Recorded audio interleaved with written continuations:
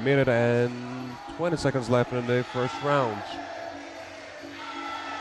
Good middle kick. Ooh, spinning back elbow from Tidjadee.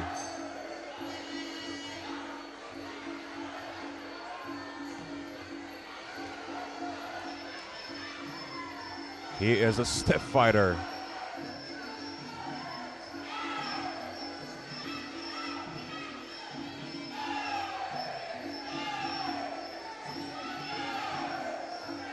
Good knees.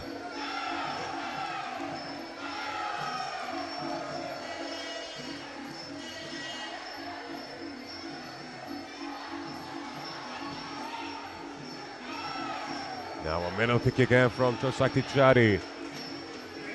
He is working for distance. A tip from Abramov. Great angles and great combinations coming from Tidjadee.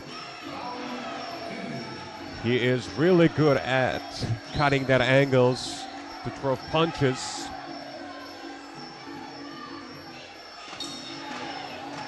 Now knee exchange. So the first round is almost done. We have a couple seconds left and it's over. So let's see how judges see the first round.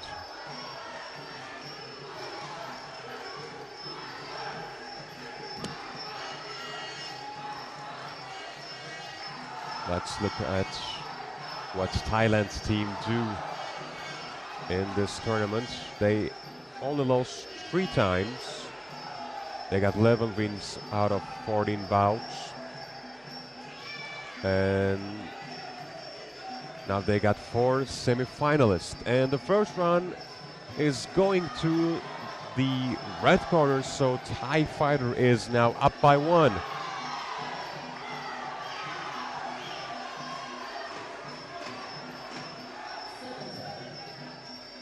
He lacked experience, but it's not a big issue for him.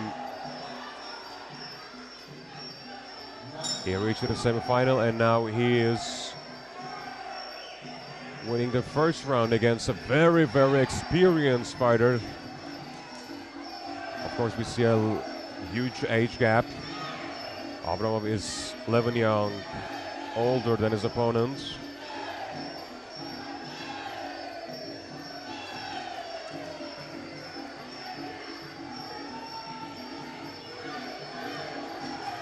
Good tip.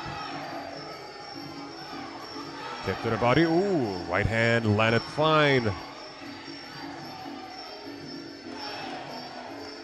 Nice piece.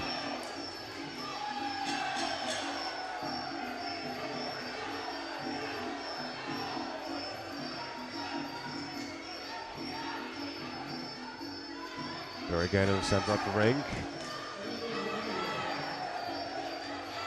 A little bit of defensive problems for Abramov. He did not have a high guard, so when he's trying to land that kicks, he got some empty spaces that can cause counters.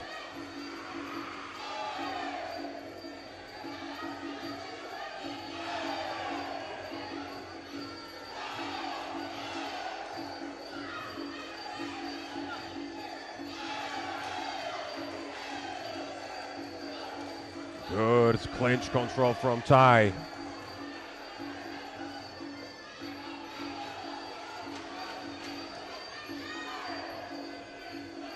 Good left.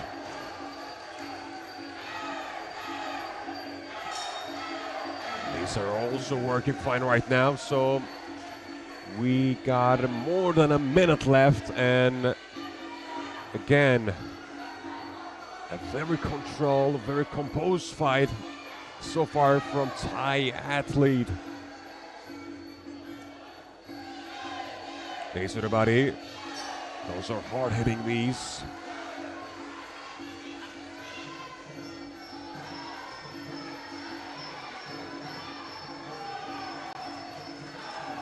Good middle kick, then a left hook.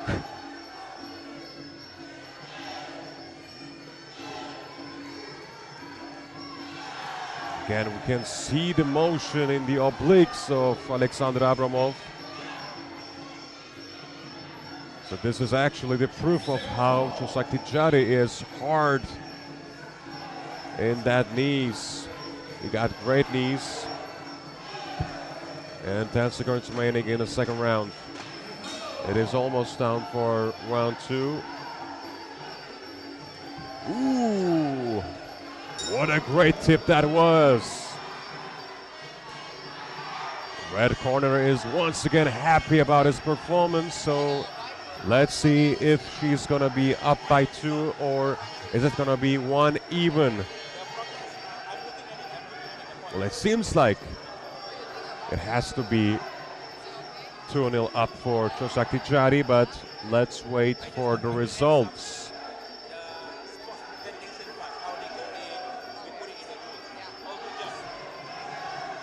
And it is, and now it is 10-8 round. It is almost certain right now Alexander Abramov needs to finish. Otherwise, Tidjadee will be the finalist and he will be the opponent of Muaythai in the final bout.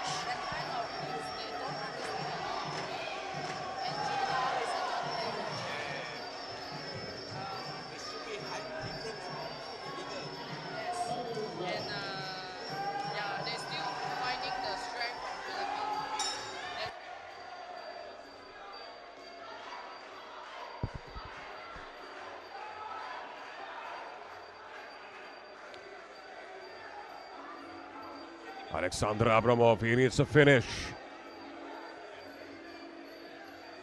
Good middle kick. Then a left hook from Tidjadee. He got great combinations. Nice kick punch combinations are coming from all day long from Tidjadee. Good knees. Now the distance control is no issue for Tidjadee.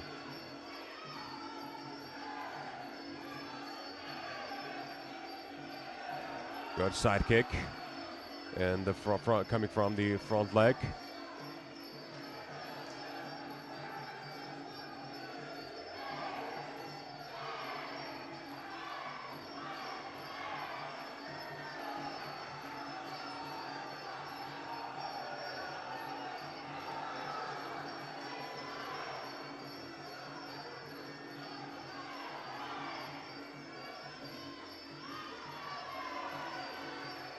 Tidjadee trying to land that head kick. Now good knee.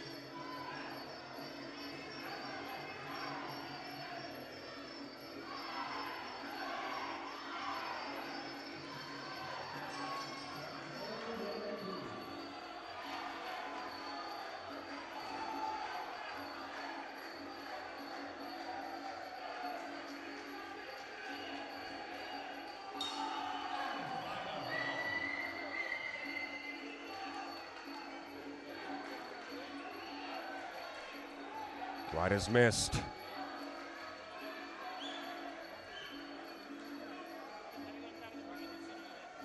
We've got a minute left, and of course, those environment is absolutely in the favor of Tidjadee. He is going to be the he will be the finalist. He will be up against Muaythai in the final. Of course, the finals in 31st of May. It will be held in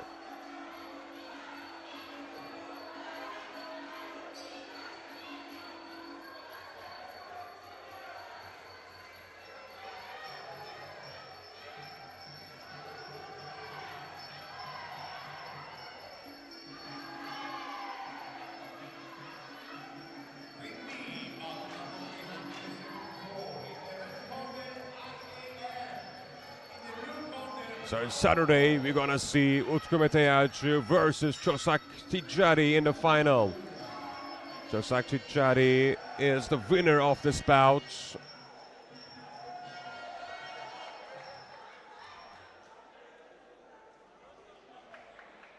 And the second bout is over too. It was a beautiful, fun match between Tidjadee and Alexander Abramov, but after the first round over, Tidjadee paced up.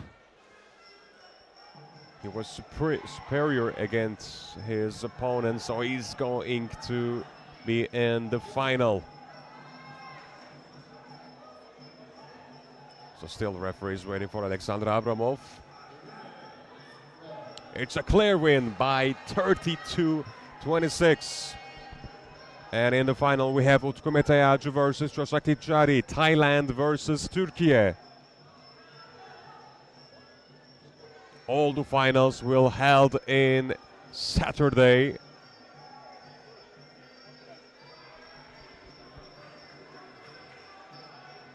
And now we got great matches. And his opponent will be Krueger from Canada.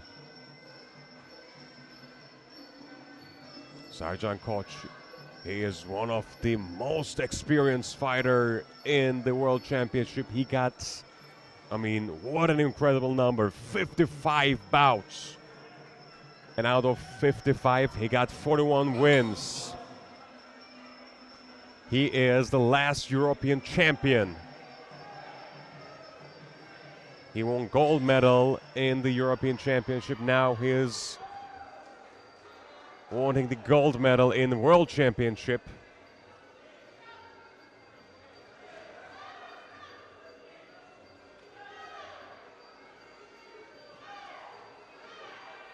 And we got Krueger in the blue corner.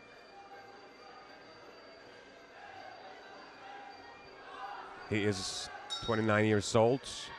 His first IFMA match was in the round 2 against Ghulam Nabi Mohammadi from Afghanistan, and he won that match. That's why he is now in the ring for the semi-final. It's a quarter-final match between Serjan and Aaron. Serjan in the red and Aaron in the blue.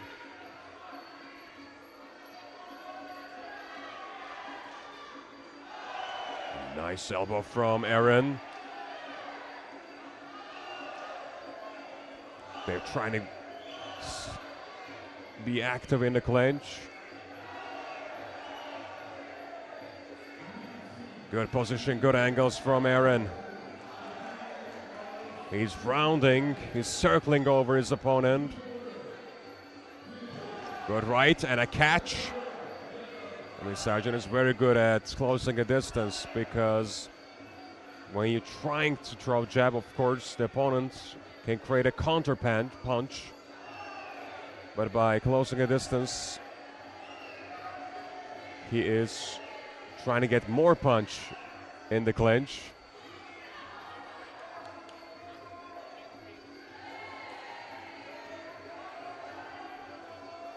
He's about 3 of the day.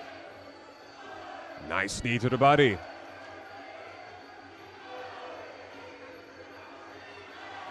Another nice knee. And by the way, we have Sue Glassie with us, so let's say hello and welcome. Thank you very much. Awesome to be here. I'm a little bit late. What's the action? What's happening? Well, we got the finalists at 60 kilos. It's going to be Muaythai versus Tidjadee. 2 spectacular fights so far. It is about 3 for today. And we have quarterfinals at 63.5 kilos. And it is European champion Serjan Koç versus Canadian Krueger right now. Have we got a score? Not yet. First round, is it? Not yet.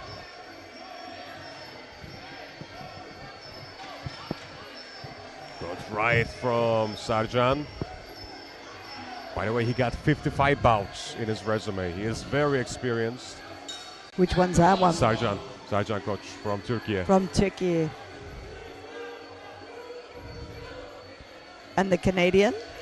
Only got one. At IFMA. At this at World the IFMA Championship. Championships.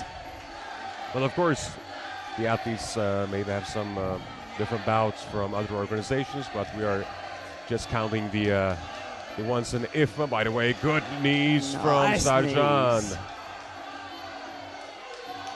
Yeah, because many countries don't use this platform back in their home country. They have ones that are under their own country sport federation. So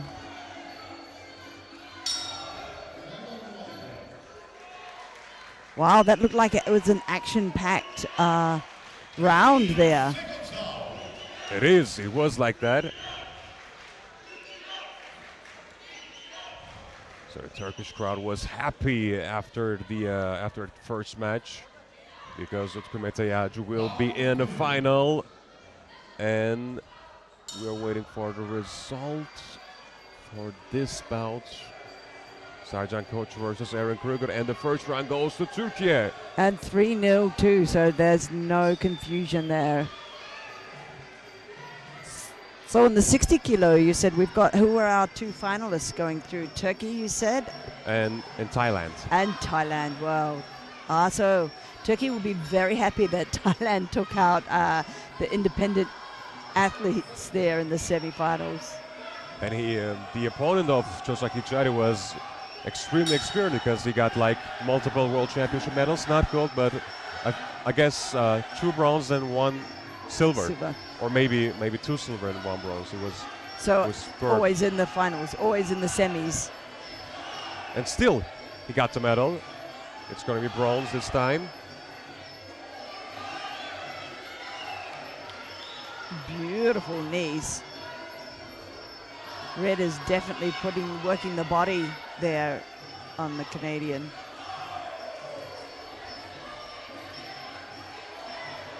Good middle kick from Sercan Koç.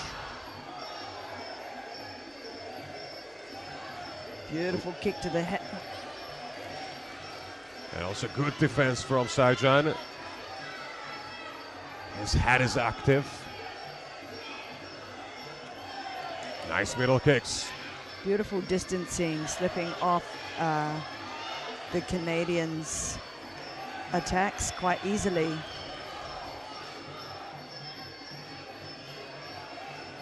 Good tip to the chest. Oh, step up knee finds its mark on the body there.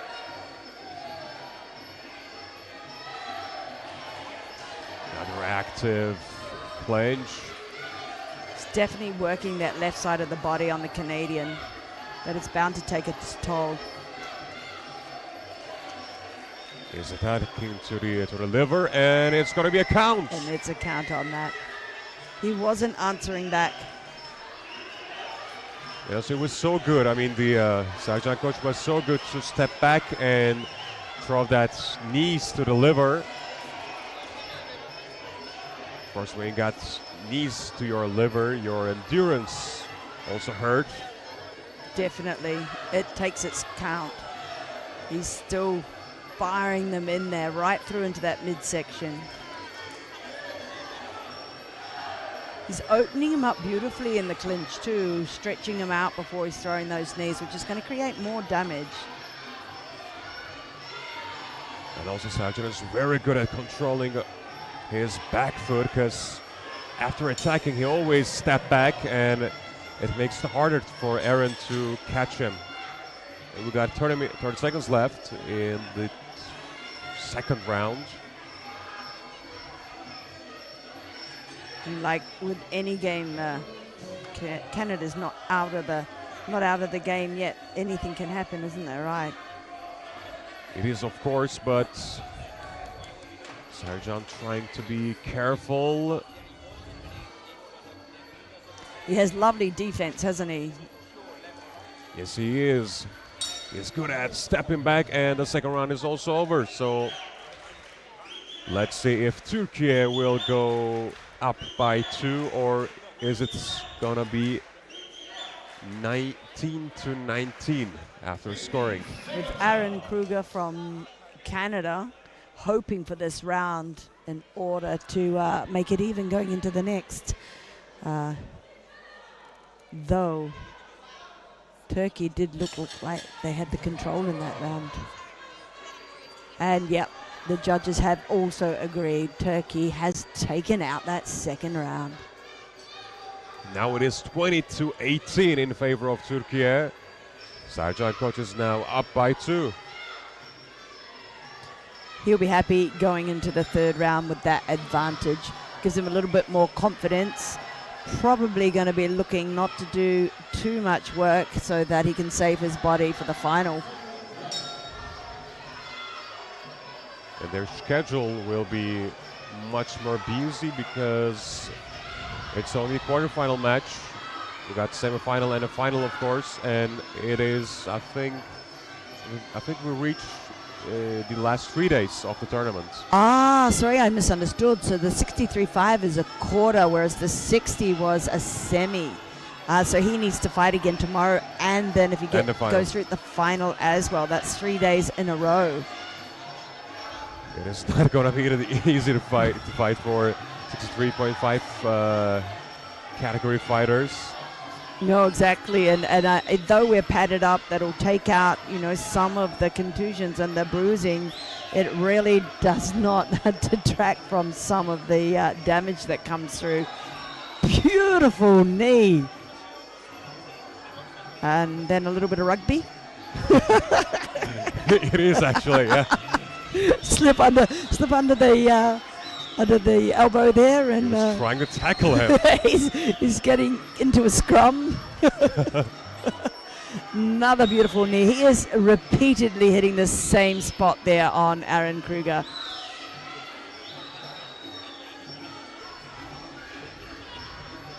He is always to the middle section.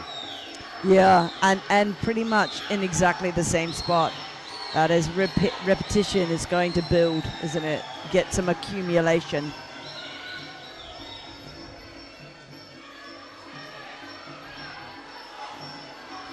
Just thinking, I'll be able to say the Canadian name really well because it's English. You'll be able to say the Turkish name really well. Yeah, actually, yeah. It is hard. It is hard. It's not easy. I think he probably gets like Surgeon, Can, or something like that. Sirkin? Sarjan. Sarjan. Because though the letters are the same letters, they're pronounced differently, aren't they? Yeah, yes it is. Oh, beautiful 1-2. Canada is now starting to cut him down. He realizes he can't stay in there and take the shots.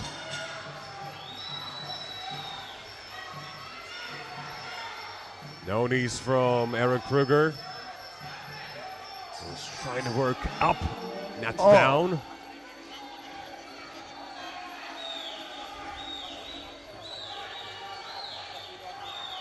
He's still walking forward though, Aaron Krueger. Walking forward, looking for that shot, looking for the opportunity.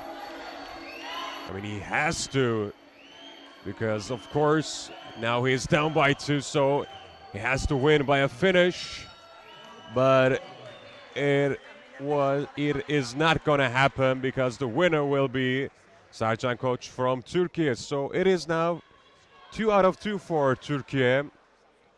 As we watched earlier, Tidjadee is the finalist in 60 kilos, and now Sercan Koç will be in the semifinal for 63.5.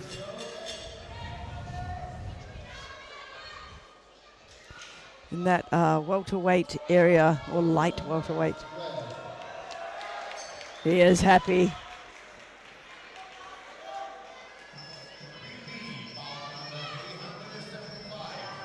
You can see why these gentlemen deserve to be in the semi-finals. That was a beautiful fight to watch. A lot of talent. You can see them working the defense, working the offense, cutting each other down, keeping each other safe, but also looking for that repetition on a single target to maximize the effect. It is true, and I guess we are in the light welterweight division. Yeah, light welterweight.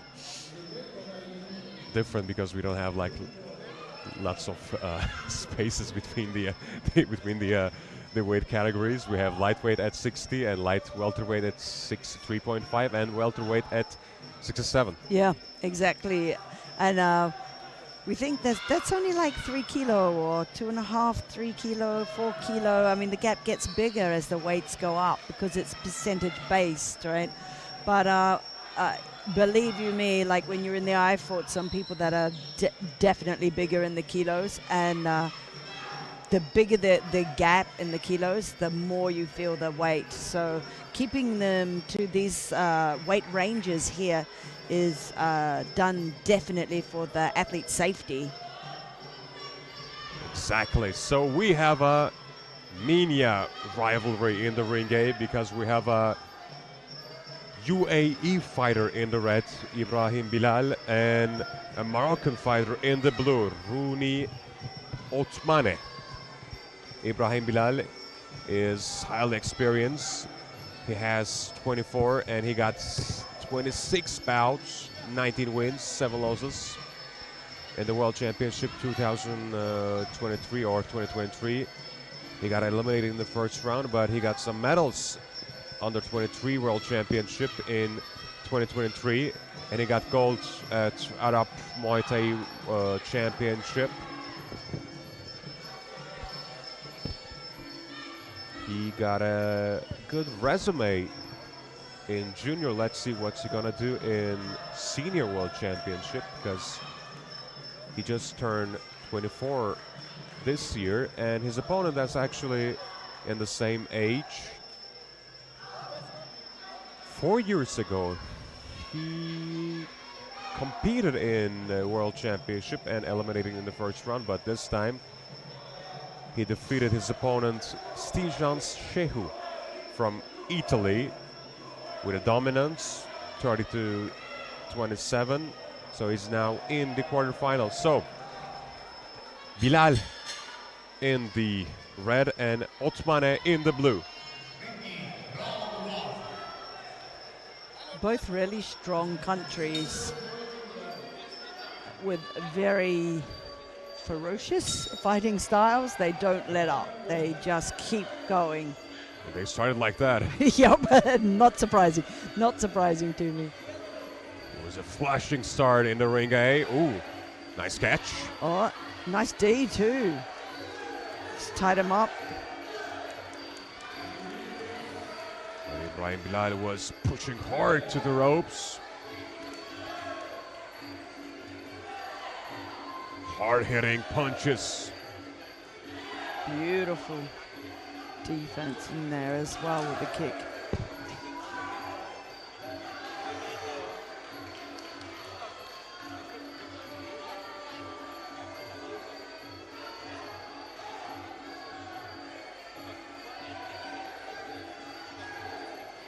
Ibrahim Bilal in southpaw stance.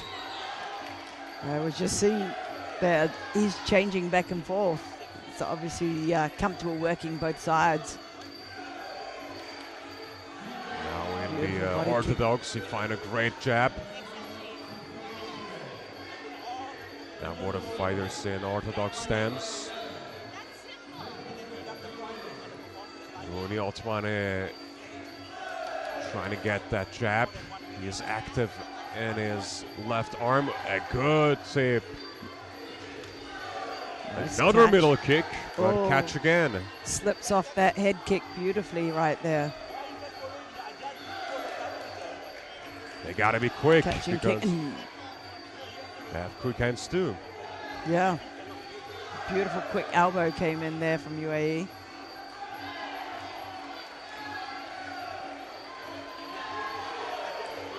Right knees.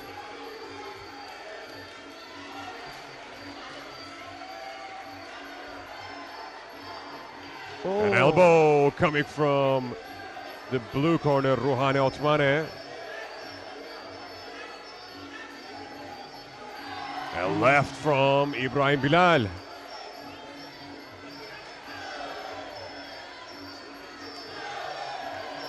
Adding some pressure and spinning back elbow to the chest. It does. And it looks like Morocco is landing a few more in there than UAE, though UAE has got a really nice slipping style, moves off quite quickly.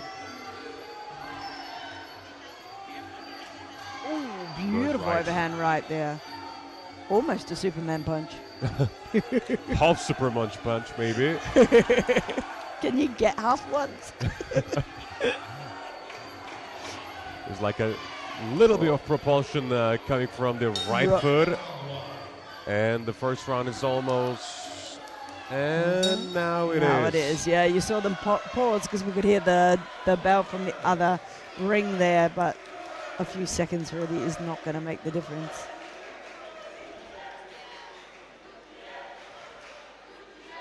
So which one were you saying has come through from the youth? Sorry?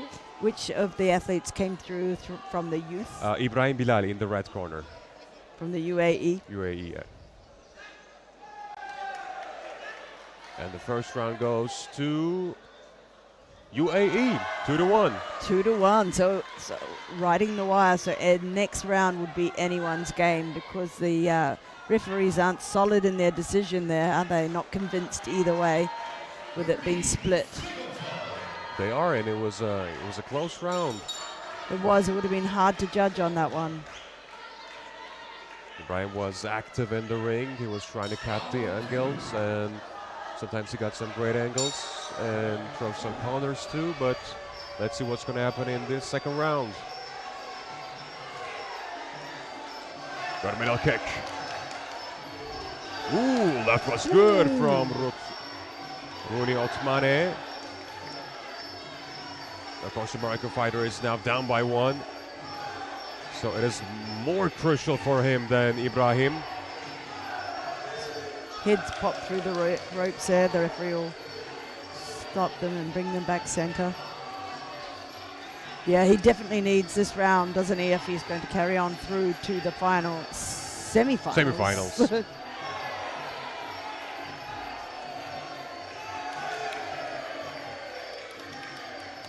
Well, of course, the number of competitors are different in every category. So we have more fighters in 63.5 than the most of the categories. So they have to add to play an extra round to get to the quarterfinals. You know, some of the classes we started from quarterfinal. Exactly, 63.5 has definitely always been one of the heavier rounds with the higher numbers of participants. A good elbow from Ibrahim. Oh, that was a beautiful knee to the body there from UAE. Ibrahim is trying to be close in the clinch, and Rouhani couldn't work there. Of course, there was no space to throw the knees, so it was a smart act from Ibrahim.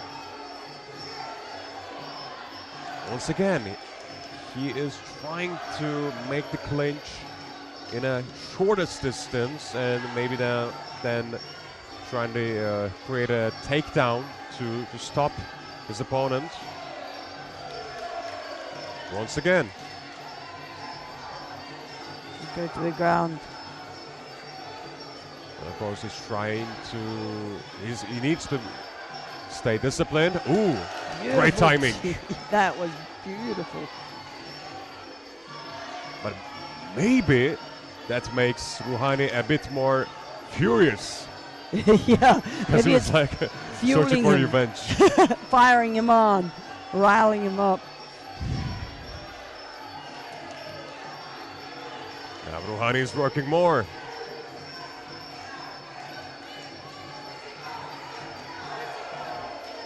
The UAE is holding that center ring. He seems to like to hold that space.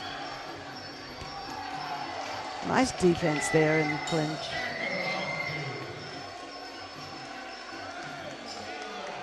And again, we heard the ring bell, but it was 5 seconds earlier in the I think ring B there. Maybe, yeah. But ring A, it is also over. So, is it going to be 2 up for UAE, or is it going to be 19-19? I think it's going to be. What do you reckon? Do we bet on this one? We go 20-18 in favor of UAE, I guess. You reckon? Oh, I really want it to go 19-19 because I love to see them going into the last round with all that extra energy. I'm glad I didn't take a bet. Yeah, but still, I mean, still we have a match. Still we have a round. Everything can happen. Anything can happen in the last round. They can drop them out.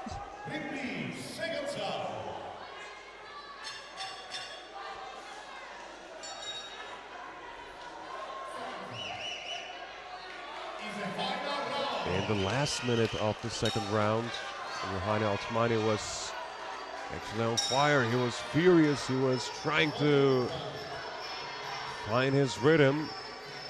Now he needs a stoppage win to get to the semifinals. He does. He's also got the height too, but he doesn't seem to be using that to his advantage. Interestingly, yes, he was trying to get inside, get right top of his opponent. Yeah, maybe that's where he feels more comfortable, but it doesn't necessarily mean it's the best place for him to be waging his war from. Great elbow, by the way. It was coming from Ibrahim Bilal, the UAE fighter. Just folded it on there in the inside. A lot of good speed with it. A spinning back elbow, missed.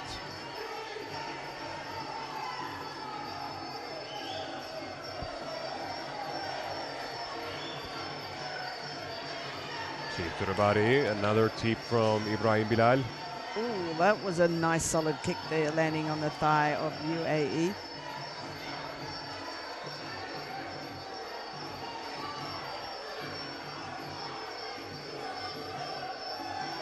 Things are not going well for Rouhani Othmane. No, I was just going to say that the clinches, there's not a lot happening in there other than a dump to the canvas. That is true.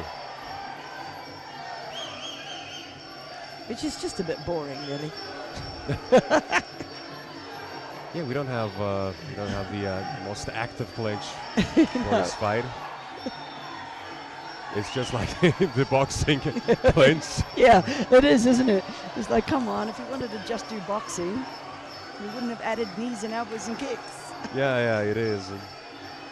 It's like misfits boxing or YouTube boxing. I mean, they always go for the clinch. I mean, it's like a hugging match than a real fight. Of course, I'm not talking about this match. No, not at all. Not at all. These guys have... Oh, that was a nice elbow there from UAE. These guys have definitely put the work in through all three of these rounds. Get to sleep on the ropes there for a sec. They're both stuck on the ropes. Yeah, but it is in favor of Ibrahim Bilal because, of course, he wants the third round to be slowed down, slow-paced. Yeah, so if he gets stuck in the ropes, then it just gives him a few extra seconds. And now it is almost over. We have only 10 seconds left. It's not a lot of time to change the cards around. And the bout is over, so I can see the celebration from the UAE team. They know they won this fight. But let's wait till it gets official. That's true. So once it's official, that means he, even if he loses the next one, he still wins a bronze medal. The winner is, of course, Ibrahim Bilal from UAE. And what a beautiful big smile you can see across his face. He's happy. He's happy with his performance there, isn't he? Of course, it's going to be his first medal in the World Championship. He's assured he's at least got the bronze so far. And there is nothing like fighting a Thai for a final.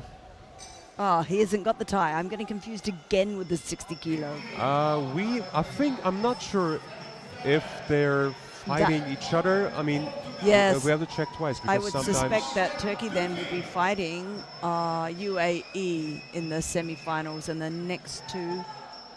Well, yes, they are. It's going to be Sarjan Koç versus Ibrahim Bilal in the semi-final match. And now we are going to third bout for the quarter-final match at 63.5 light welterweight.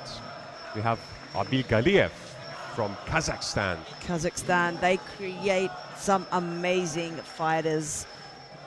Very similar to the Thai style, actually, they're fighting. And also we have a world champion, the former world champion, Galiyev, and the red. The Kazakh fighter is the last world champion, and he also got second in 2023. Great resume. He's searching for his third final in a row, and his opponent will be Adolmalik Ting Namrop from Thailand. Ting Namrop is actually, he got a great win against Mohamed Aldarashva because he won 30-25. Oh, that means there was a few standing counts in those rounds. But is this Thailand? Is this his first bout in IFMA in the Thai team? It is his first tournament, first world tournament, first IFMA tournament also. So this will be quite interesting to see because we've got the previous gold medalist here against an unknown, and an unknown from Thailand. could go either way quite easily. Thailand had a huge number of athletes at their nationals, and so I would suspect there was a large amount of talent there to choose from. Of course.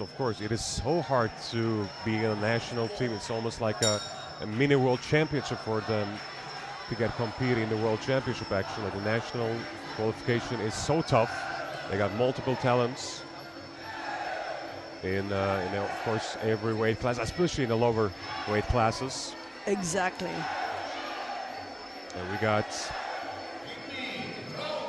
Ting Namrop. Over the ropes and caught beautifully by the judges and referees there, and the coaches too. Pop them straight back in. They got all rolled over for a second there. Good combination in the red corner. Of course, Abil Galiyev. He is very experienced, very talented. Got 2 world finals. Lost one, won one, won the previous one.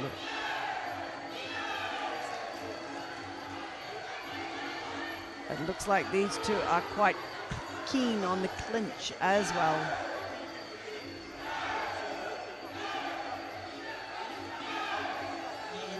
He's coming from Ting Namrop.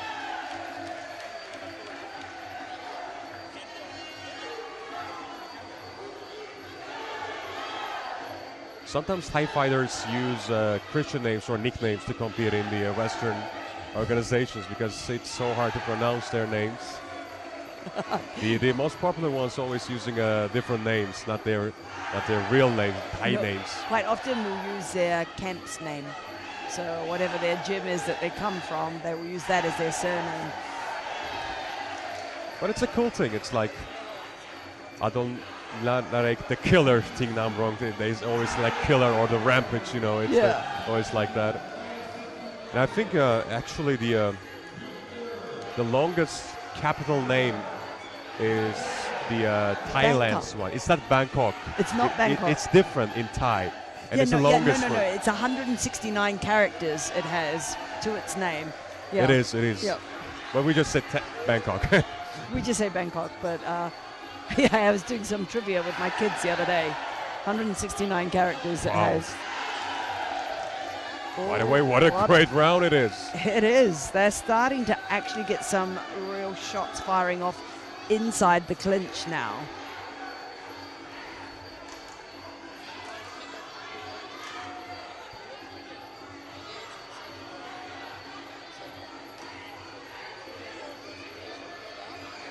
Readjusting those elbow pads. Oh, nice teep to the head by Kazakhstan.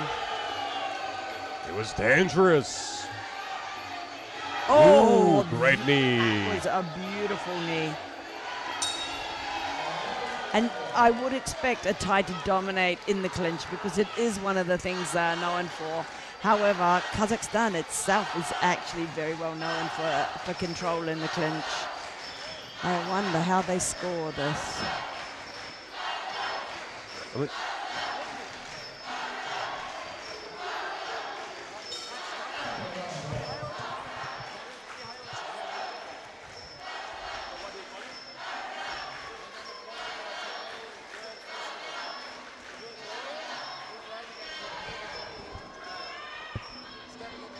Just waiting on the judges' scorecards to come in. And it's a split decision by the judges, and it's 10-9 to Thailand, to Abdul Malik. Ting Namrop, I guess. I mean, the Kazakh spectators, they were like celebrating, but the first round was I think on Thai side. Yeah, I think they were expecting Kazakh to take that. I would suspect the Thai now will just start building. Whoa. Was that a slip? Was that a stumble? No, a world champion wobbling. No, it was after he got that deep actually. Deep, it was, right? He's thrown one straight back though. He's like, I'm not taking that, have one yourself. Great wake-up call for Abil Galiyev, because he was in a strange position, but after he landed a great tip to the head. I'm surprised the referee did not count that. Maybe he might think it was a slip, but I don't think so. I don't think so. Not the way his feet moved.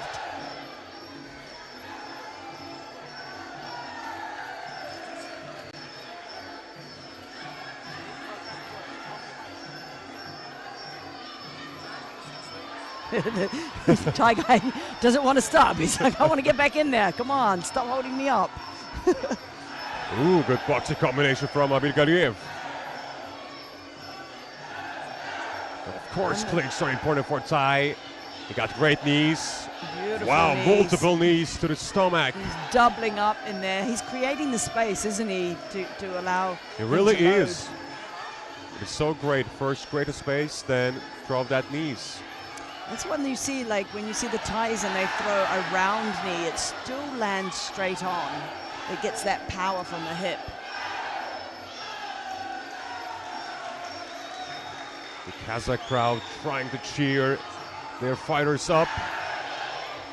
Whenever Abil Galiyev trying to do something new or land a punch or knee, the crowd go electric.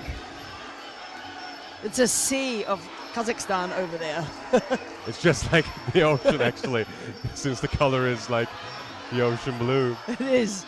I mean, Thailand has got blue as well, so maybe that's not helping things. But I don't see a huge Thai crowd behind, I think. No, there's just a few behind the blue side there in the gray and the blue t-shirts. A tough time for the last champion.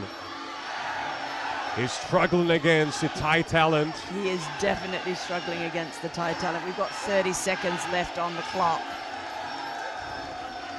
And he is going to need to pick up the pace if he wants to change the tables, I think, in the second round. Truly, because we don't have too much time. We've got 25 seconds left.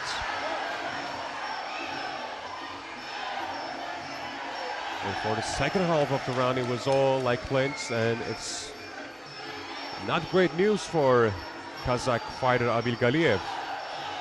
Another multiple knees sequence from Thai, and once again, round is over. The corner of Thailand is, I mean, they seems happy. He did. He seemed like quite confident when he jumped in there to talk to his athlete. Told him just to take a few breaths, get that oxygen back in the body.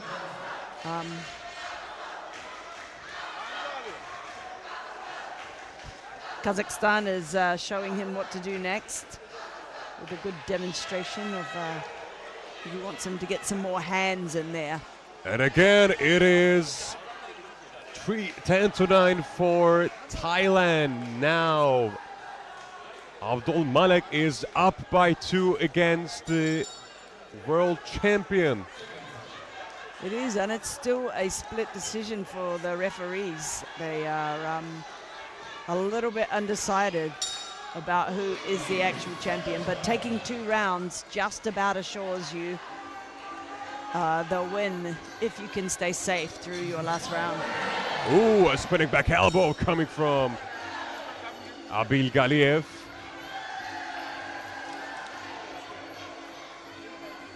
referee untangles the two, rights them up.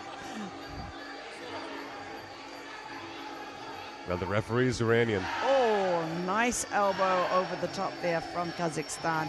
Not quite finding its mark, though.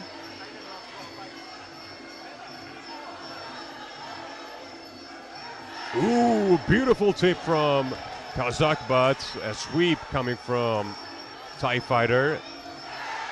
Good combination. This round things are better for Abil Galiyev, but of course he needs more than winning a round. He needs more than just winning a round.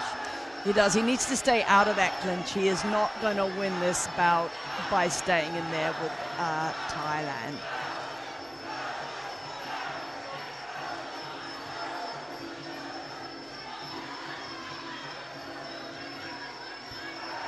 And of course, Thai fighter got a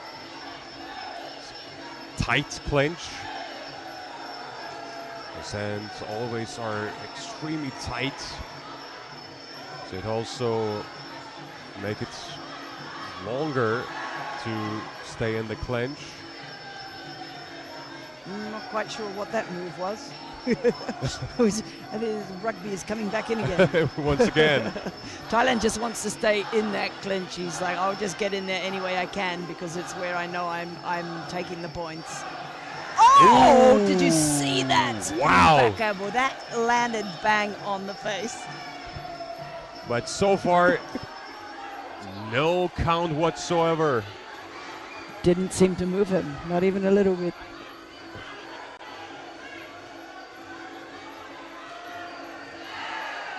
Again, Abil Galiyev is working nice. But is it too late? I don't know. It might give him that last round, but it's not going to give him the fight. He really needs a stoppage here if he wants to take this one. Another spinning back elbow like that might do it, though.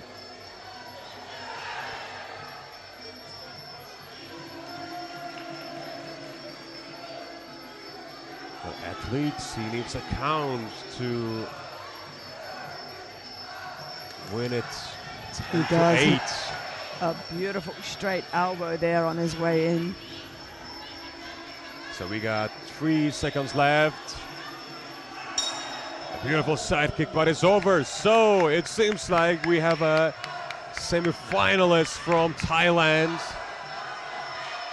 And Kazakhstan are not going to be happy with that because they would have been expecting a medal, a gold medal from Abil Galiyev.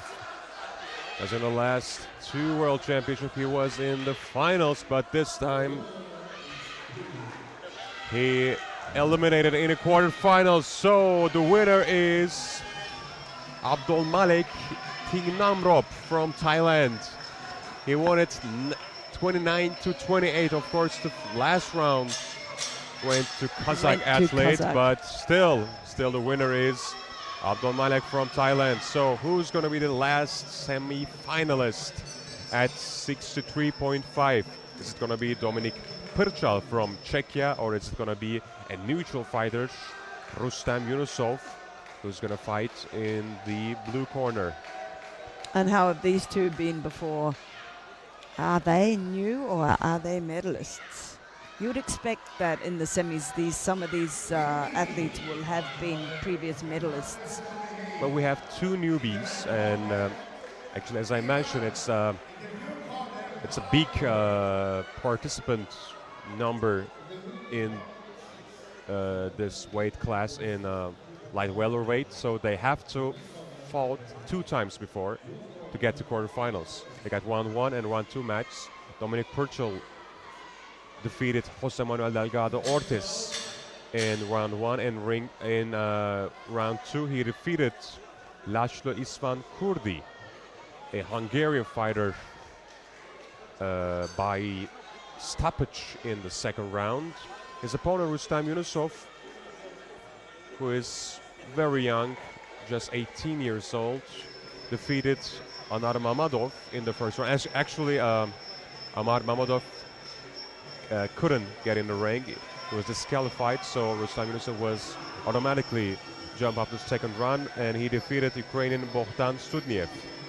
So is he a little fresher for having a walkover there in one of the rounds? It is true because he got only one match, and Dominic fought 2 times. So Dominic is also young. He is 22 years old, and Rustam is 18 years old. Sometimes you think it can go the other way, isn't it? Like you could be in there a little bit fresher because of having the walkover on your way through, but then it also might mean that you're not quite as relaxed into the competition because you've already been in the ring 2 times and won 2 times, which could give you that extra little bit of confidence. It is true, and we're gonna see how it's gonna unfold. So we have Dominic Prchal in the red corner and Rustam Yunusov in the blue.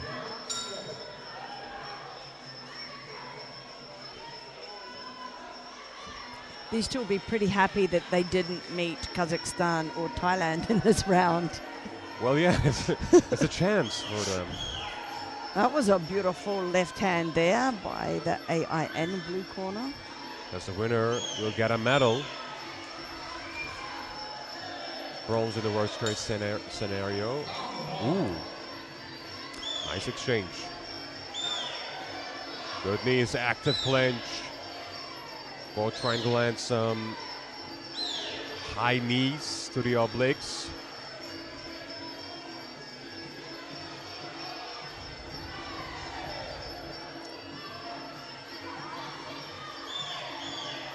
And the full AIN team that we see this gentleman from, they spent 2 weeks together prior to coming to the championships in the mountains training. So I was talking to one of the coaches yesterday, the female team and the male team together, training separately but at the same space. And of course it affects your endurance, your cardio. It makes your lungs working better. And they are the best team because their delegation got 63 bouts and 54 wins. Wow. Incredible, incredible numbers. I think they've got just over 40-something athletes all up. They have, yes, 44 athletes. 44, yeah, that sounded about right. I think it was 21 females and 23 males or similar. Oh, he's jumping around. A little bit of time there with a groin shot. He's signaling to the referee he's good to go. A beautiful step up knee, followed up by a push kick. Good knees coming from Rustam Yunusov.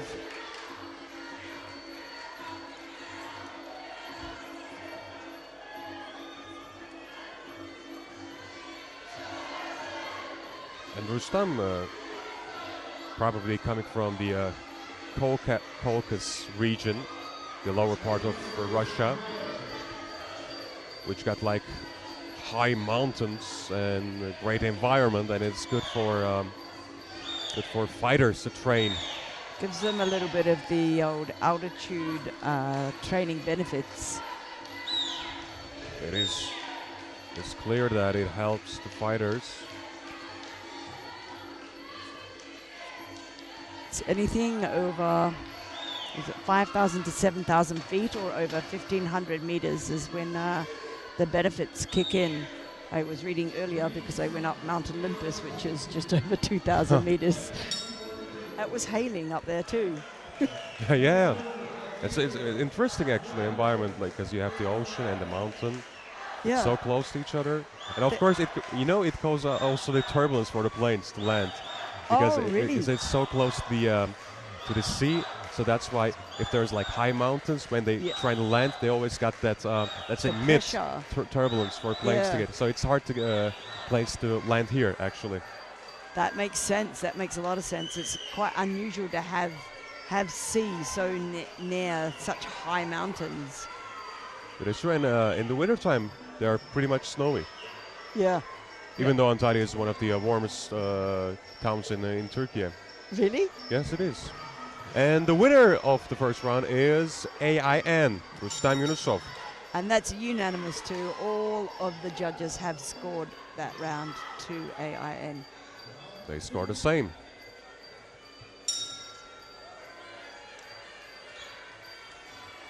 Czech will want to step it up in this round in order to even out the playing field.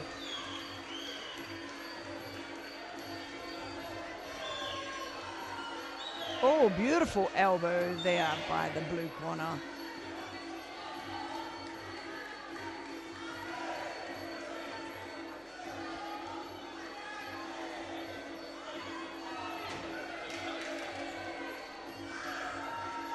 Beautiful clinch control from Rustam Yunusov.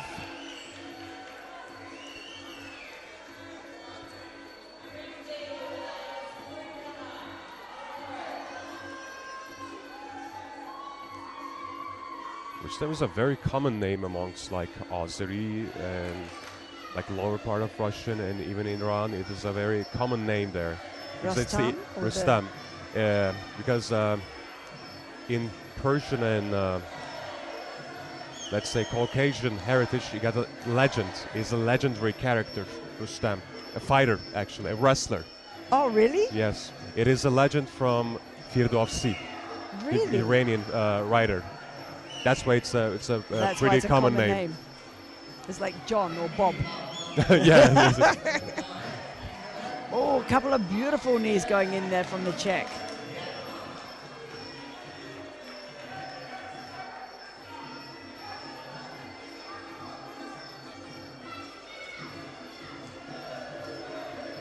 Nice middle kick attempts. And Ooh. the timing on that low kick was exquisite. They were like bullets. Ooh, nice left. It was a straight left right to the chin. You could see the head move on that one. There was definite power behind it.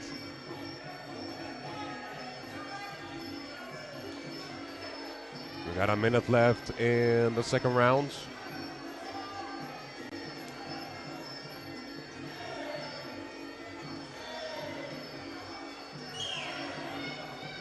Nice right hook from Rustam Yunusov. Again, impeccable timing. I was going to say, he's been trying to get that head down to the knees, and he had managed to do that. Oh, that referee gives an 8 count. That is going to make a difference going through to this next round. So it can be also 10-8 round right now. Rustam Yunusov was able to let his opponent to count.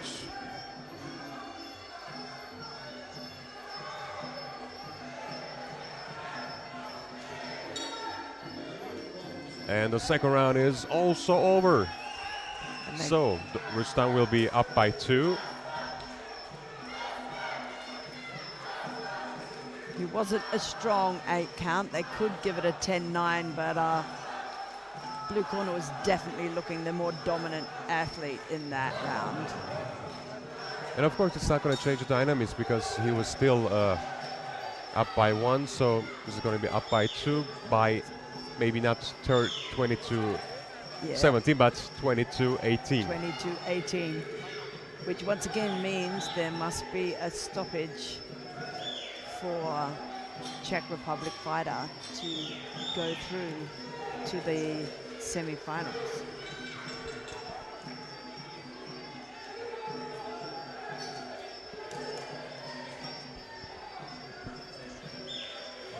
Referee sending the seconds out of the ring. He wants to get this third round started.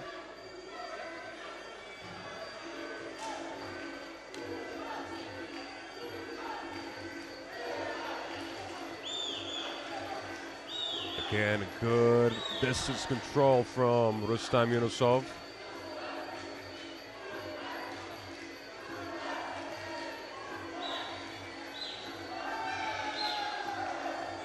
Great angles. Oh, the beautiful right there, followed up by a push kick. His timing is quite beautiful, isn't it? He is. Oh, that was a great solid uppercut. one. Wow. I mean, he's moving so good. He got a great footwork, a side kick. Incredible straight left from Rustam Yunusov. Now it's show time for AIN athletes.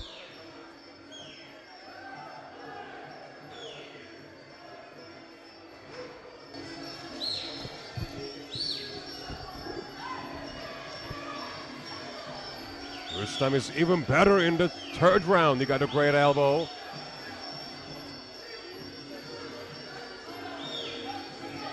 As you can see, it's not going inside and outside. He got like moves to the left, right, cross. He got every footwork possible. They haven't done a lot of clinching, have they? Like it has been a lot more fighting on the outside. Well, actually, Rustam do not want to get in the clinch. I mean, Dominic, of course, he's not working to get in the clinch because he needs a finish, but Rustam is also going to be the out-fighter in this match because he got great reach. He is, and then the winner of this bout will be facing up against Thailand, I would suspect. Yes. The winner will be up against Abdul Malik from Thailand, And who just defeated the previous world champion. well, yeah, exactly, and quite different fighting styles they have between the last fight and this one. So that semi-final will be quite interesting to watch, I would think. It's going to be the clash of the styles. Good attempt from Dominic Prchal, but not landed well.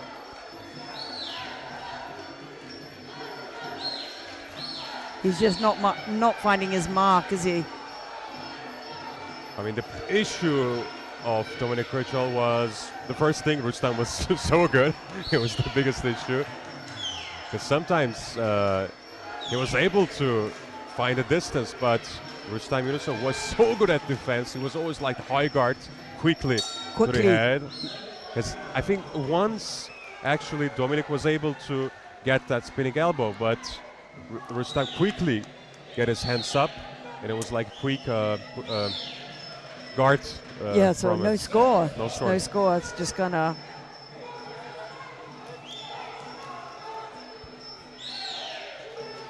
So I think it's going to be a 30-27,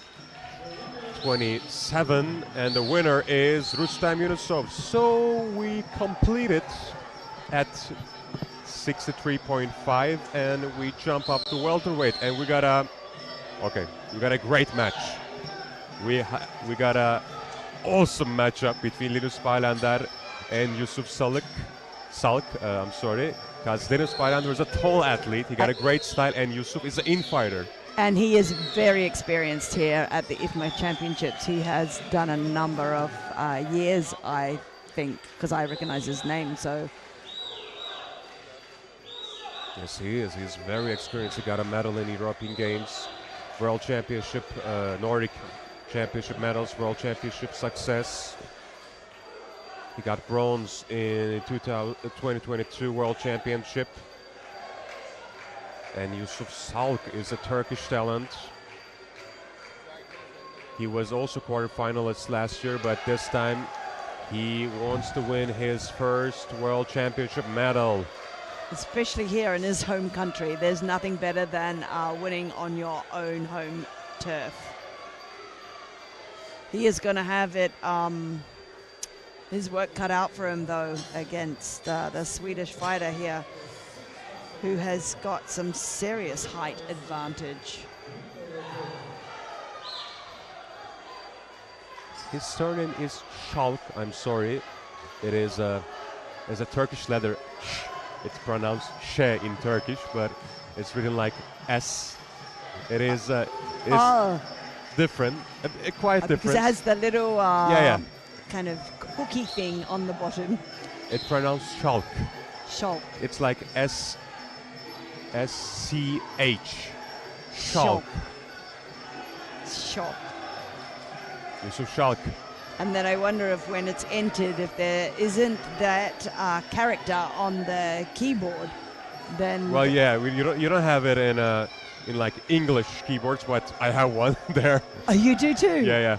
You have two S's, but one with the... And we have like C, C? with let's say, I don't know what that's called, but She it is. And this one is different because it's actually mute in Turkish. Ah. We call them soft G. A soft G with Yeah, the yeah. little It smiley creates- face yeah, yeah. on top. It's actually mute. If you put after a letter, it means the before letter is long. Ah, okay. It's a little bit like macrons and It is in actually. other languages, yeah. The Turkish coach there in the corner has been with the Turkish team for a long time. He's a great man. He's a great man. He is very, very knowledgeable in the world of Muay Thai and very talented. Has coached a large number of champions. And his fighters is always performing well. That's a great match. It is a great match between Linus Baylander and Yusuf Schalk. As I mentioned before, Linus is a bit taller. Ooh, what's going on there? I think he dumped him. I'm not sure. Good exchange. They are still in the corner. Knees coming from both sides. They are working the clinch. Not a lot of scoring going on. Just a bit of back and forth.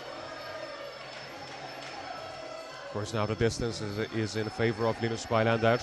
He got great reach, but still Yusuf able to reach his opponent. He's bridging that gap quite beautifully. Yeah, it's going to be a tactical fight because, of course, they probably watch each other's previous bouts, especially their coach. Know how they perform. By the way, good combination from Beautiful Yusuf Schalk. combination there.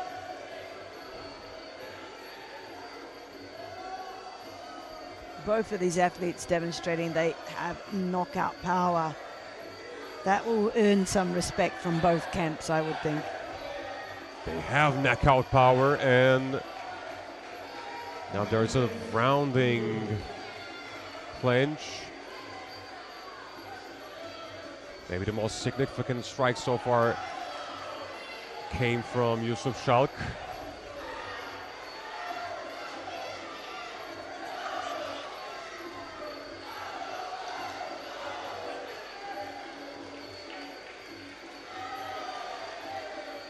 We got 45 seconds left.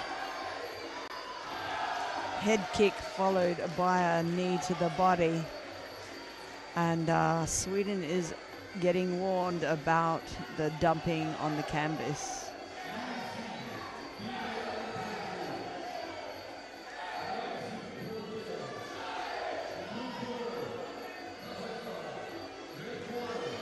You see the discipline of the athletes as they go into the ropes, and the hands go to reach over the ropes, but they pull them back. They know that that is not acceptable to be grabbing the ropes. It's true, a great ride from Yusuf.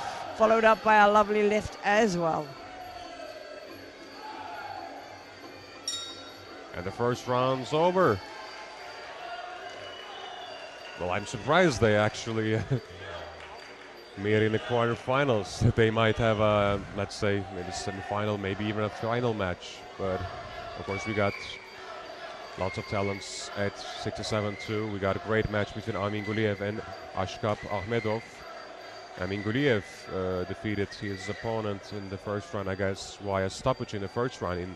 Maybe it was like in 10 or 20 seconds. It was a finisher actually, and the first round actually goes to Linus Baylander. Of course, it was a close round. I mean, it was. That's reflected there in the fact that it wasn't given by all judges to the one side. it is true. It's a split decision. It's 2-1 in favor of Swedish. I think it's too close. I mean, for me, it was like almost like a draw.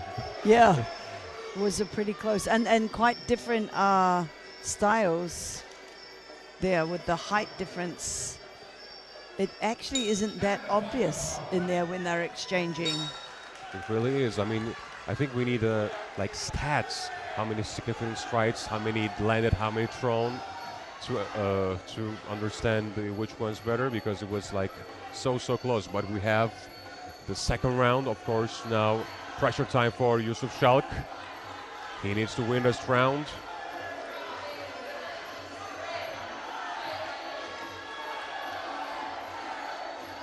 He will be working hard to take out this round, so he will be still in the fight for the third. The clinch is not really helping either of them at the moment, though I can understand why they don't want to stand on the power range of each other's hands, because they've got some good power going in from both of them. Good pressure from Yusuf Schalk. Maybe not many significant strikes, but he cut off the ring.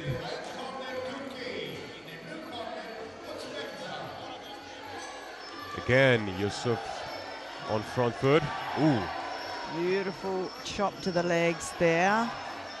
Great timing from Linus Bailander. The catch by spinning back elbow is followed. A high kick from Linus. Landing on the glove. Oh, and his foot is out of the ring, actually. He's stuck in between. Oh. Deep to the body was coming from Yusuf Schalk. Trying to mix it up, do something slightly different with some aerial maneuvers, some jumping knees.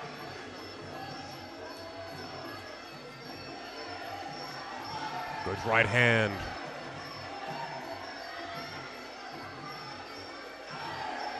Another pressure time. Yusuf Schalk is showing some pressure moments in the ring. Oh! It was a great counter. A hat kick from Linus Bailander. I mean, I'm not sure if it's landed clean or not. It landed, but I think the power was lacking in it, because if there was some power in that, I don't think Turkey would have been still standing. But it did not seem to face him one little bit.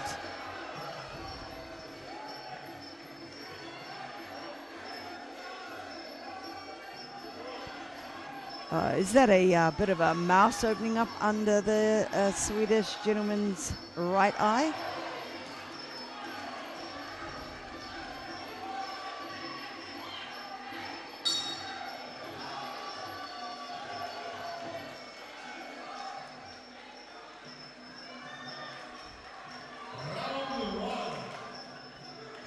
And that is the end of round 2 in this bout. I know that Turkey will be hoping that he did enough to take this round, which would then mean we have an even going into the last round. But it is all up to the judges, and we need to go to the scorecard to see what they have decided. They have decided to give the round to Sweden, and Sweden takes out that second round with a 10-9. I think the head kick kind of changed the rhythm, the momentum of the round, because till the kick, it was, I think, pretty more on even. the Yusuf side, Yeah. but after the kick, also it changed the dynamics, the emotions, of course. I agree with you there 100%. I would think it's more like if he had a guard up on that, it wouldn't have even made headway in the judges' thoughts. But the fact that it was completely unguarded and caught him off. That's the issue, yeah. Yeah. It was completely undefended in that kick.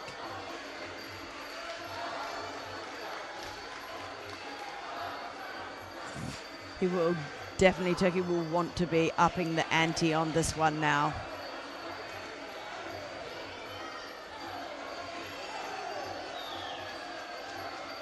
Good knees to the body. Of course, Linus is a bit taller for his weight class. He's like almost every time got a height advantage and of course a reach advantage. Definitely. And to be honest, I haven't really seen him capitalizing on that in the first couple of rounds. I would have thought that he would have used it a bit more to his advantage. I'm wondering if you can see under the Linus's right eye, does it look like there's a bit of a mouse coming up? It might be, yes. There is. If Turkey can just land on that and split that open, that could change the whole game. It's going to be a doctor stoppage, Freeman. Yep. If I was him, I would be looking to try and pop a nice elbow onto top And of. I think Yusuf is kind of aiming for for that. it, yeah. Like that would be the most likely way he could win it. And we have a minute and 15 seconds left. So plenty of time to do it in. He is Great back definitely elbow aiming there. for that. Yeah, I can see he knows what he needs to do. He knows what he needs to do and how he needs to execute his weaponry in order to take out this fight. Ooh, deep. Nicely guarded. And of course, Yusuf is much more disciplined. He is not trying to be unguarded. No, and Linus is very aware of the fact that he needs to keep that side of his face well guarded.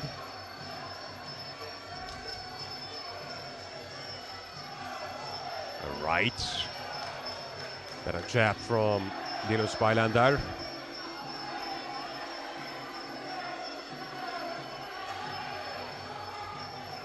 Good combo from Yusuf. Oh, another elbow. Nice elbow. It was good. That was good. That was good. That hit the mark. Hasn't done the damage he wants, but he is definitely working his way in there. It was an amazing match. I mean, congrats to the both sides. They fight very well. It was hard to decide that. I mean, yeah, Linus gonna win this match, but it was a close fight. It was a lot of fun. And I'm not sure if. And by the way, he won all 3 rounds. I guess the last one actually was in favor of Yusuf Schalk, but Linus Bailander is won by 3. Yeah, he actually, you could see what he was trying to do there. He knew what he needed to do in order to take the fight from the Swedish hands, but was not quite able to do it. So close near the end there, though. And he is a stoic, he is a scary-looking guy. And I think one of the great things about this Team Sweden, they always have like professional photographers and professional like videographers, and in their Instagram page they have like great videos, great insights about the team, great insights about the fights from the ring, from the great angles. Shout out to them. Great job. They're a very organized team. They're great on the socials. They really are. I think it's gonna be like cool outro for this fight too, because we just witnessed the walk of Linus Bailander and was a photographer behind him. So following him up. yeah. Captured that emotion on the win. Yeah. So who we got in here? Morocco and China. We have Rashid Hamza from Morocco in the red and Tantoi Li from China in the blue corner. Referee calls them to center ring, sends them back to their respective corners to get their helmets on. Just saying in ring C over here, we have Australia and Kazakhstan. So we've had both Lee and Nick doing some commentating, and now they Well, Leah's ringside as coach.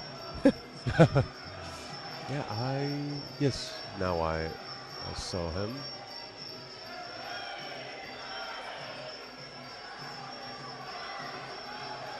It is a female fight too.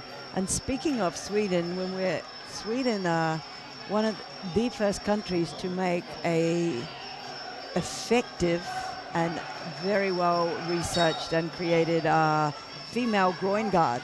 Low blow is the name of the people, and they were the first to actually make one that works well for females while in competition. It's a great thing because I don't know why, but the first thing, I mean, we think about the male fighters need that, but actually female fighters needs that too. Females do too. You get a knee in there, it's not a terrible. It's not a happy game. It's a terrible thing, but sometimes it can happen. We have Rashid Hamza in the red, Moroccan fighter, and Tantoi in the blue. There is some speed on these guys. Yes, they have, and actually they don't have any experience beforehand. It's their first World Championship and first IFMA bouts. Of course, they won their first match here, and now it's a quarterfinal bout.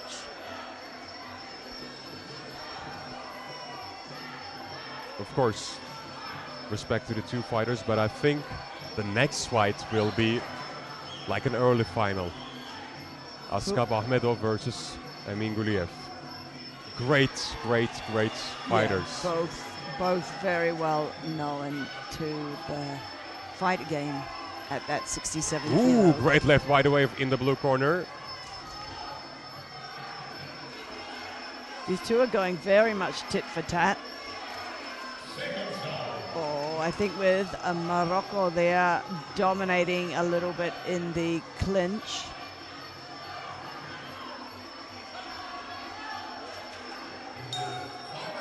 Ooh, a head kick from Rashid Hamza. China shakes it off. Hard-hitting low kick. Then a Nice tip. The speed of that combination. It's going to be a count, yeah, is it? 100%. That is definitely a count. China is he's contesting that. He does not think that was a count. Not sure if he would agree if he saw it from this angle. I mean, clearly, of course, he is a bit disappointed, but of course, it was like a pure dominance from Rashid Hamza. That was. If he was allowed to carry that on, that would have been the end. And now again, maybe. He's doing it. You watch, he's hitting the body. China's guard is dropping. That is dangerous. The referee will be watching that closely. Good low kick, then a middle kick. Yeah, I cannot see this. Once again, Rashid Hamza was able to cut the ring. He is trying to cut that escape route. Ooh, good elbow. Oh, it's down. No, it is over. That is it. That is. There's no getting up from that. There's no coming back. Referee is sending him to the neutral corner as the doctors sweep in to check on our athlete from Incredible China. knockout. I had to say we could kind of see that one coming. Well, you are right because, after the first count, maybe we expect Chinese fighter to react, but he did not, and now we hope he's okay. Oh. There's some movement. There's down. some movement there. And did you see Morocco, of course, being sent back to his corner, but he Okay. wanted to check on his opponent and make sure that he was safe and was okay. He'll be glad to see him standing now.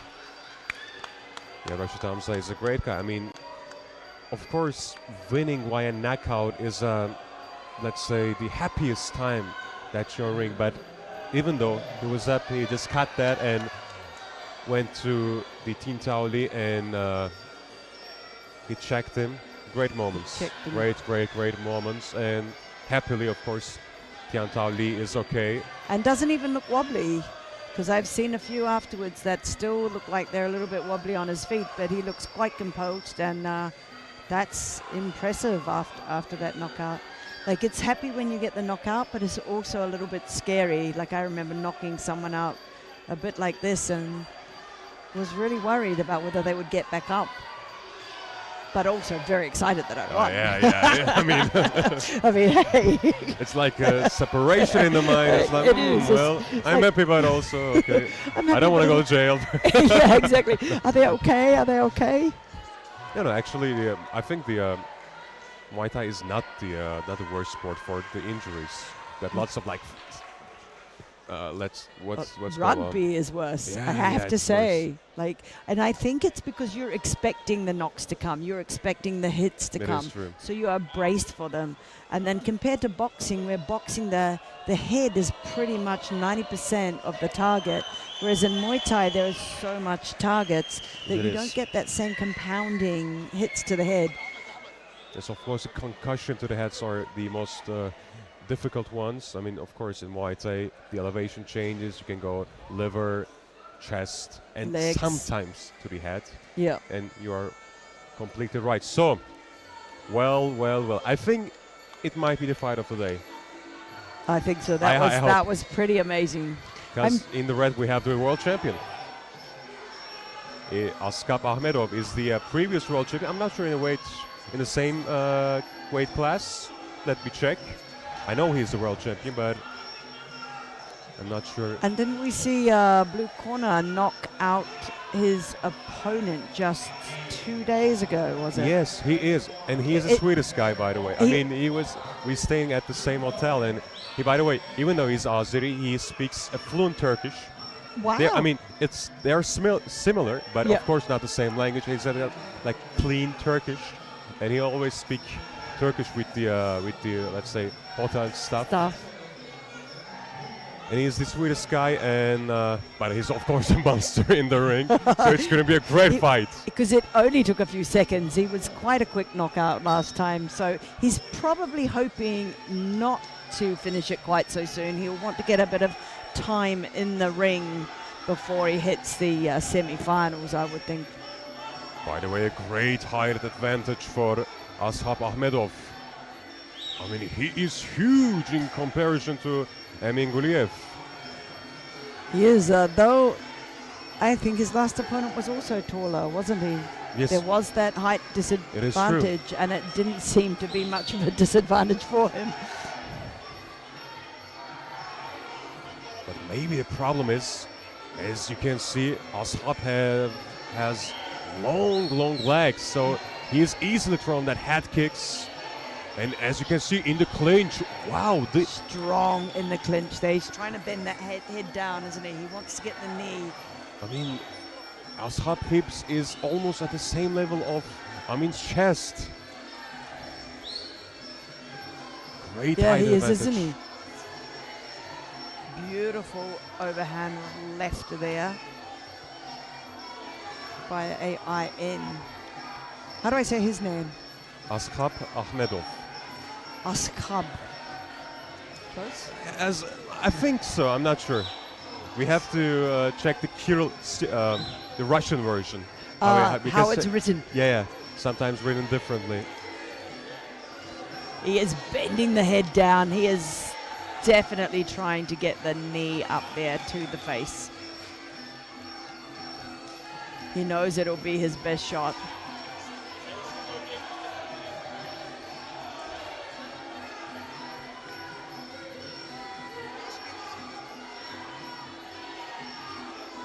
It's Ashab, by the way. Ashab. Ashab.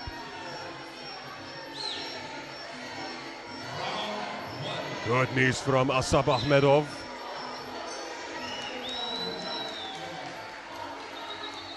And Amin, is it?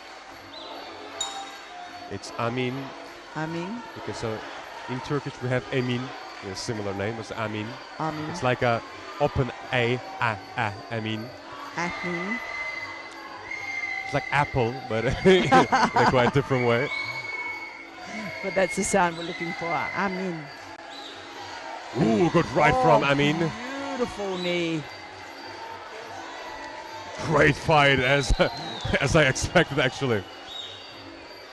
This is really two very different style of fighters. trying to dominate in their own way. Ooh, tip to the chest. He is ridiculously tall for his weight, isn't he? But now, Amin is able to run away. Ooh, a good left! Looping left right on the bell. Wow, it was a statement left from Amin. It definitely was. I think it shook him too. He was lucky that bell was sounding off right when it did. Because it's also a statement that's saying, okay, I can run away, but also if I won, I can land too. Yeah. It is I think it's the message to referee, to judges, not the referee, sorry. And we are waiting for the judges' scorecards to show up, and it is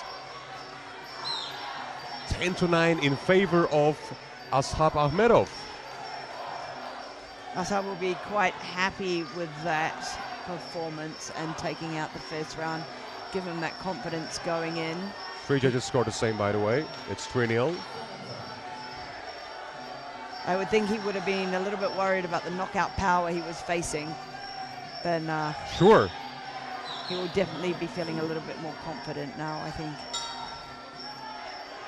However, I would still be pretty wary of Armin's hands. I mean, if he is trying to be a more in-fighter in this match, he might be successful. A good tip from Ahmedov. Now they were rounding in the clinch.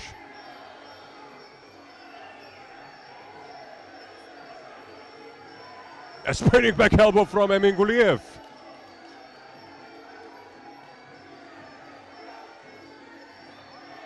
Now elbows coming from Ahmedov. Those are hard-hitting elbows. He caught Guliev unguarded. Great moments from both of the fighters. Good elbow again. Ahmedov is working well with that elbows, and in the clinch, a good knee. I think Amin felt that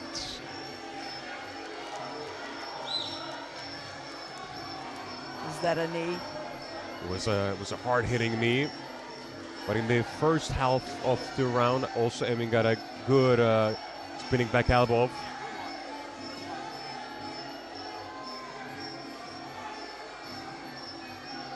Amin is now trying to create some angles. Another spinning back elbow. He knows that he can go good with it. He's using the ring beautifully, isn't he? Moving his He is opponent really around, trying to get him off pace. Nice elbows. I think, oh, double knees to the head. Yeah, slipped out of that one. Ahmedov might be the most technical clinch fighter that I watch in this World Championship. He got everything in the clinch. He got great elbows, great knees. I think it's the last guy the fighter to get into a clinch. What's happened? We had still time, yeah. Yeah. Ooh, nice right overhand from Guliev. But again, when it gets to the clinch, it is time for Ahmedov to show up, because he got surgical elbows and, of course, powerful knees. He does. And I think since the stance difference, he can able to throw that knees easily. He's got that distance, that length in the knees, hasn't he? And he's using it to his advantage. Well, I think Amin started well, but Ahmedov showed dominance in the second round too. Because at the end of the round, end of the round, I'm looking at the clock. yeah, I think that there's an issue in the screens. Maybe I'm not sure. There's an issue in the let's say ring screens.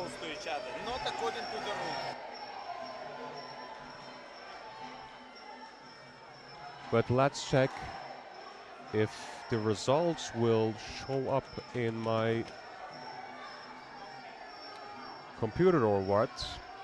The first round was on Ahmedov's side, and the second round, yeah, now maybe we have a little bit of malfunction on the screens because it has to. They've reset it by the looks now, so hopefully that Yeah. will bring us back on target. Has to announce already, but But we haven't got the score up for round 2. I would suspect that it went to AIN. well, let's check the live stream because sometimes there they show. No, you also have the same problem. No, it is. By the way, 10 to 8 round. 10 Okay. to 8 round. Mm. That's not Interesting. surprising. That's not surprising. There was some serious domination going on and accumulated here now an Yes. 8 count at the beginning of round 3. I mean, with that size, here's the bully. He's the bully of this sport. I mean, it's so frustrating to fight against a big guy. so Oh, Drop wow! elbows on the top of the helmet. The last world champion show of dominance against Galiyev. Oh, knees to the head, and referee is checking.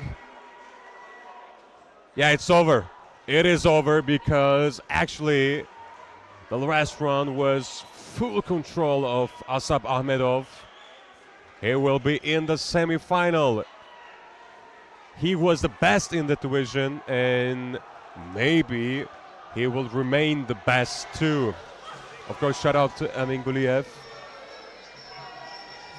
He got a great knockdown in the first round, but this time maybe inexperience play a part, but Ahmedov is just great. I mean,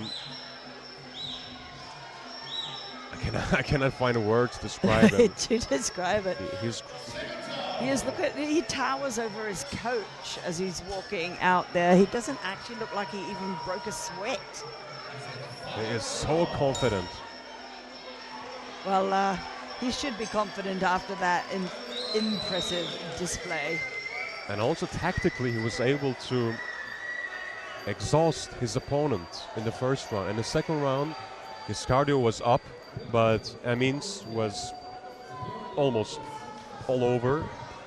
So after first round, it was pure dominance from the red corner. So we have another. So this is the Welterweight last bout. of our 67 in It the is. quarterfinals. So the winner of this one will then go forward to Ahmedov. fight Yakov. Well, let's check. It's probably true, yeah. I would say it is usually the way that it is written. Sometimes there can be some differences, Some but yeah, for the most Anomalies. part. It is always best to check though, right? Sure, and we have a French fighter in the ring. Nassim Banfal in the red corner. And in the blue, we have a neutral athlete, Daniil Zadavitz. And France has just had a bout finish in Ring C as well. So they have some pretty busy days on today, I'm thinking.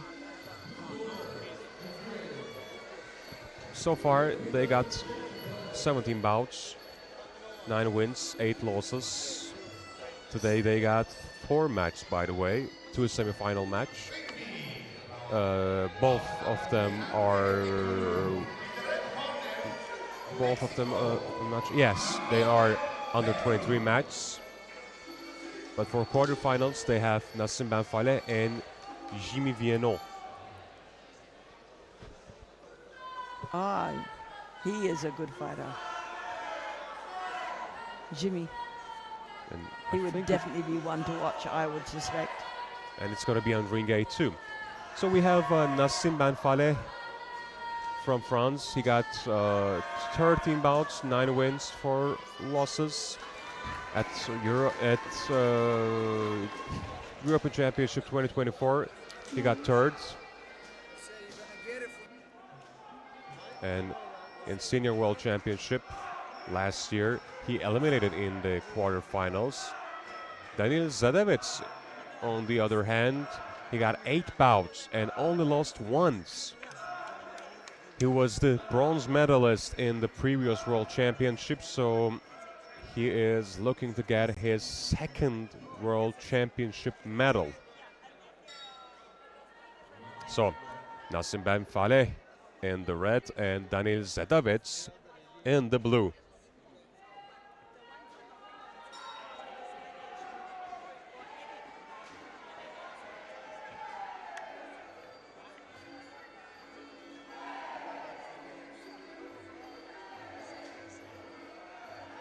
Good left hand from Nassim Banfal. It was a good cross.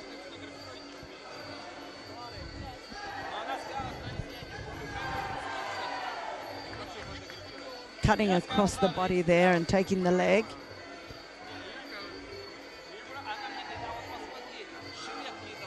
Ooh, good right hand. Nice big right hand.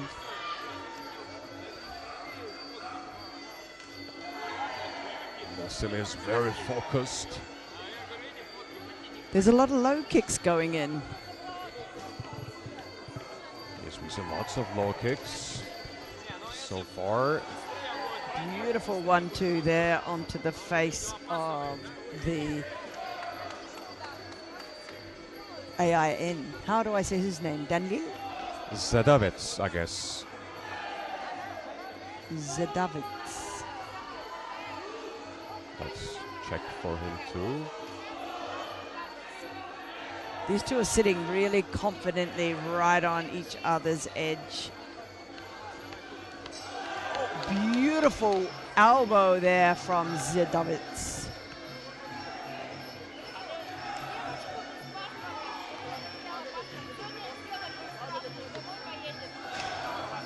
Cut down on the bridge there as they tried to get into the grapple. Tidjadee, maybe. Tidjadee. These two are obviously extremely experienced athletes. You can see they sit right on the circle of each other, not having to bridge across too far. They've reduced the gap quickly, but their defense and movement to get out of each other's reach is quite incredible. They read each other really well.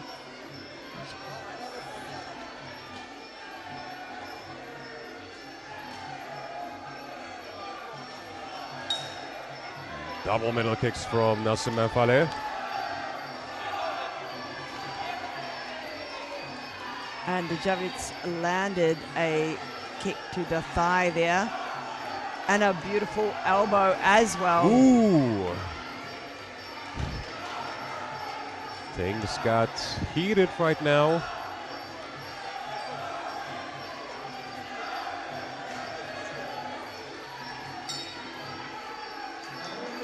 And the first round's over.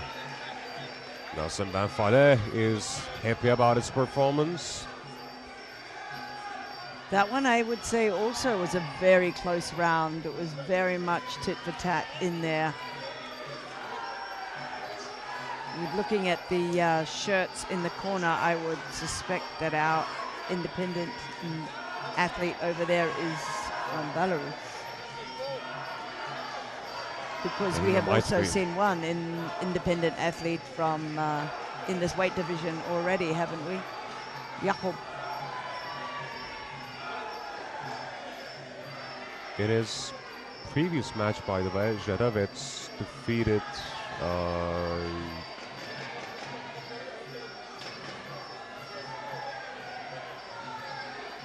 Turkmeni and a Mexican fighter. So he got 2 round wins. The first round goes to French by via split decision. Now it's 10-9 in favor of France. And definitely anything can happen in this bout here. Exactly, because it was a close first round. So close, you can't... Ooh, what a great right hand from Nassim Banfal. That landed square on the jaw, unprotected. That would have scored in the judge's eyes quite heavily, I would suspect. You see how water spilled over from his mouth. You see, it's like in the movies. Yes. It's like a slow motion. Do, do, do, do. Referee makes a quick movement to get out of the way. After this one.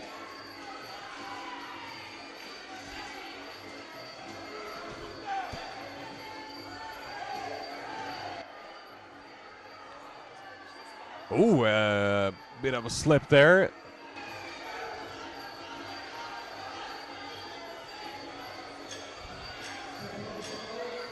Banfal trying to be active. Now he is on back foot. He is. He's jumping towards the ring. Trying to land the knee in there on the midsection.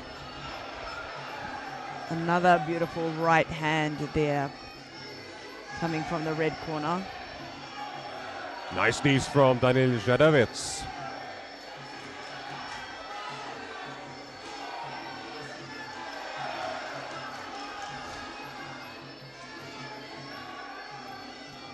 Oh, a beautiful elbow landing square on the jaw there. Doesn't seem to have rattled him much, but it definitely was scoring. What a sound coming from Zadavitz's shots. Ooh, another clash.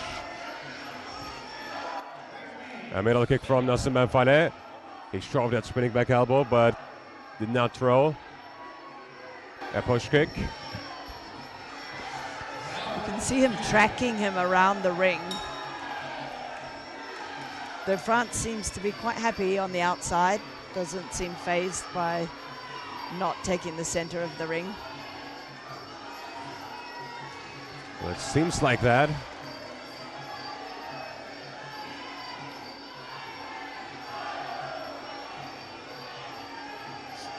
Jumping in, but nothing scoring there on the way in. And the second round is also over.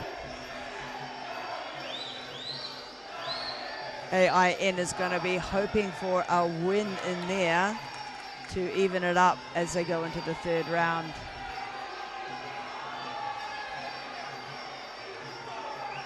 It was definitely close enough for it to have gone either way. I wonder how the judges saw it. Well, last seconds, and the second round goes to AIN. The blue corner, again, another split decision. Another split decision, but that makes this bout a little bit more interesting, meaning that it can go to either fighter. I think it's going to be our the second decider round today. Second time today. After 2 rounds, we got an even score. Always my favorite, unless, of course, it's a stoppage.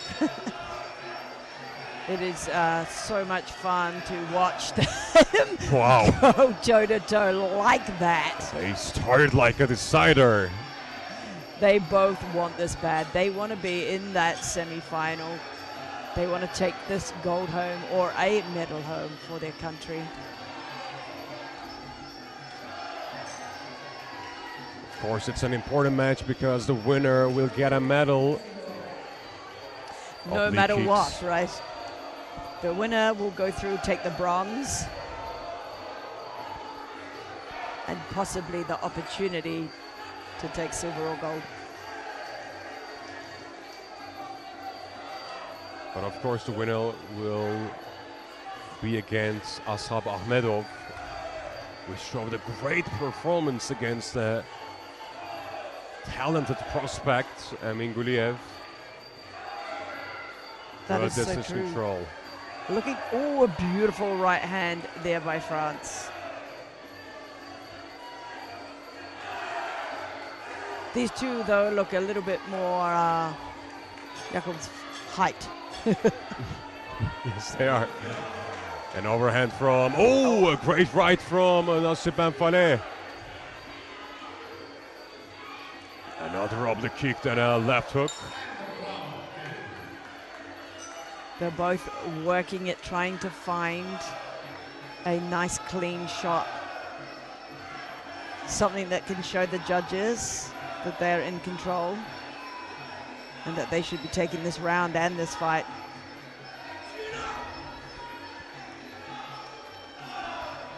You can hear the crowd cheering on their fellow countrymen. Beautiful 1-2 there.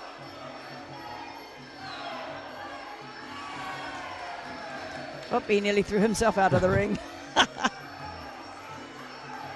And got told off for it.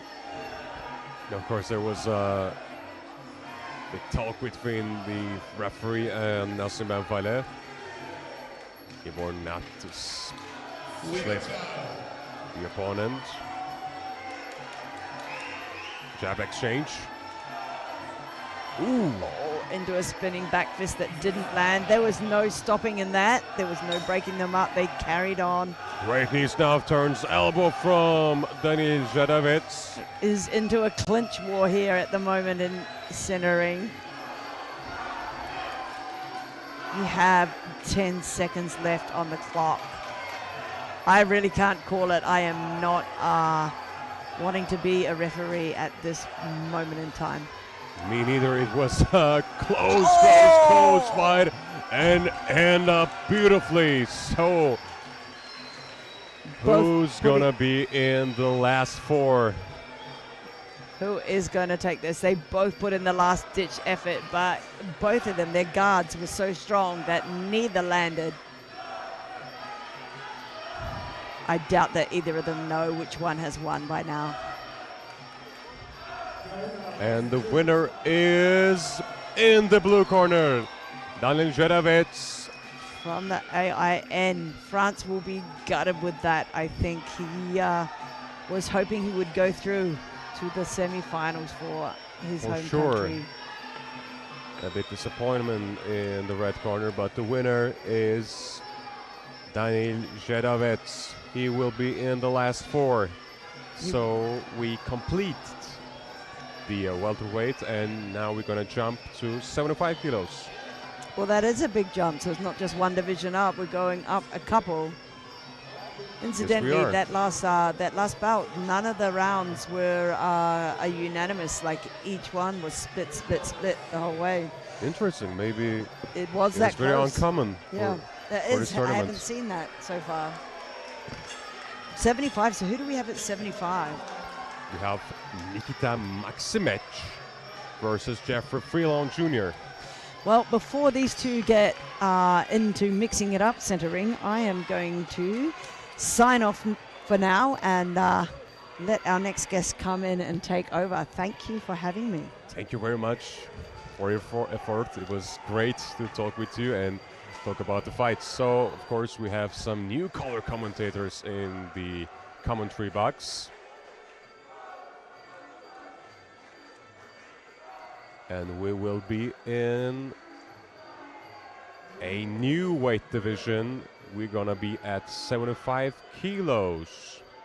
And now we have, by the way, it's not Nikita Maximich versus Freon Jr. We start with Ruslan Zayakin and Davoodi from Sweden. And now we are with, once again, Alian. Back again. Hope you didn't miss me too much. Well, I missed a bit, actually. Right, who do we have up here? Okay, we got a Kazakh athlete versus Swedish athlete. Ooh, okay. In the 75 kilo division. So let's look for their resumes. Yep.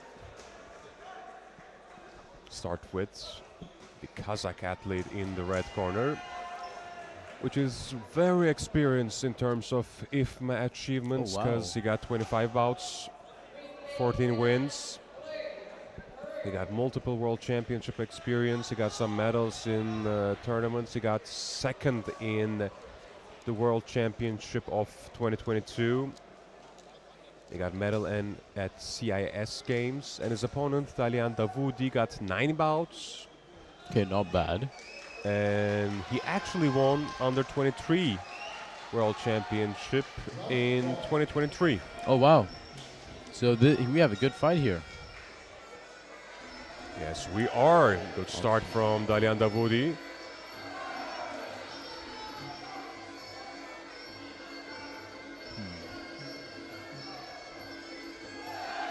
Got a combination from Ruslan Zayakin. We have Sweden blue, Kazakhstan red. Now Dalian on his front foot is trying to land some knees in the clinch.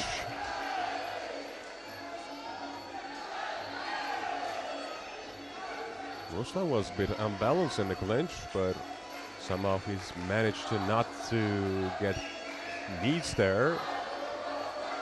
Oh, and on the ground they go.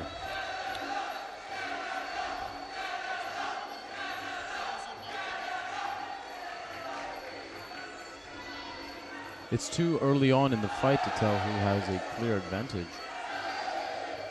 It is. I mean, we don't have too much significant strikes so far. Yeah, a lot of clinching. Oh! But a great knee from Swedish fighter Davoodi.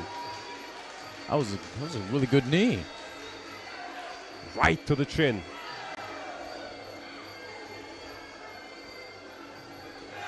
And as you can see, there's no protection for the knees, so it goes directly onto the head section. Of course, we have a chin protection. Yeah.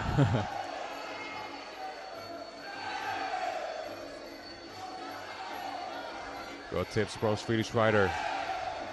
Ooh. Oh. Great. That is down. He is down. It is over. I mean, I did not expect that. Wow. Oh my God. Is he okay? Yeah, first of all. Yeah, we have paramedics on standby at all times, making sure that the fighters are safe. Look at the Swedish fighter celebrating his win. Wow, he's over the moon. Well, well, well. We got a first round finish. Wow.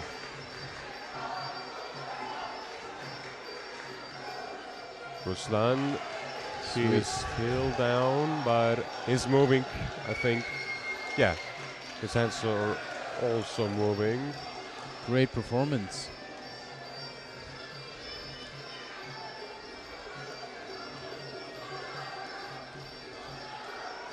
Let's give them some time to treat. Yeah. Of course, he is in pain.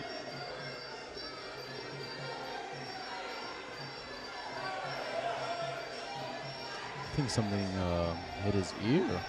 It might be. His hand on his ear right now. Maybe to the neck or something. No, on the ear. Unfortunately, he will not be in the ring. That's okay. But the winner is Davoodi from Sweden. He will fight in the semi-final. Congratulations.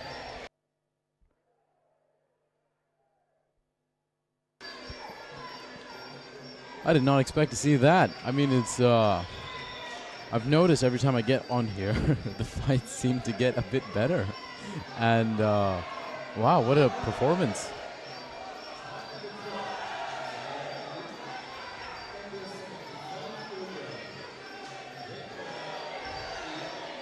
Next up, we have Jeffrey Freon Jr. from USA and Nikita Maximich. Hopefully I did not pronounce that wrong. And this fight is in the 75 kilogram weight division.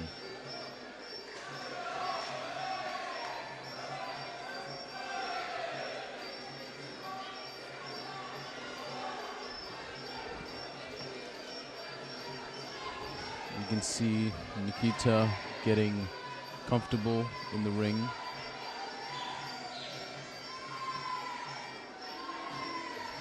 And the white crew has kicked off. looking at these guys' record, we have Nikita with 10 IFMA bouts, 6 wins, 4 losses. And in the blue corner, we have Jeffrey Freon Jr. with 4 bouts, and all 4 bouts have ended with him winning. So let's see how this fight kicks off.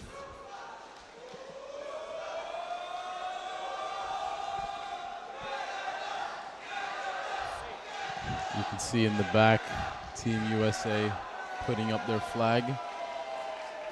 They're very proud of their fighter.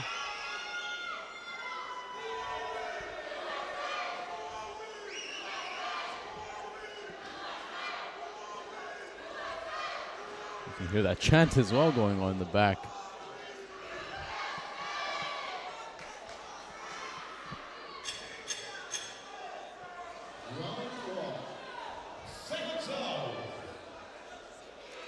All right, kicking off into round 1.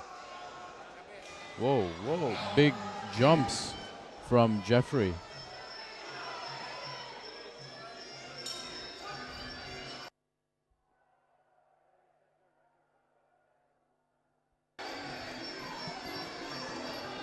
Okay. Good low kick from Jeffrey.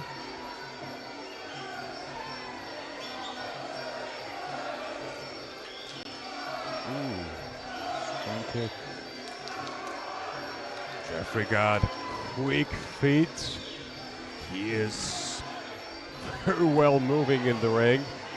Nice middle kick. Ooh. A dangerous attempt from Nikita Maximich. And a head kick from Jeffrey Freon Jr. Good job, everybody. Jeffrey's really quick on his feet. They got a wide stance as well. Good right hand from Jeffrey.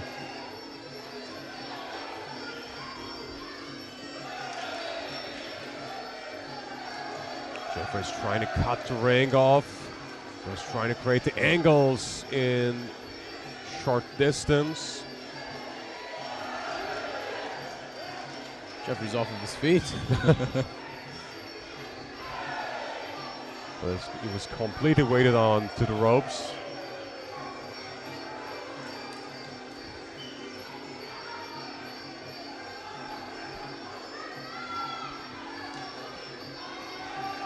Oh, good left hand.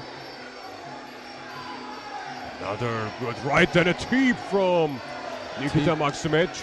Teep to the face. Great knees. Great knee exchange. Elbow to the head.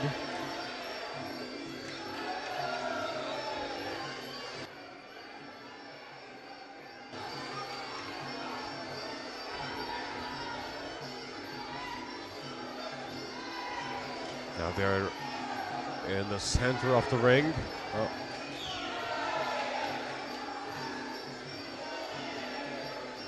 It was an explosive first two minutes of the round, so now they're a bit paced down. Look at Jeffrey smiling. Oh, and he found a good right hand.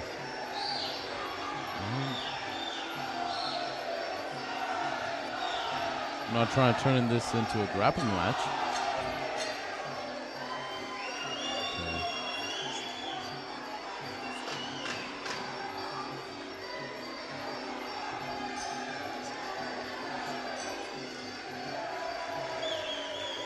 Knees to the midsection.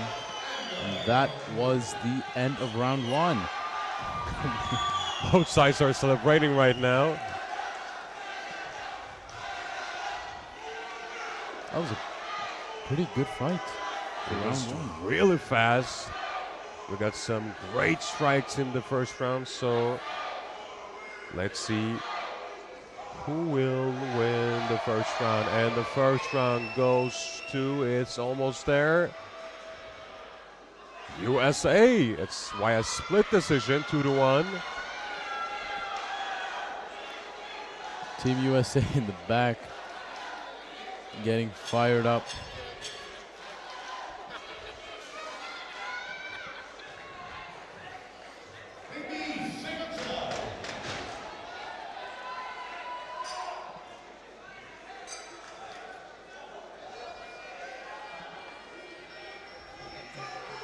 And we're into round 2.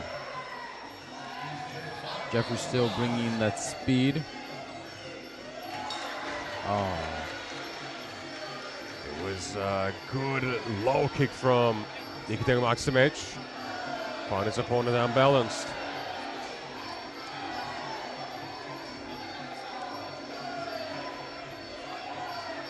Good low kick by Nikita. Ooh. Great boxing combination coming from Nikita Maximich. Oh.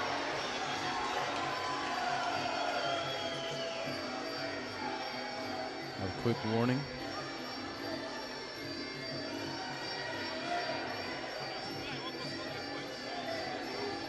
Jeffrey really knows how to step back from those leg kicks. Oh, like that one right there. And then he got caught by the right hand.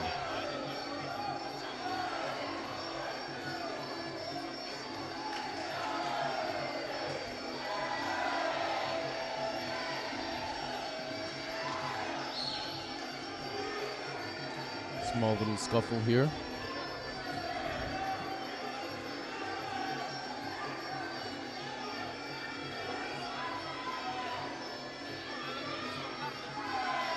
Oh, good right hand by Jeffrey.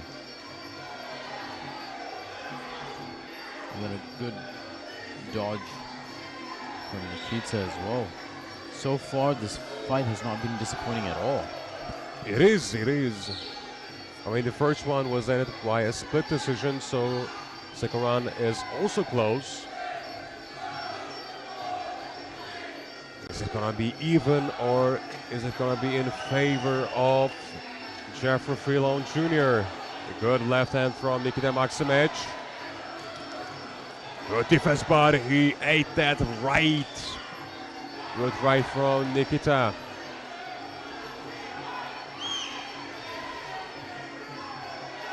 I think his stance might have caused some problems to himself, Jeffrey Freon Jr., because sometimes he can caught a bit unbalanced. Yep.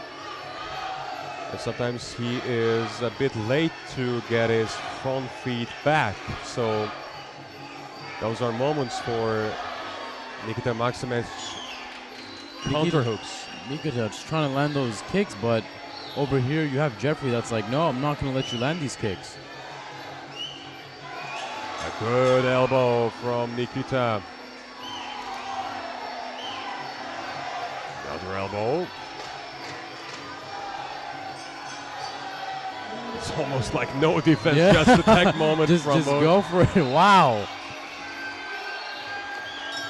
They just forgot everything else, and the second round is over. So what a round. Nikita Maximich needs to win this round, because otherwise the only option will be a finish win.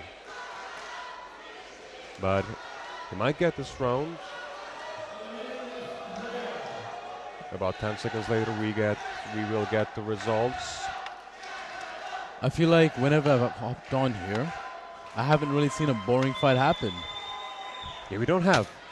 And another even match. Now it's 19-19. This is gonna be the final round, which settles it all. I mean, we clearly see the tension of AIN side. They're eager to win this match. They're hungry for the win. Wow. What a great fight so far. Great performance by both athletes. And here we go into round 3.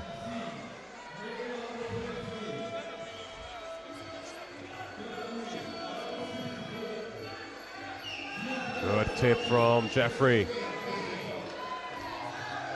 Middle kick. Ooh, boxing combination is fine. And elbows from the red corner.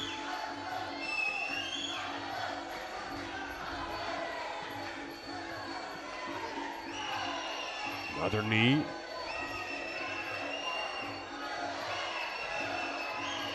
Utilizing their clinching as much as they can.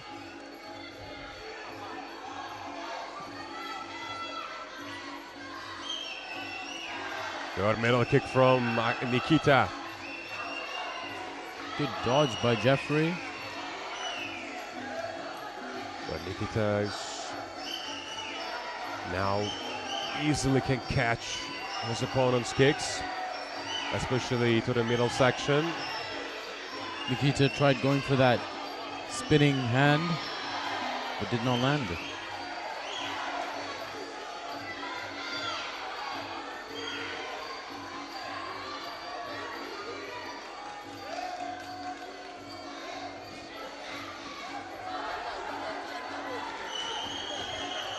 You can tell these athletes are giving it their all, just by the way that they're performing out here.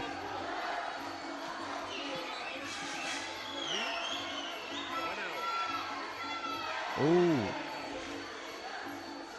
The right hand from Nikita. And then an overhand as well, and then a teep.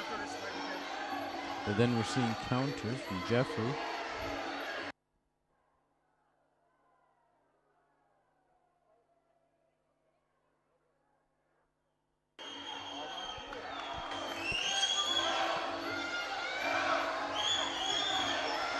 Good jab to the body.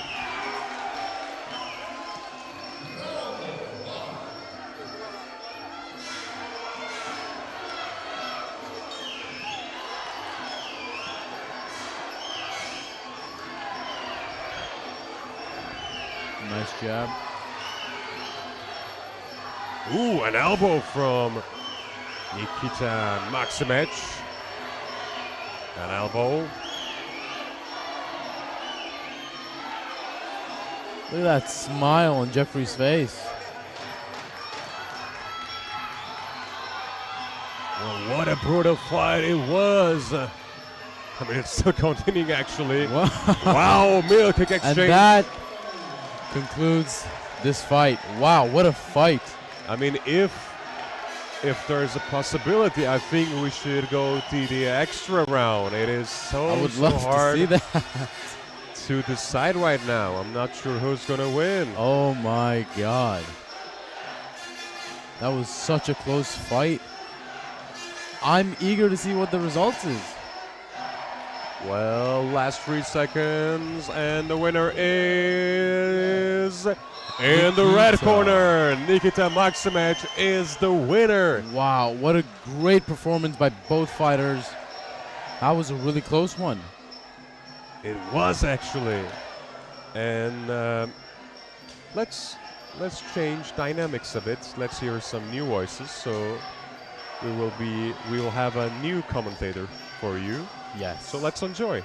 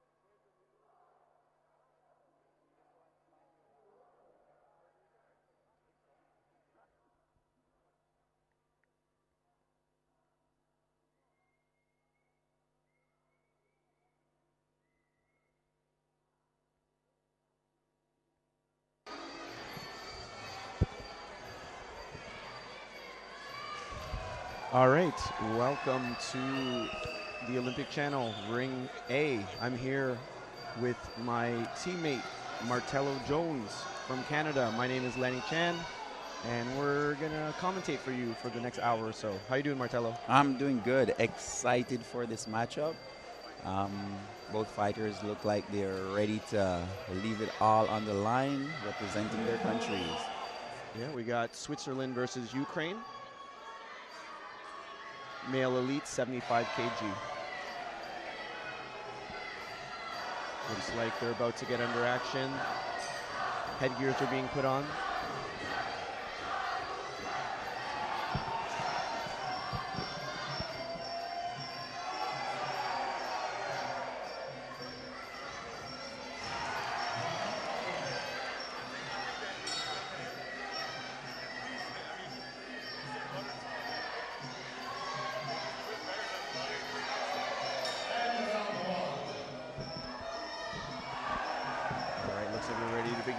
Mouth guards in.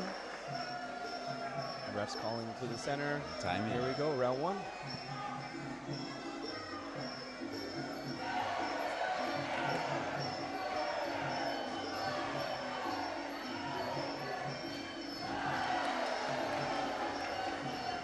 Good exchanges.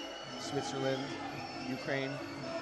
Switzerland starting off with good combinations, using his kicks to manage his distance.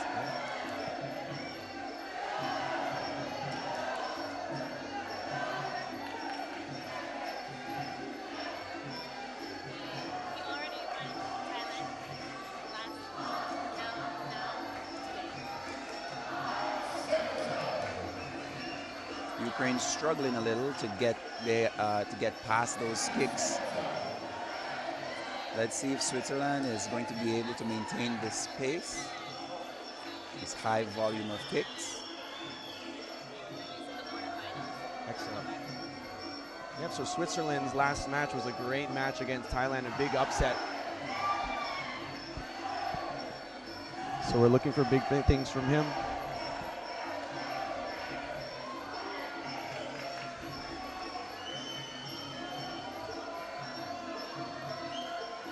Some clinch action in the corner. Ref breaks them apart.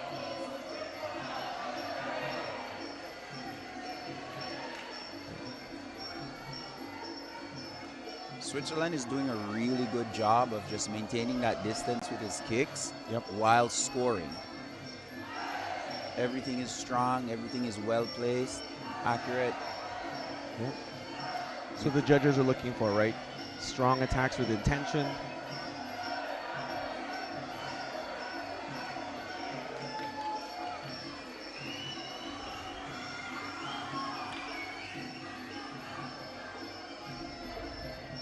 Just under a minute remaining.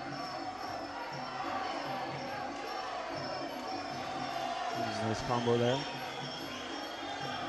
Mixing the levels, going high, mid, and then back high. Switzerland does not look to be slowing down at all. Yep.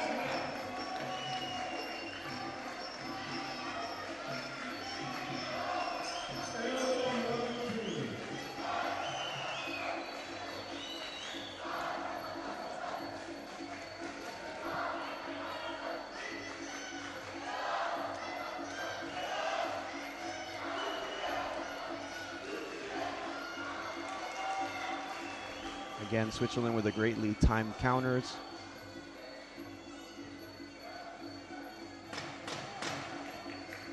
Ten seconds left in the round.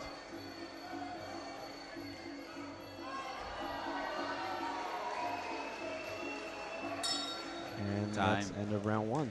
Ukraine is traditionally a very strong team, able to make really dynamic changes as the fight goes on. What would be your recommendation if you were in their corner? How would you advise them to adjust for Switzerland?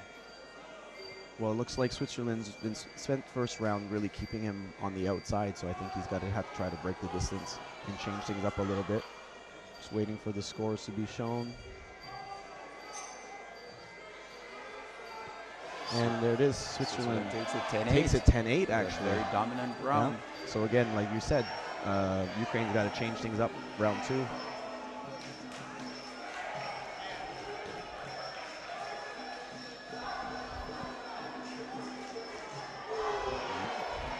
heading in for round 2.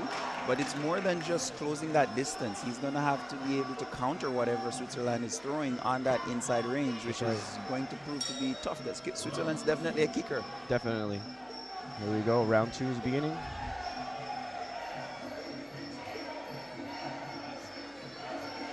And again, like you said, Switzerland doing a great job just keeping him at range, scoring. Changing angles, mixing the strikes.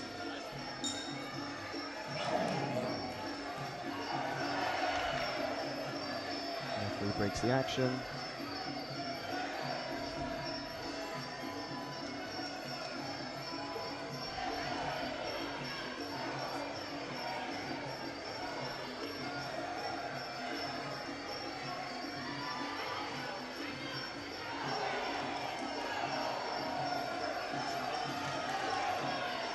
Beautiful combination.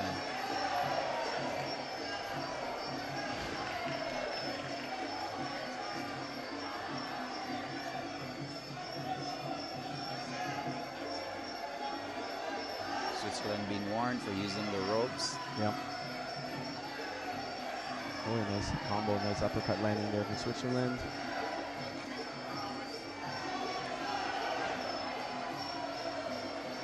Not only is Switzerland throwing really good strikes on the offense, but his defense is tight.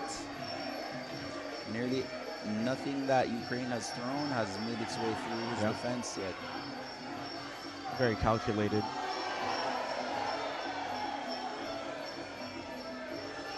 Nice head kick from Ukraine. He's got to do a little bit more of that and keep some pressure on. Being down 10-8 after round 1, he's kind of got to push a little bit more.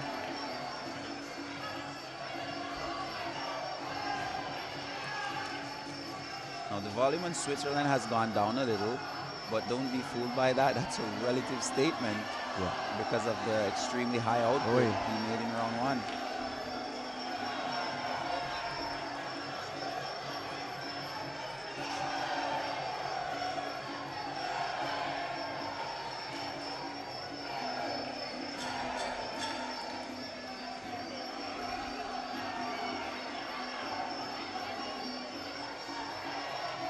Ukraine is doing the right thing though. He's keeping the fight engaged, staying in medium to short range. He's just having a bit of a trouble landing those clean strikes because Switzerland has an answer for everything he throws. That's right. Nice deep.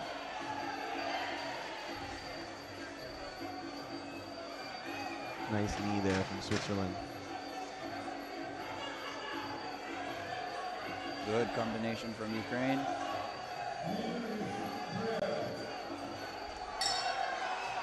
End of round 2. End of round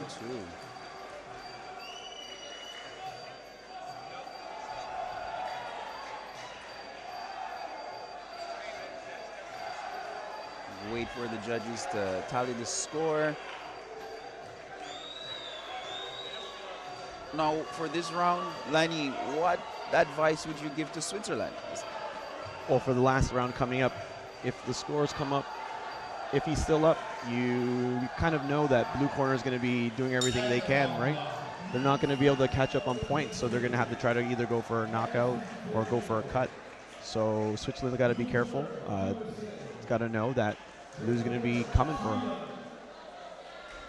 And at this level, he can take no risks because the guy across the ring from him is just as dangerous if given the opportunity. All right, here we go, final round. Let's see if Switzerland plays a score management game or if he remains aggressive. That's right. And let's see what blue corner can do to get in, try to score, try to hurt him.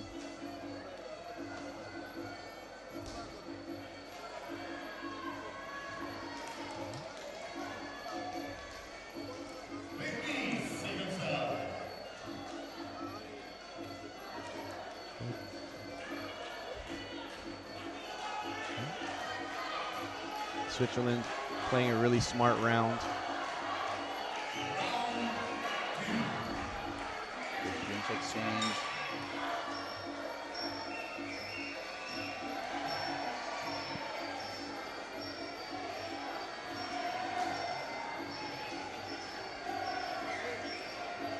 at this high level of competition, anything can happen. But Ukraine has to hedge his bets right now on opening a cut, maybe using the elbows, knowing very well that once he gets into medium range, Switzerland throws that punch to kick beautiful counter.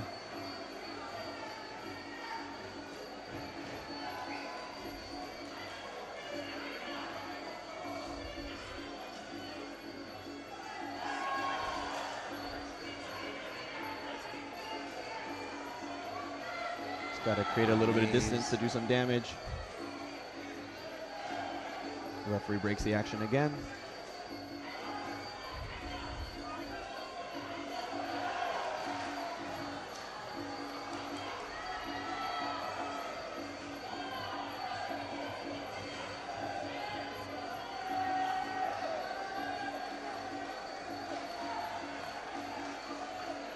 Nice body shot. Oh. That body shot definitely stung. You could see the expression on blue.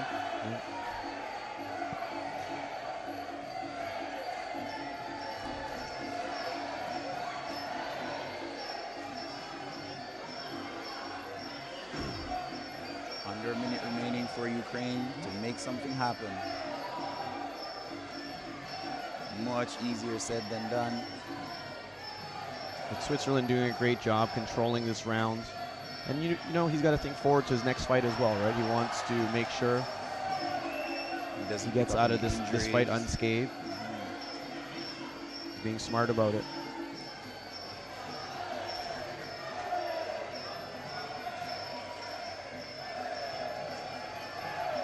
If Ukraine's going to go, they got to go. It's one of those now or never moments. That's right. But at the same time, he has to respect Switzerland. That's it.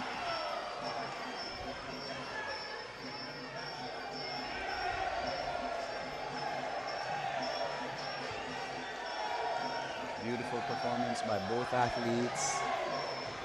Strong showing of skill and performance from Switzerland.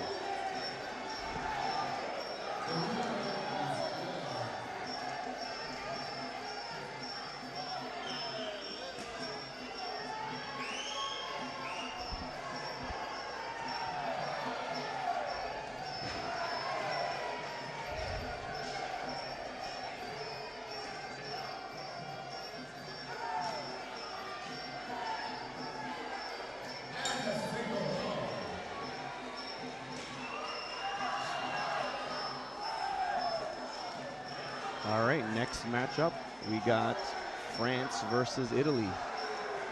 And of course, fighting for France, we have Jimmy Vino. Most of you probably know him from his appearances on One. So this should be quite an interesting fight.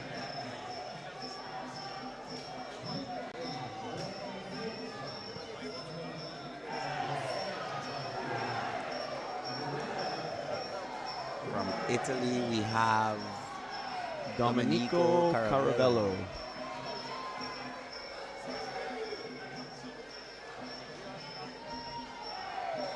All right, looks like ref is checking the equipment, checking for the blue now.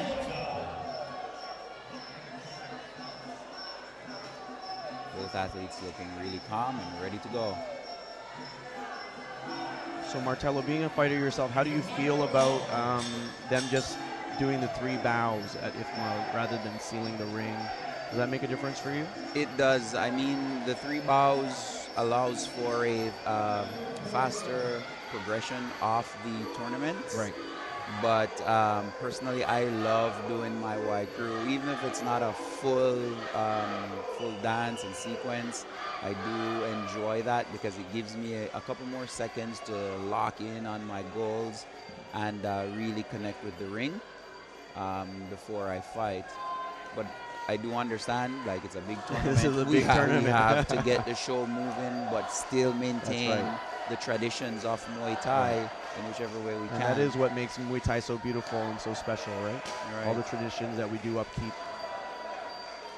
In my first fight, after the 3 bows, I stole a 5-second portion of my Y crew right in there, though. Hopefully that didn't derail the timing. Here we go, round one. France versus Italy. Here we Touch go. gloves in the center. Both fighters coming out strong. Strong Nice deep. deep by Italy. France working from that southpaw position. Boy, very nice head movement from France. Italy really focusing on ensuring that his body weight is in the right place, not to get tossed.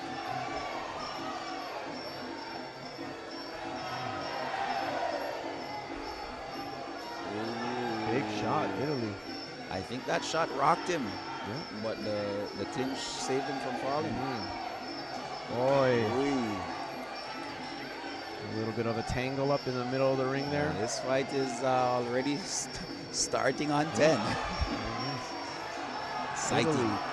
coming out guns blazing. Up for the challenge. Love to see it. Hey, nice elbow. Good clinch.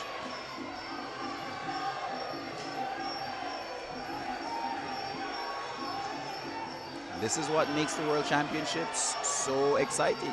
Right? Fighters from all over, professional, amateur, at the highest level, testing each other. Exactly. Right now, Italy is making a statement that, you know, he's not afraid of the name and the fame. That's right. He's bringing the fight to Jimmy. That's what fighters do. Boy, Oy, beats the teeth to the teeth to the face. face. Nice step in knee.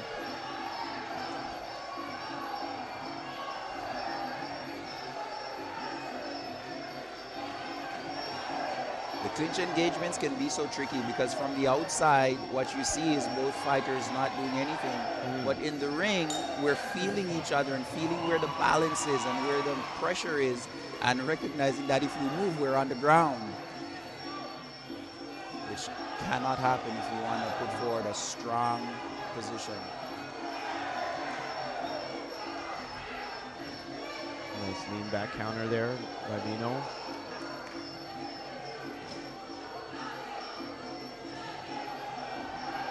Nice clean, fully neutral exchange from the clinch.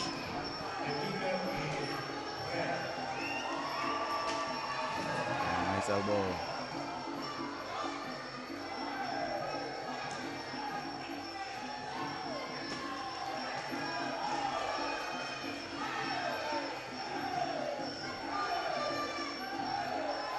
Nice Big elbow. Both gentlemen are not making any of these kicks go to waste. They have the range right and are not afraid to kick back.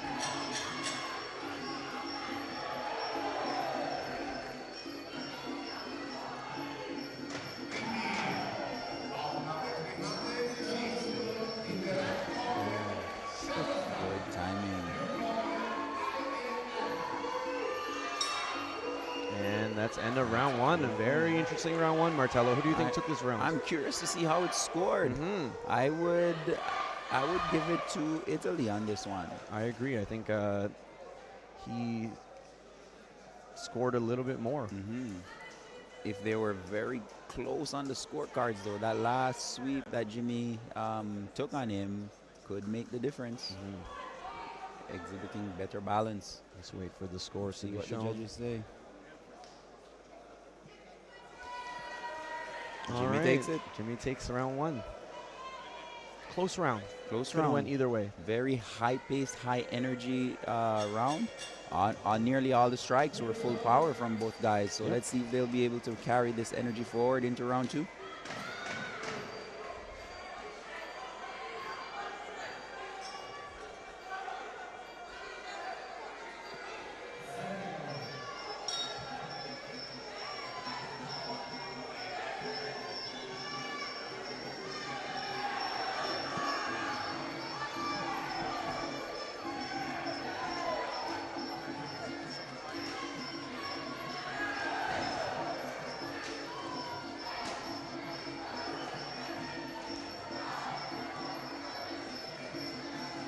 The pace has slowed just a tad, Yep. but the strikes are just as explosive. Oh, there we go. And Big shot. Wow. Wow. Wow. Wow. What a beautiful A doc- combination. This fight has been stopped. It's over. It's over.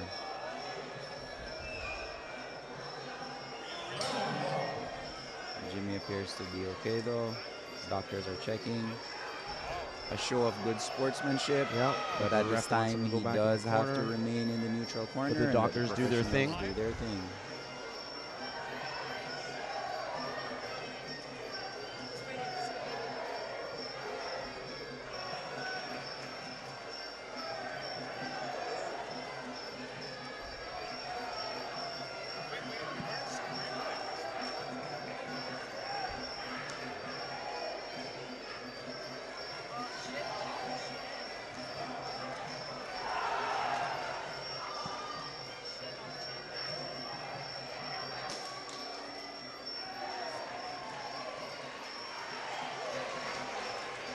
Glad to see Jimmy get up. He looks to be in good health. Congratulations to Italy.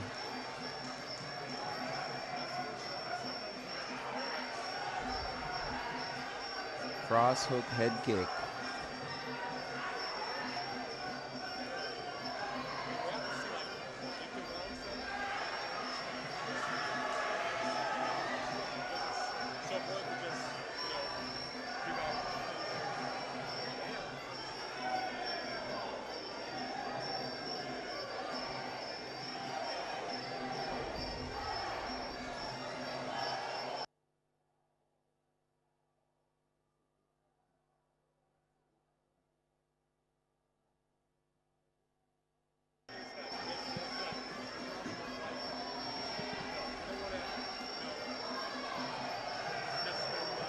All right, Martello, a little bit of a treat for us here.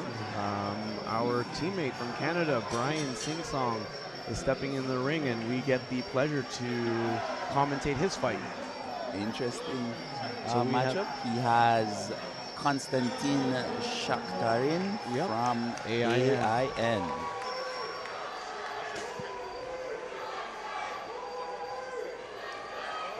The independent athletes have traditionally as well fielded really, really good competition. Yep. Very fast, high volume. I've had the pleasure of watching many of Brian's fights. I know he's one of the top fighters in Canada. That's why he's here on the world stage. Very calm, collected athlete.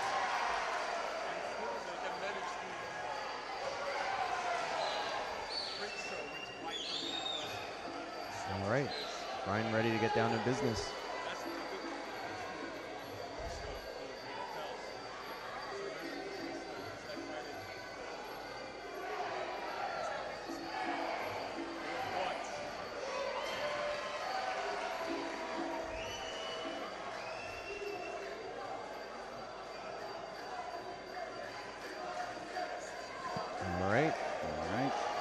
Fighters going back to their corners, getting their blessings, and then putting the headgear on, and we're ready to rock.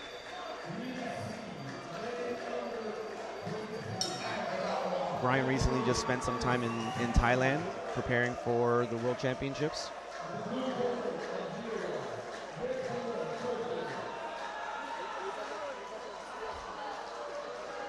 We know Red Corner is going to start fast.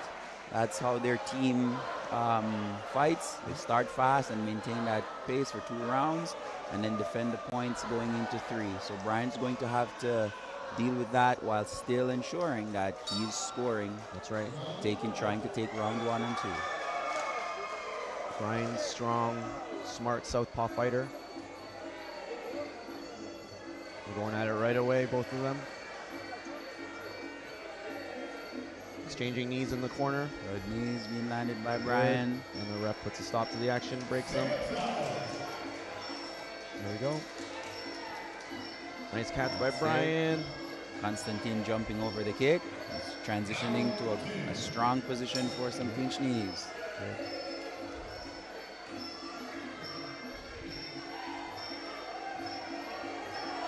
I know on the previous broadcast on this channel, they thought Brian was from Thailand. He is not. Brian very proudly Filipino. Okay.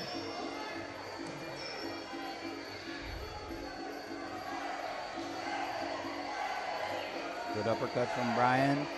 Constantine maintaining a very strong clinch on the inside position, keeping his head tucked close to Brian's chin.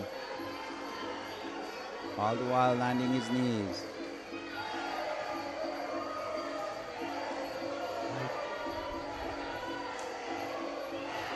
Strong shots being landed by Constantine.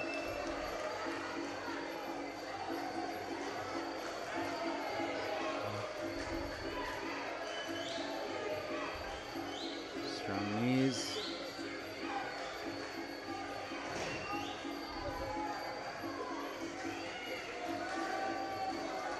Now Brian's going to have to do something about this distance. He's going to have to shut Constantine out of close range and try to take it back into medium long, or start dominating that clinch position much quicker before Constantine can get his knees off. That's right. And if he can't, as soon as that clinch happens, he needs to probably step on the outside and take advantage of the momentum that Constantine is generating with his knees to off-balance him, and then swing it into his favor for knees and possibly elbows.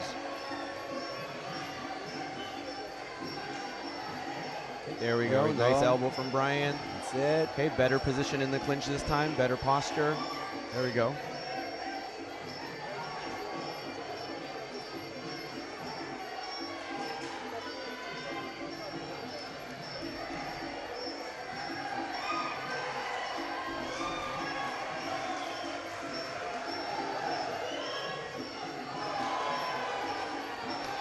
Good boxing and elbows from Constantine. Doubling up on the spinning elbow there. There we go, Brian. Nice cross from Brian. Nice knee, Brian.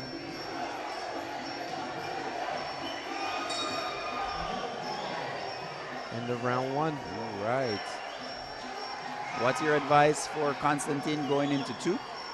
For Constantine, he's got to keep doing what he's doing, right? It was a strong round for him, but, you know. And if you were in the corner right now with Krueger or Crew Steve, what would you be advising Brian to do going into two? Yeah, it's got to be, just like you said, he's got to kind of negate that. Well, I mean, by the end of that round, the clinch became a little bit more even, right? In the beginning of the fight, seemed like Red was slightly stronger, but Brian got his balance back. He got his distance right. Was able to throw a lot cleaner knees.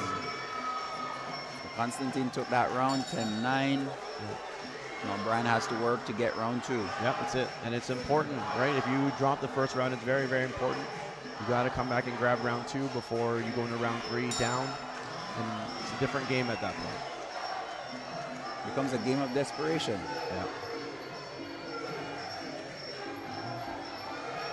Okay, Brian's got him in the corner now. Let's see what we can do. Two strong knees scoring there for Brian. That's it.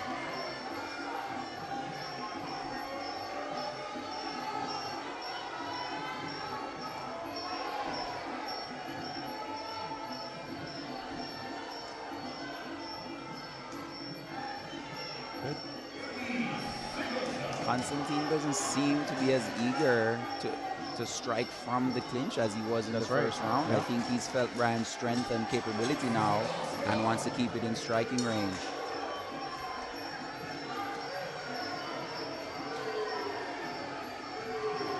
So I think Brian's got to keep that pressure going in and get into the clinch now. Here we go. Good body knees. A lot of spinning elbows from Nice AIN elbow from here. Brian.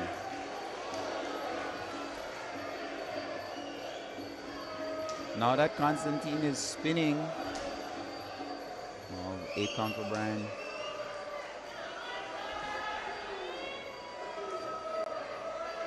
Okay, Brian's ready to go. He's ready to Right go. back at it. There we go. That's it. Good, Strong that's it, knees. Good. Constantine deliberately holding on to the ropes for the Yep. ref to break it. Good elbow.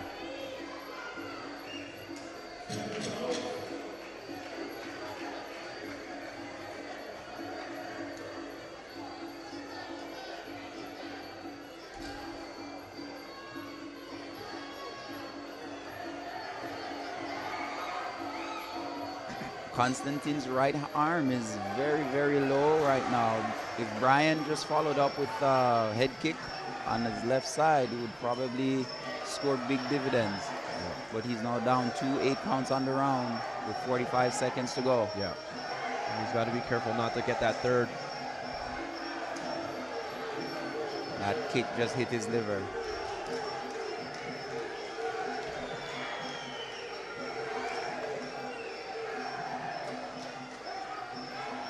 That's it. Compulsory count limit. 3 in a round.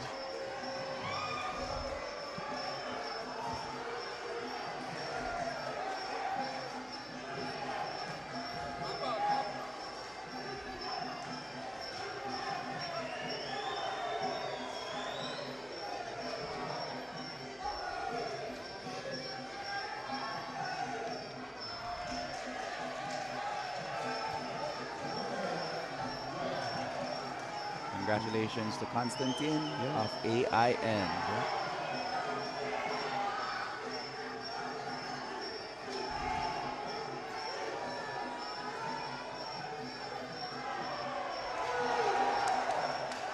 Great sportsmanship by both athletes.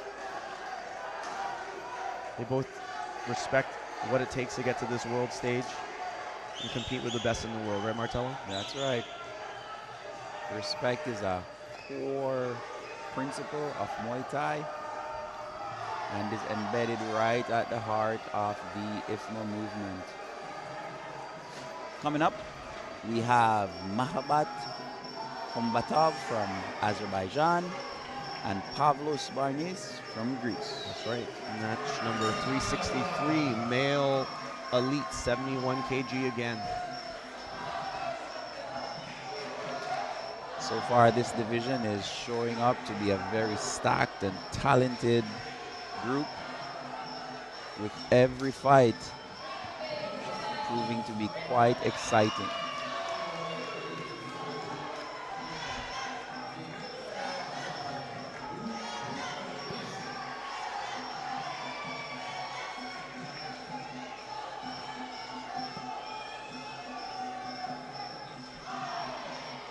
Martello, you and I were both at the World Championships last year in Greece. Lot smaller contingent this year, it looks like, for Greece. Obviously not on their home soil. Definitely a smaller team fielded this year compared to last, and I believe being on home soil would prove to affect that. Of course, sure. Definitely. You get more fans in the crowd, more athletes usually.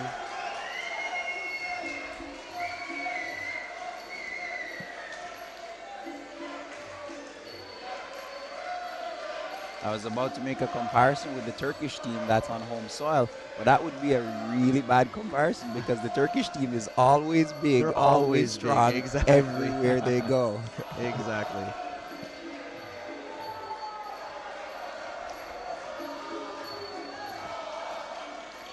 You know, we're going to take the opportunity to give Muay Thai Canada a shout out.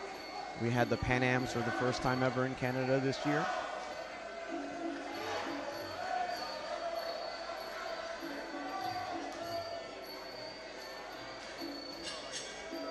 All right. Here we go.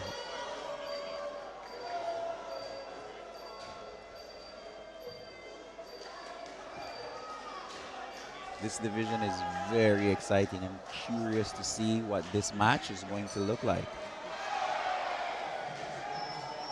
After this one, Martello, there's 2 more 71 kg matches. So this is a big It's a division. very big division.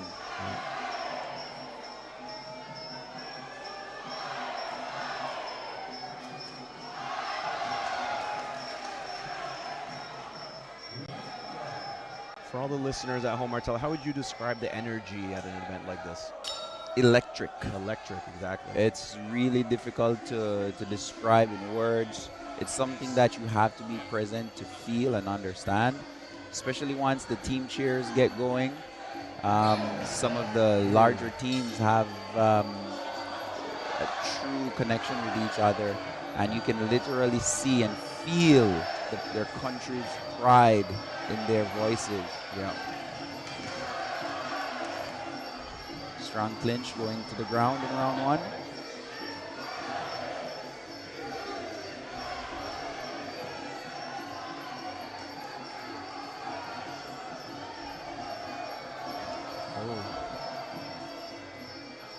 Azerbaijan doubling up on the kicks.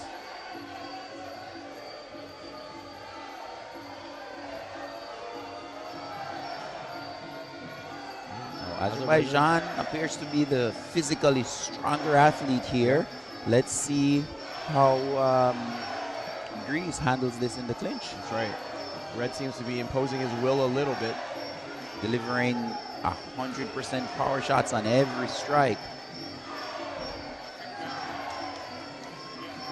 Landing good, clean knees from the clinch.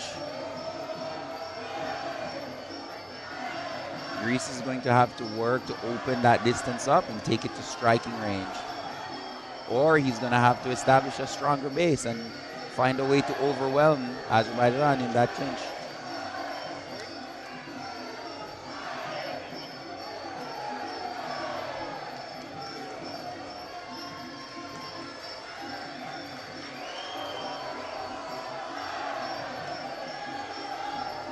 Now the question is, with that strength and output of strength in round one, will Azerbaijan be able to maintain this going into all 2 3 rounds, right? He's very tense, very strong, but very tense holding that position in the clinch, which usually burns through the energy store a lot faster. That's right. And again, he's all go this round. Got away with a little bit of a rope hold there. He definitely wants to make his statements to the judges that he should win round one. That's right.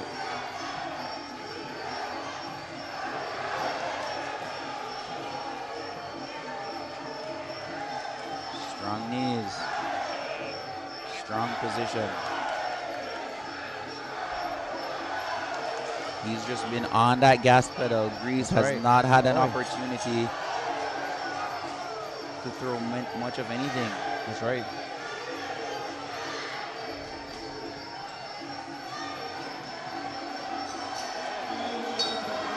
End of round one.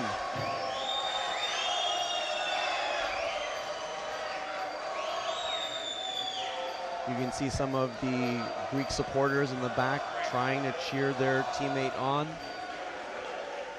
And again, Martello, you know, with your recent matches, how much of a difference does your team make when they're behind you? Do you hear them? It makes a huge difference for me personally, between the rounds when I can hear them. Oftentimes I can hear individual voices from the group too. Right. But once that bell rings, the only voices I'm hearing are my coaches in the corner. Yeah. But once your country's cheer goes on, right, again, the energy behind the passion in their voices definitely lifts anyone up once they're in that ring trying to do what they need to do to edge forward on the scorecards. That's right. It's a powerful thing. You don't really understand it until it becomes the source of energy driving you forward. Right. Round two. So let's see if Blue can make the adjustments in round two, as they went down after the first, or they're down one round. Red is still on that power output on the clinch. Like you said, though, let's see how long he can maintain it for. Head outside the ropes. Nice break from the ref.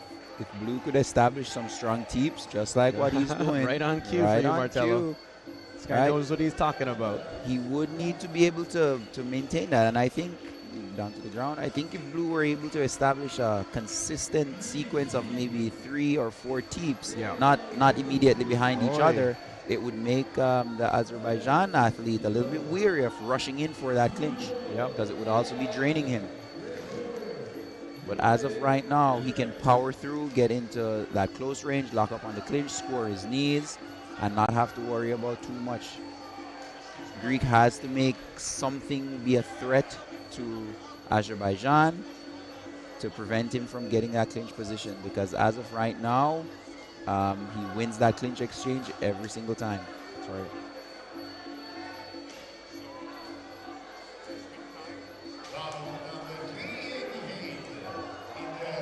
The body language is starting to show on Red though, where his energy is going down. You can see it in his hand position. But he's still so strong in that clinch.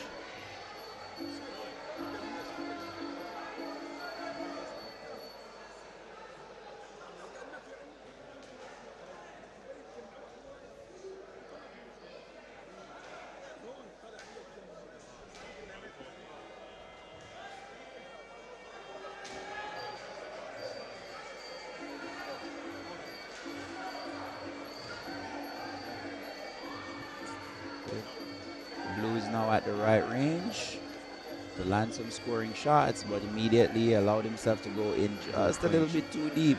Azerbaijan stuck on like bubblegum to a wall, starting the clinch.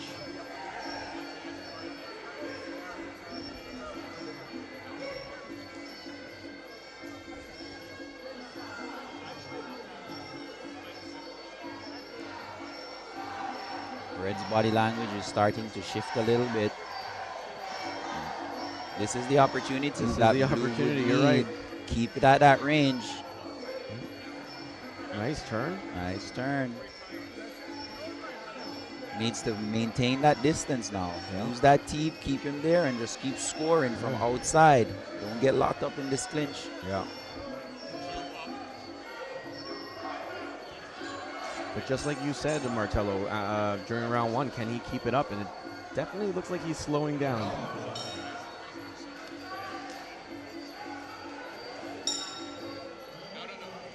End of round two. Very interesting to see the score on this one. Yeah, gonna see what the score is. If Blue did enough to take it back, or Red still just edged it out.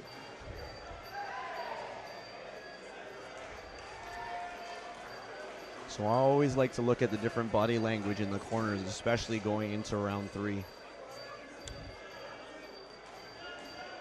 Red gave it his all to try and secure 2 rounds. Let's see if the judges agree. Oh, it looks like we have a 10-10 round. That makes things interesting for this third and final round. 10-10 round.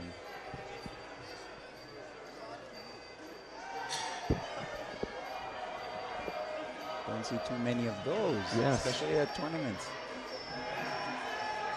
So now, if Blue can manage to manage his distance properly, using his teep and his kicks, he should be able to work on scoring clean shots and moving, not getting trapped in that clinch, because that clinch has not been working for him. All right, exciting fight. Let's see if Blue can complete the comeback, so to speak. Everybody loves a good comeback. And this is also the beautiful thing about the sport, right? Just because you lose one round, it's not over.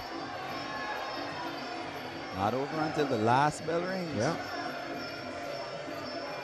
Right, you notice round one, Red was going forward with their knees. It looks like it's pretty even right now.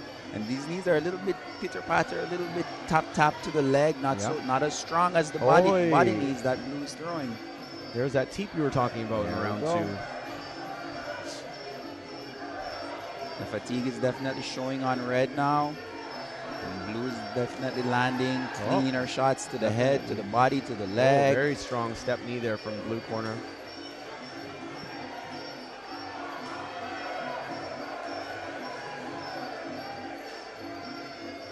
Just saw Red glance up like he's looking at the clock.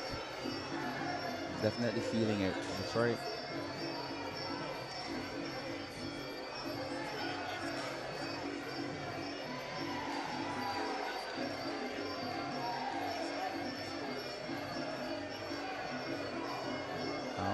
Managing to sneak in the knees here and there. Blue's actually winning these clinch exchanges, in my opinion, because Red doesn't have the energy to overpower him anymore. Right. And now as he's you said earlier, Red had a low guard, and now, you know, as he's getting more tired, it's getting harder and harder to bring the guard up to block those punches. As soon as the disengagement happens and blue starts throwing combinations, all the strikes are landing because red does not have There it is again. Like his red's guard is pretty much around his waist right now. Red, it looks like he's struggling to lift the knee up above the hips too. He's very tired. Both athletes leaving it on the line for their countries.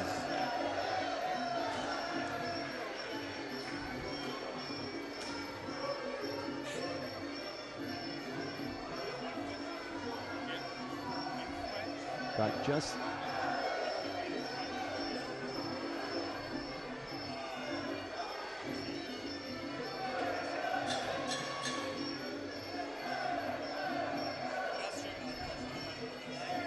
quite the contrast between round 1 and 3 for Azerbaijan. Definitely. Where the clinch was offensive, now he's using it as defense to tie up blue. Right.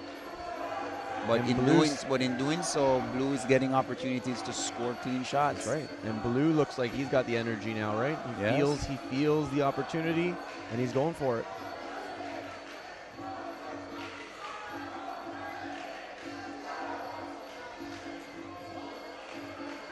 Oh, body shot, clean score, and score that left knee.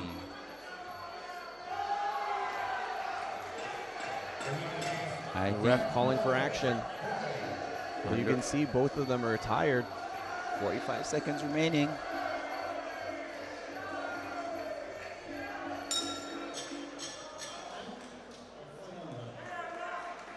And that's it, I think. That's it. Yep. The time was frozen on the scoreboard. On the screen, yeah. Very, very interested to see the result of this fight.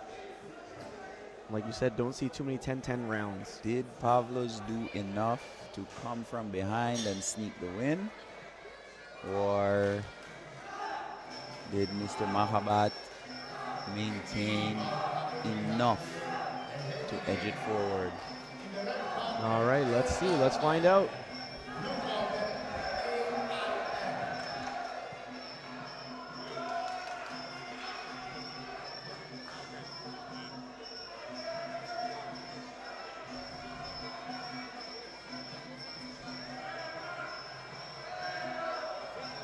Waiting the decision.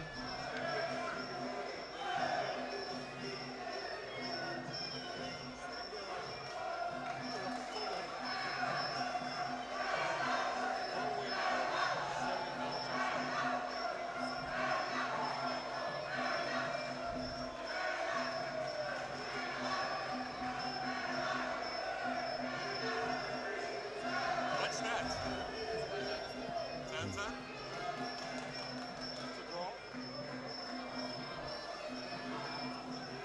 Still waiting for a decision here, Martello.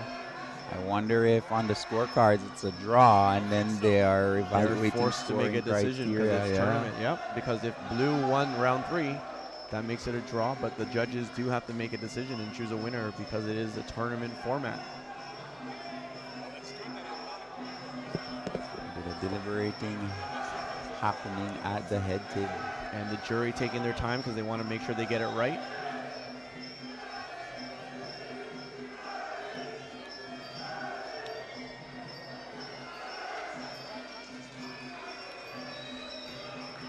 Important decision here. As a fighter, this is nerve-wracking. This is absolutely nerve-wracking.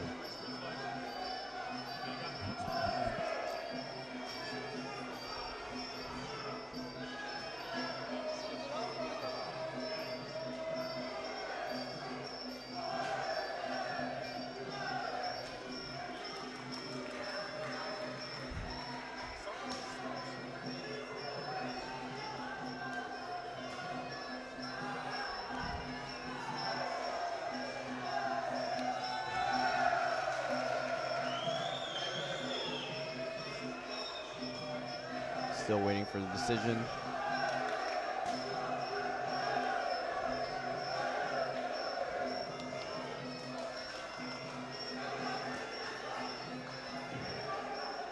Oh, looks like we have a decision here, Martello. It's coming in.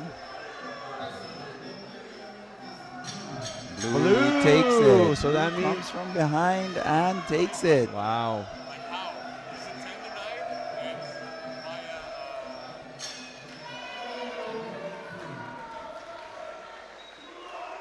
So yeah, I would love to know the breakdown on that score.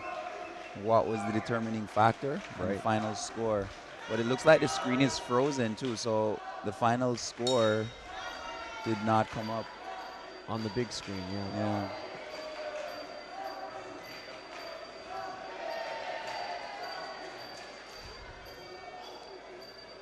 All right, Martello, next match looks like it's Ukraine versus USA. Ukraine versus USA. When you talk about crowd energy, it's about to go up.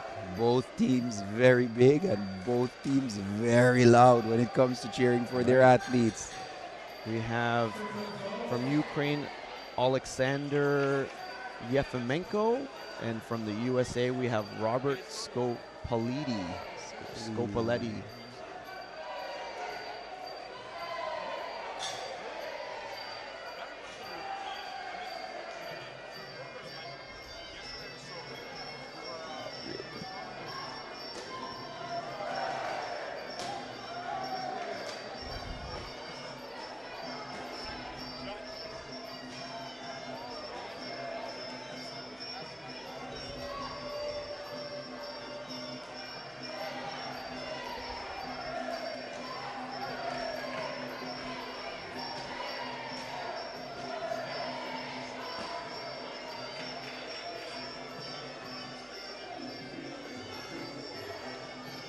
All right, bout number 364.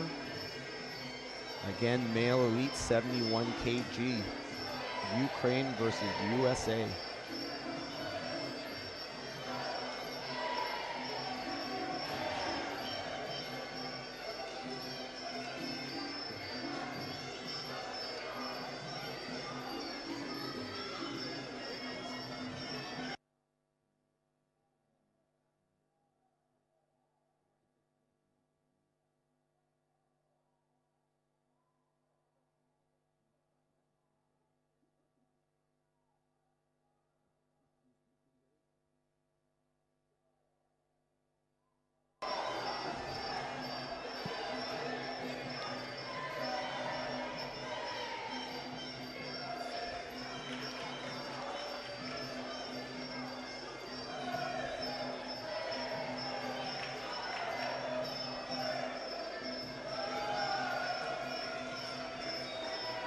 All right, looks like we have fighters putting on their helmets. Both fighters have previous IFMA experience, with Alexander being a multi-time gold medalist across European Games, University Cup combat, and placing third in the European Championships last year. Very nice. Robert from Team USA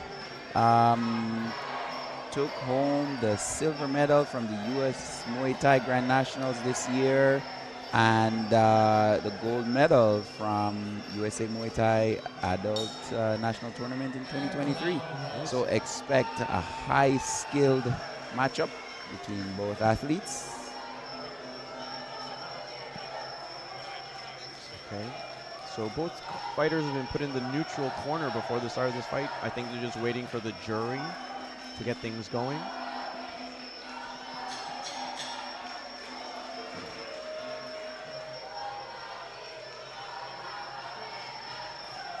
See representatives from Team Azerbaijan at the table.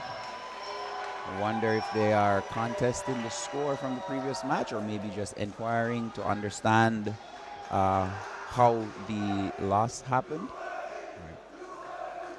There's a very fair, transparent, and open process for all of the above under IFMA, and all teams, all countries have full access to that process if they so desire.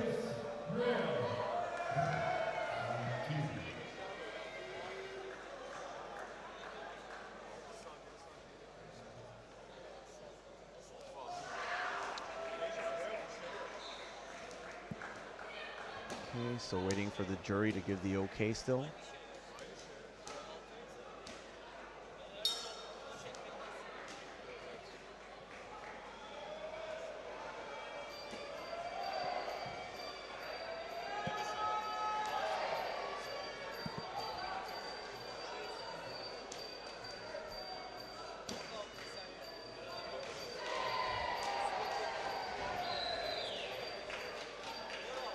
If they are indeed filing a protest, it will be reviewed, thoroughly reviewed, and if it is indeed the case where the Azerbaijan athletes should have been awarded the win, they will overturn the result. This is something that I witnessed firsthand last year in Greece. And so that's a really, really good thing for combat sports, where there's an open, fair, and transparent process for lodging protests and taking things through the process. I agree with that, but however, I do believe there is a standard process, and I kind of feel for these fighters being put in neutral corners, waiting for their fight to start. Go. You know.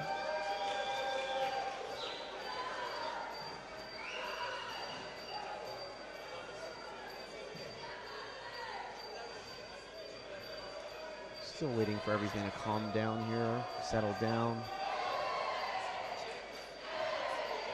As a referee and official at home myself, we generally don't start the match until we get the big okay from the head jury. So that's what we're waiting for right now, because it looks like the judges are in position and they seem to be just dealing with the remnants of the last fight. Now, having a little bit of familiarity with this process, Krulani, if they are indeed launching a protest, do the judges that were involved with the previous match have to be pulled from this for the review process, and then they swap new ones in? Generally, yeah, it wouldn't be anyone involved with this match at all. You know, I know back home in Canada, if there's a protest on a fight, we bring judges that obviously were not there to review and to give their score. Independent review. That's right.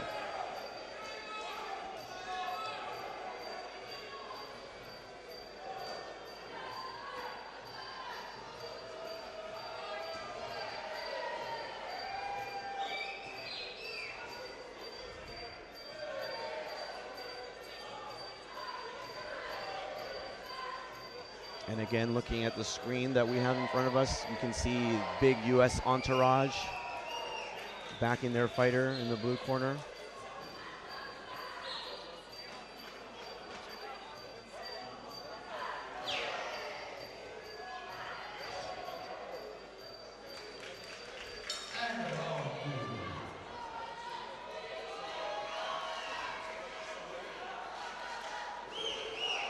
All right, it looks like the jury has given the okay.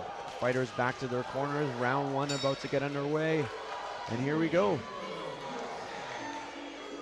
Hopefully the delay didn't throw these fighters off. Yep. USA coming out aggressively. Strong. Yep.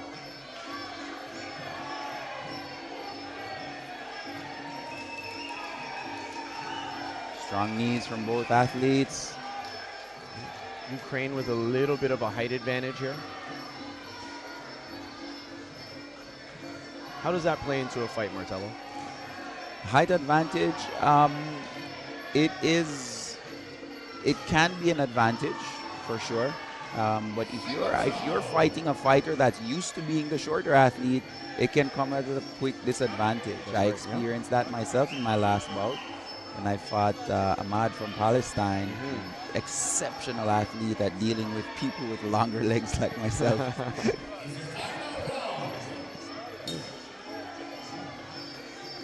The ref breaks the action.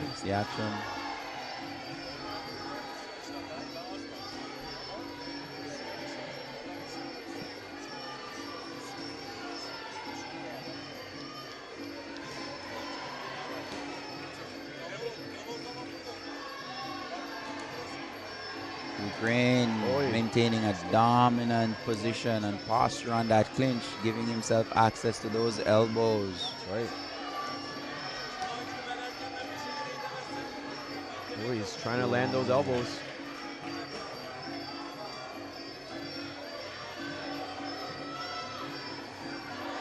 Nice long knee into the kicks.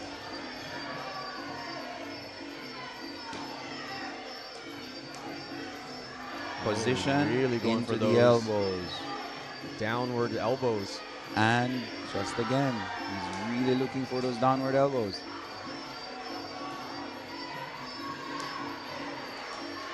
I think he and I could get along real well. Stealing your moves, Martello. Nice knees. But again, so I think in this contest so far, you see that slight height advantage does make a little bit of a difference, It makes right? a difference. As when he's got that leverage, pulling his head down a little bit. Exactly. Nice stepping elbow.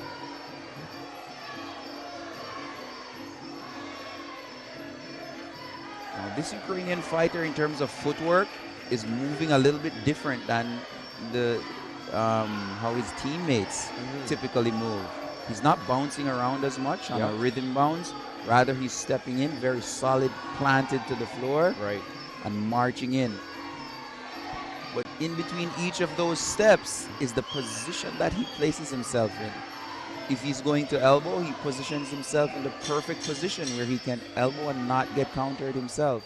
If he's kicking, he's staying just at that right distance.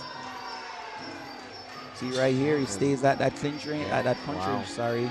Steps into the elbow. That's the second warning to red for the sweep. He's got to be careful he doesn't get another one. He might get a point taken away.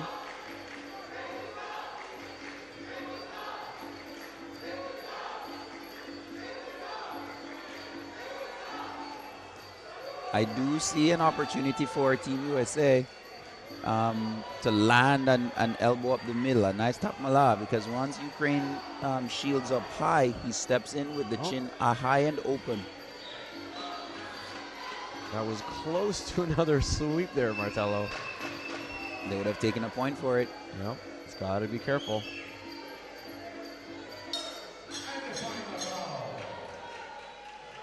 A jab lead, top nice. mala. End of round one.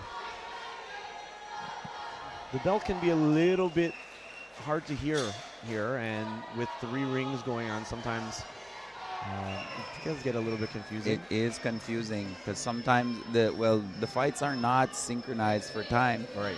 So the ding from one ring can easily confuse a fighter into just backing off of the gas pedal. So it's super important for each of these athletes to not pay attention to the sound, but rather let the referee do the work. The referee needs to stop the fight. If the referee doesn't stop the fight, you keep going. That's right. And I've noticed in this tournament, even the referee sometimes has a hard time hearing it, and they're not sure if it's their bell or not. Yeah. I do notice, though, that the referees glance over a lot at the head table. That's right. And the head table communicates very quickly whether or not it is a stop or if the fight should continue. That's right.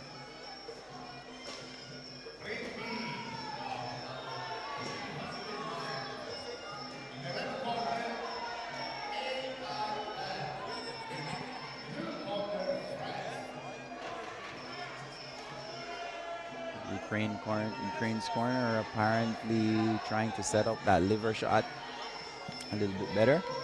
Yep. I'm just going by hand signals here. I'm looking for the score. Has not been posted yet. Team cheers for Who Are We USA echoing through the building. Looks like another delay before the start of the round here. Must be a little bit frustrating for the fighters. I wonder if it is... oh, it started now. Might be a software issue. Yep. Again, they've been put into the neutral corners. The scoreboard reset to round 1, break 1. Now this break can either work for you or against you. If you were tired or hurt from a body shot, you get a little bit of extra time to recover.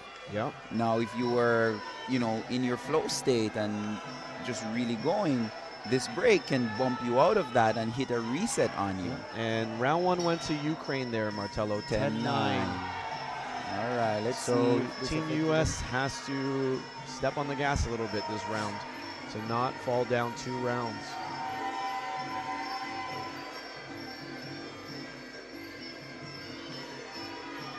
Okay, they're fighting it out in the middle of the ring at the moment.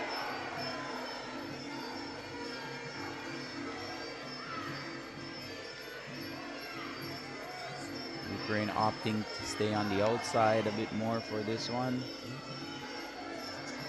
Slightly slower start to this round than the first. sure both athletes got their instructions from their coaches.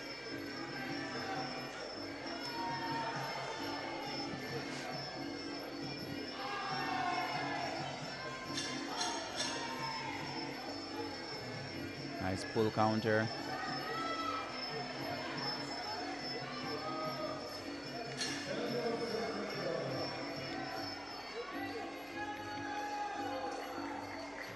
Their rhythm looks a little bit slower for round 2, which has me wondering if that break really bumped both of them out of that goal. Oh, big cross from Team USA there. That's it.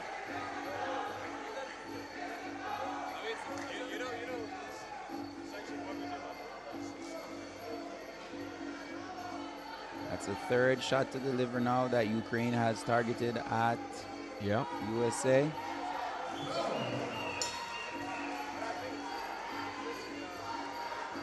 Tried to spin. With big elbows.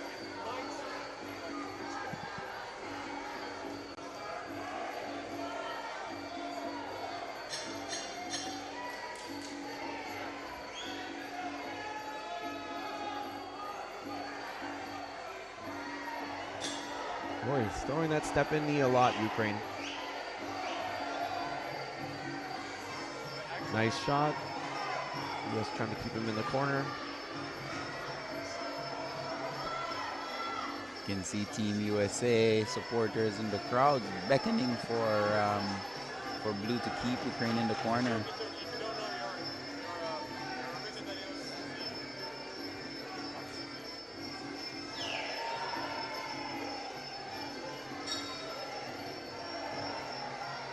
That was a quick round.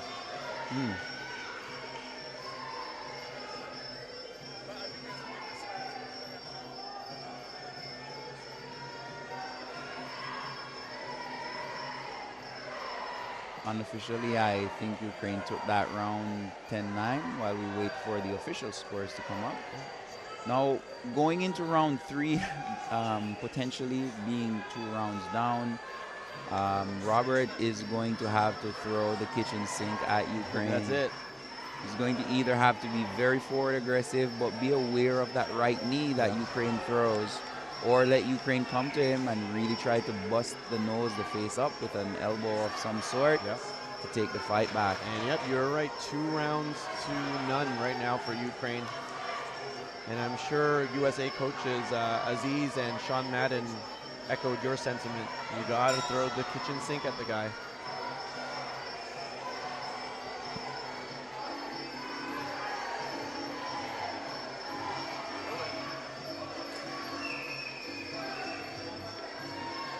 And I believe Ukraine should be expecting that, right? Got to play the game right.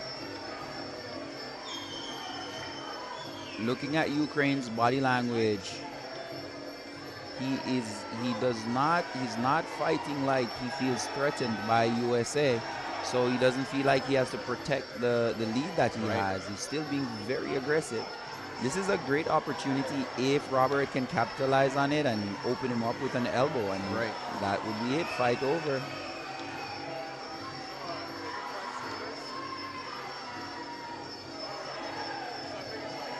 It's always a fine balance of winning the first 2 rounds, maintaining the last one, or being aggressive all 3 rounds.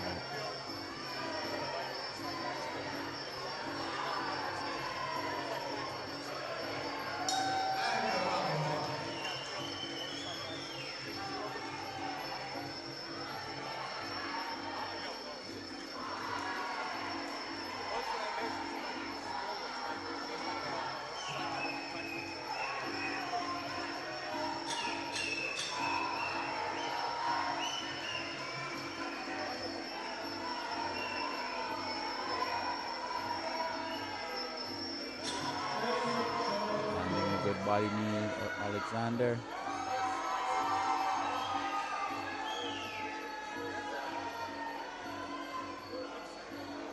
Oh, just missed with a big elbow.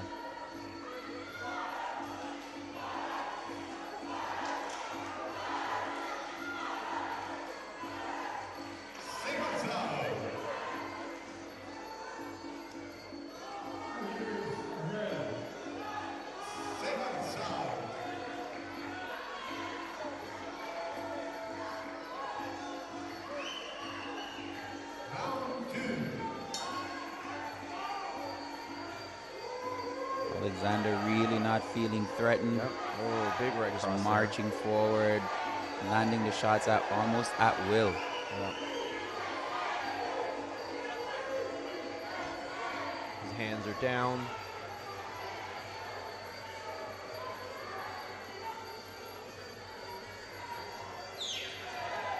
"20 seconds to the round."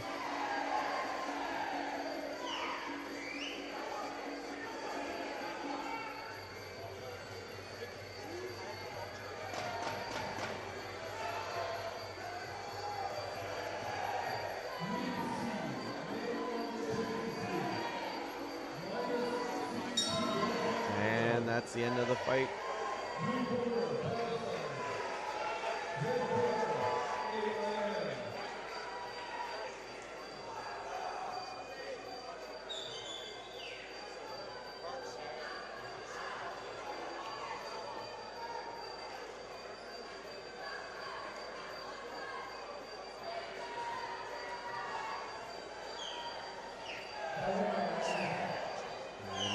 Red corner, the Ukraine moves on to the next round.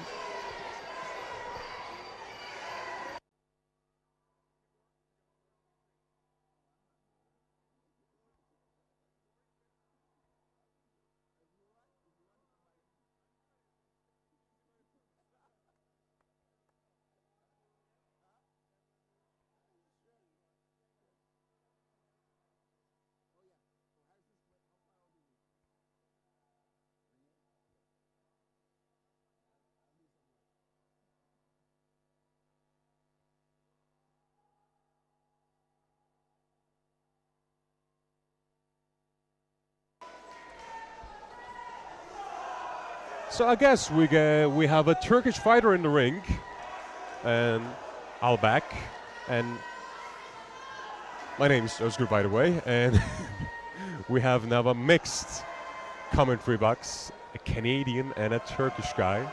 That's right, Martelo's still here. Well, Enes Berke Asil versus Hamza Sabri. It's going to be great because Enes is a talented fighter who got experience in Super League in Turkey. He got 10 bouts, 8 wins, pretty good resume. He won in Ankara in the national championship, and the last world championship he eliminated in the quarterfinals. That's why he's in the 5th place, and he got some European championship experience as well. It's quite the storied experience for Enes. And on the other end of the ring, we have Hamza Sabri from Morocco. This looks like it is Hamza's first appearance at a world championship, and he's won both of his fights so far in the tournament, winning the first one by stoppage and the second one 30-27. So this sounds like it's going to shape up to be an exciting matchup between both athletes. Thank you. And we are now at 71 kilos, which can be described as light middleweight. It's going to be our last light middleweight quarterfinal bout, and the winner will be the opponent of the previous match winner, and then we will jump up to 81s. We have 2 semifinal great semifinal matches waiting in the line, but it is started. Enes in the red and Hamza in the blue.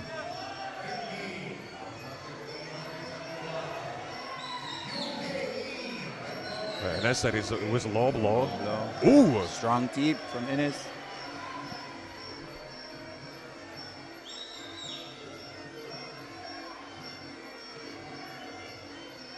Ooh, what a head kick from Hamza Sabri.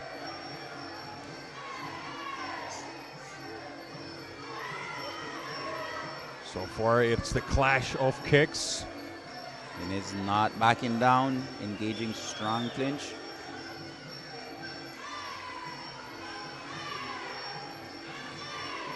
I mean, the Moroccan fighter, he is good at creating angles. He's moving around. Maintaining good posture as they both fight for that position.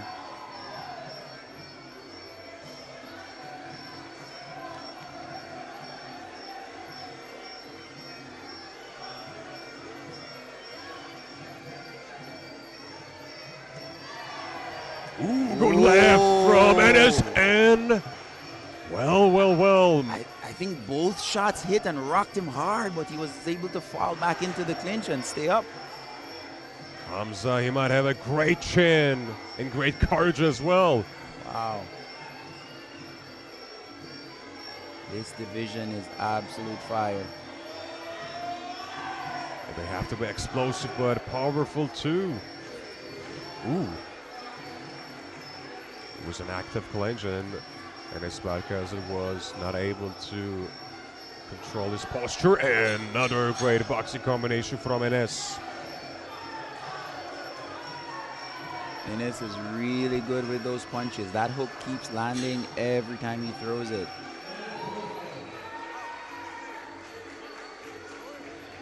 Ooh, wow! Strong mid-air teep sends him flying. Good timing from Enes. It was the quickest in that exchange.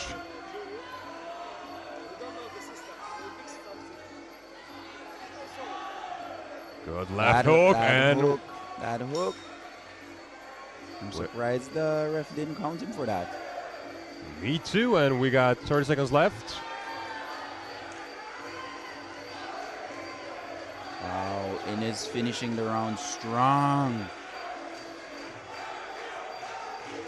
Referee wants more action from Hamza Sabri, the Moroccan fighter, who is in the blue. A good left from Hamza.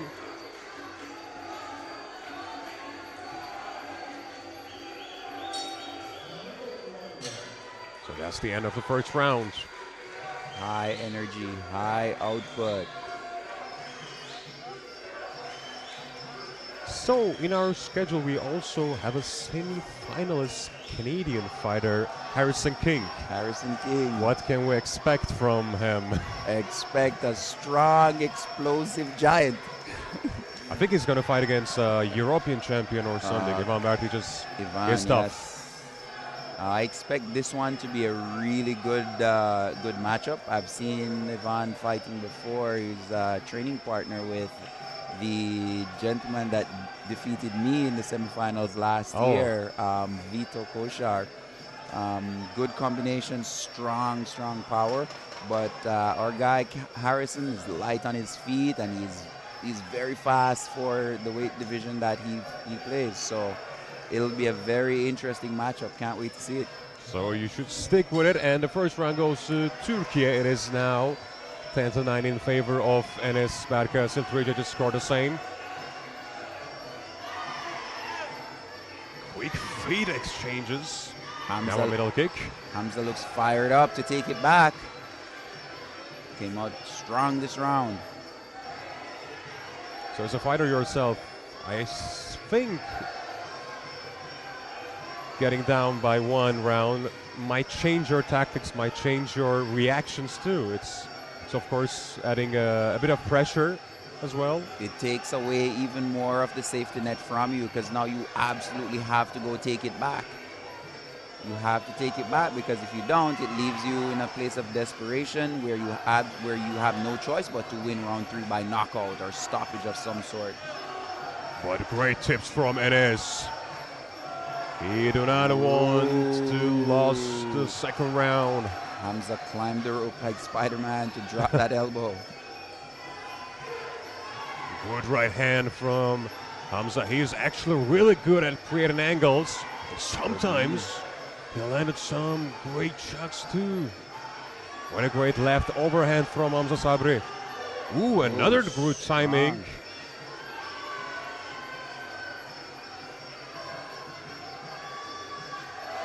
Strong elbow. Hamza really stepped it up this round.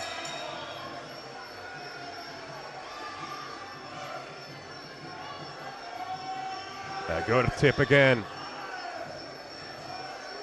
For round to make things equal. And he's trying to land deep, sorry. I don't know if Enes is a little tired or if it's just that his rhythm is broken, but the language is a lot different than the first round.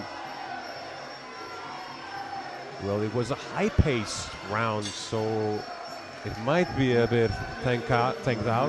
But let's see. Oh, good combination. Oh, Nearly missed the head kick. Ooh, it was hard hitting, low kick in the most unbalanced position.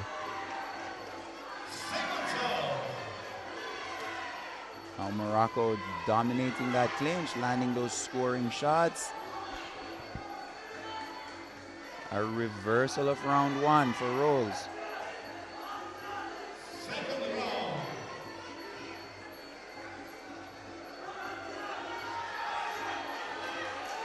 Hamza has found his rhythm.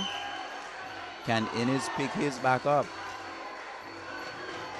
Well, he got good tips in this round too.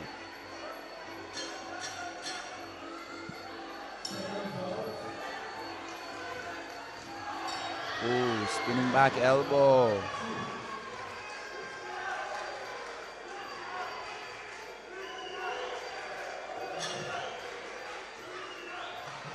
Time.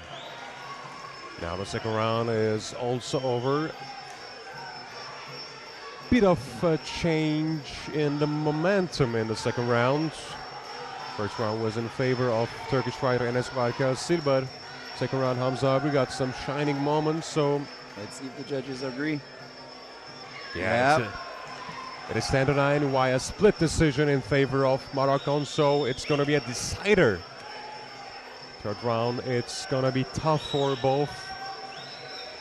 Both fighters have to give it 110% going into round three. For sure, because now it is time for the decider. No second chance right now.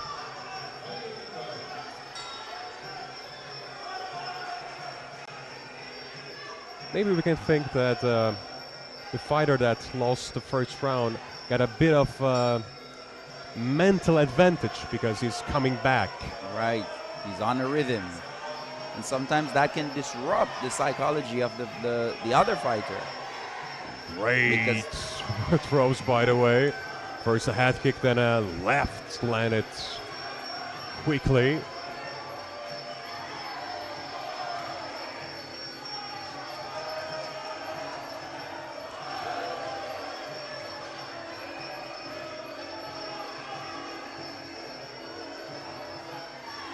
An elbow attempted by Hamza Sabri. I think Innes will need to find that range and get back to the boxing that was paying dividends for him in round one. It is true now, he's searching to get inside. Good low kick. Referee wants more action. Ooh, that knee just barely missed. Strong elbow. A good knee from Innes too. Ooh, Good another teep. teep. I think teep's working fine for Innes all day long, but a great left from Hamza Sabri. Hamza maybe have a, let's say, better variation, but also Innes landed some great shots as well. Can definitely see the confidence on Hamza. And it's building. And we got a minute and 15 seconds left.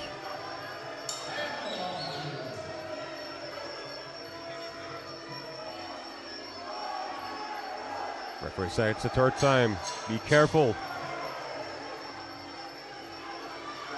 Oh, that knee. Ooh! Oh, wow! He was feigning that. I'd like to see that in slow-mo. It's a mental war right now.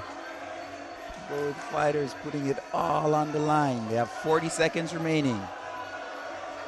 Still a close fight. Good tape.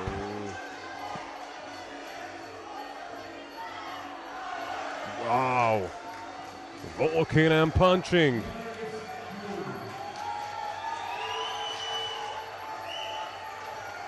One hell of a fight.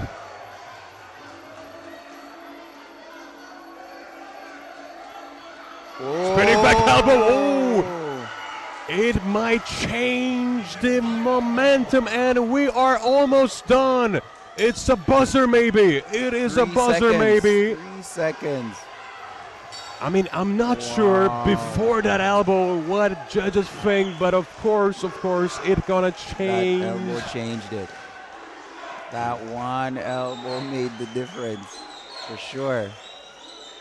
What a fight. What a fight. I mean, maybe it's a millisecond of uncertainty for Enes Berkasili. He caught unguarded, and we are waiting for the judges to this side. It was 19-19 right now, and the winner is Hamza Sabri. It was another split decision, by the way. What a fight. Shout out to the both fighters. It was crazy. I tell people all the time, you have not fought until you have done an IFMA World Championship. The best of the best compete here. Absolute best. It is true, and our last semi-finalist in the category of 7-1 will be Hamza Sabri. So we're gonna jump up to semi-final match at 81 kilos. The first one will be against Yehor Shrukin and Telekai Magomedov. I think they fought yesterday as well, if I'm not wrong. Yehor Shrukin is 23 years old. He got 21 bouts, 19 wins. What a resume. Wow. He is the previous European champion. I mean, he got gold in multiple European Championship. Last year, he got eliminated in the quarterfinal match in the World Championship, but he got under 23 gold medal at World Championship. Pretty good resume. 5 gold medals, 1 silver. And his opponent, Telekai Magomedov, a neutral athlete, and his first World Championship. In his first 2 matches, he defeated Lapanik and Hibibali. I mean, that win against Hibibali was special. It was an upset of the day, I guess, because Ilyas Hibibali, I think he won 2 world championships, 2 gold medal in world championships. So it was a great win for Telekai Magomedov, which is very young, only 20. He can compete in under 23, but since the qualification, he chose to go without the body protector. That is true. So it's going to be Yehor in the red and Telekai in the blue. Ukraine versus neutral athlete Telekai Magomedov. They both guarantee the bronze, so of course it's a good news before. But let's see who's going to be the first finalist at 81. The light heavyweight division.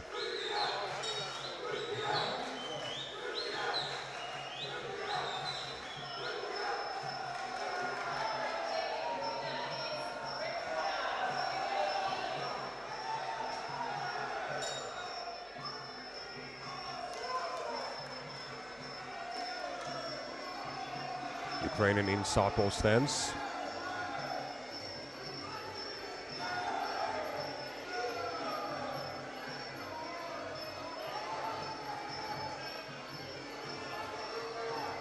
Of course, we are getting heavier and heavier, so one punch power is becoming much more important in this weight. Good catch, then a low kick from Telekai. Push tip.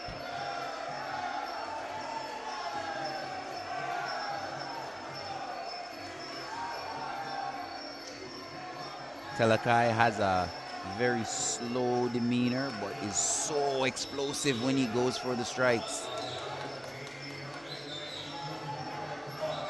Just relax, relax, and then explodes in.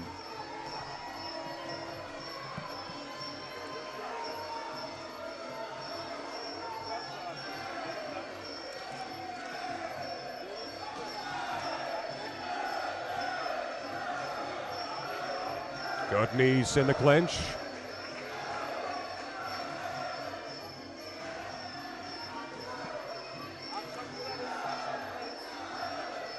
Referees intervened. There was an issue in the knee pads of Telekai. They're both stiff fighters. They are very balanced.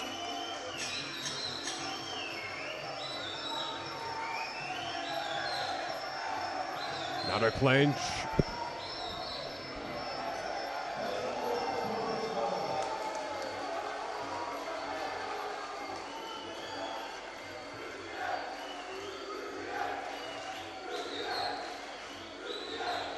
Deep, then a middle kick from Yehor Shrukin. Ooh, good left. Double jab. But response with a middle kick from Telekai.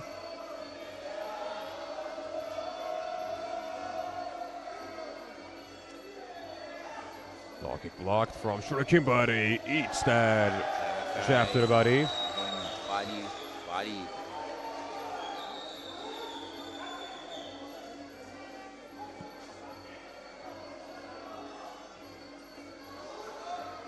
Pretty close round so far.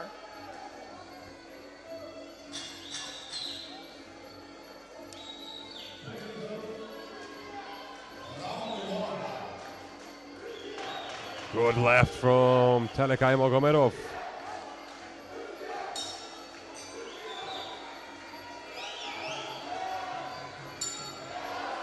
Now the first round's over. It was pretty close. Very, very close. I'm interested to see how the judges score it. These guys were willing to trade 1-for-1 for it. There was no discernible difference in balance and speed. Both looked strong, had a fairly even clinch. So it's almost there. And the first round goes to Telekai. Unanimous decision, by the way. Three judges score the same.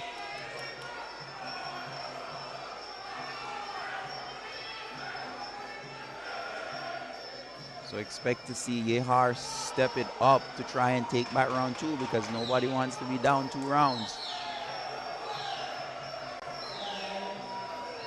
So it is going to be a tough round for Yehor Shrukin because he is now down by 1. Catch glove. Good start from Ukrainian.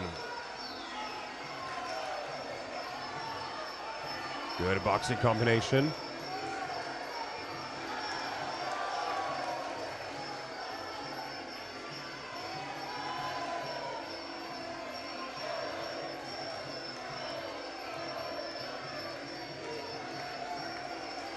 Now Ukrainian fighter keeps a distance as he likes. When apart from the clinch, we witnessed that he has a good distance control so far in this round. And of course, like Ahmedov trying to calculate the right distance to throw the teeps.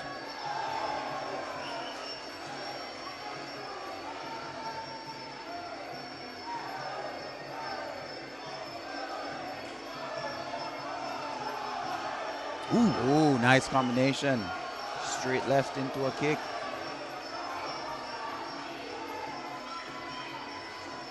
They're both blocking that low kicks fine.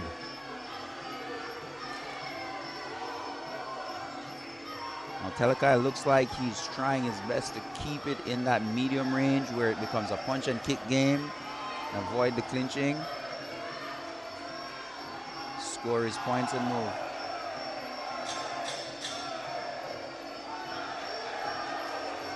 Another clinch. Referees intervene once again.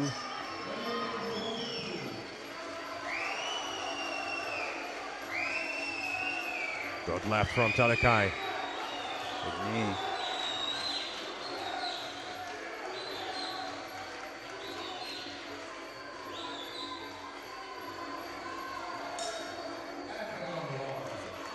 Good combination, great elevation change.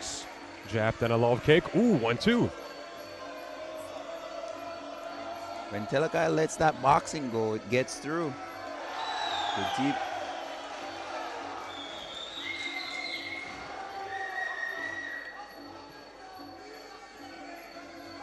A high kick attempt by Yehor Shrukin.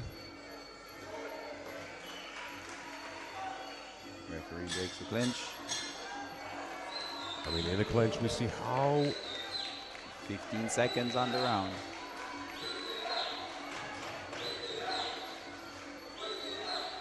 flexible they are. We have only 5 seconds left in the second round. End of round 2.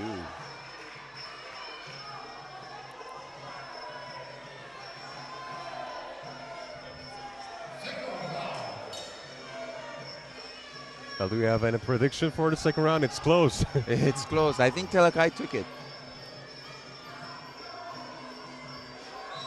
Well, we have seconds left. Judges have 30 seconds to decide, and it goes to blue corner again. Telekai. You were right. Telekai is now up by 2. Great advantage. But of course, we are at 81, so knockout stoppage is a great possibility. One hit can change the game. One punch, one elbow, one kick. I mean, Muay Thai fighters have a great arsenal. Maybe the only rival could be a mixed martial arts in terms of the arsenal.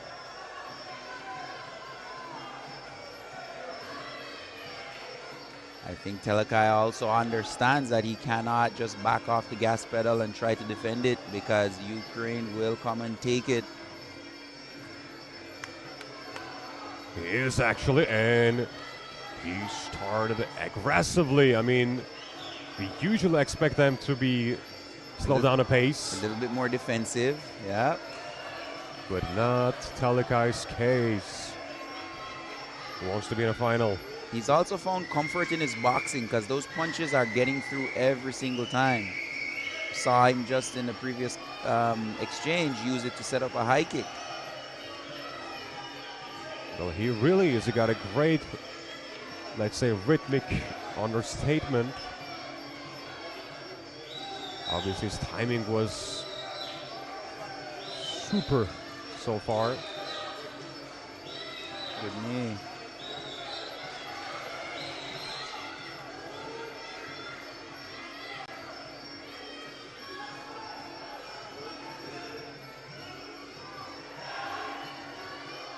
Another high kick.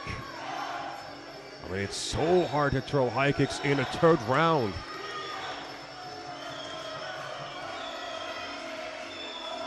Both fighters are extremely well conditioned. They are fit.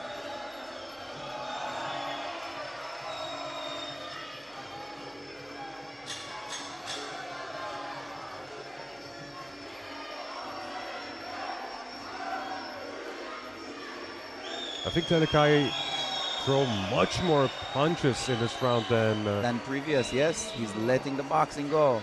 Good knee. good jab to the body. Sorry, good left to the body. Being down 2 rounds is extremely frustrating, because you know you have to do every single thing to try and win this round by stoppage. But the fatigue is fully in swing.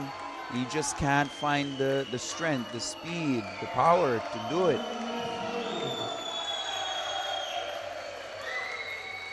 Telekai also looks more fresh in the third round. A spinning back elbow, but blocked by Telekai. We have only 20 seconds remaining in the third round, third and final round. If it's gonna happen, it has to happen now. Maybe it's a good time to get in the clinch, because now time is almost up. Ooh, another good elbow from Telekai, and it is now officially over. So it seems that Telekai will be our first finalist at 81.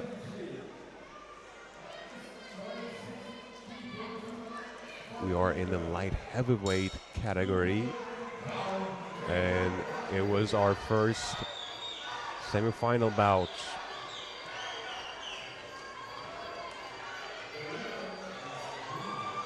And the winner is Telekai Magomedov in the blue corner.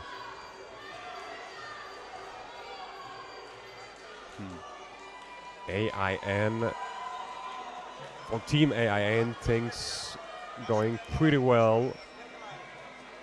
They already won lots of semi-final matches, so they'll be in the finals many times.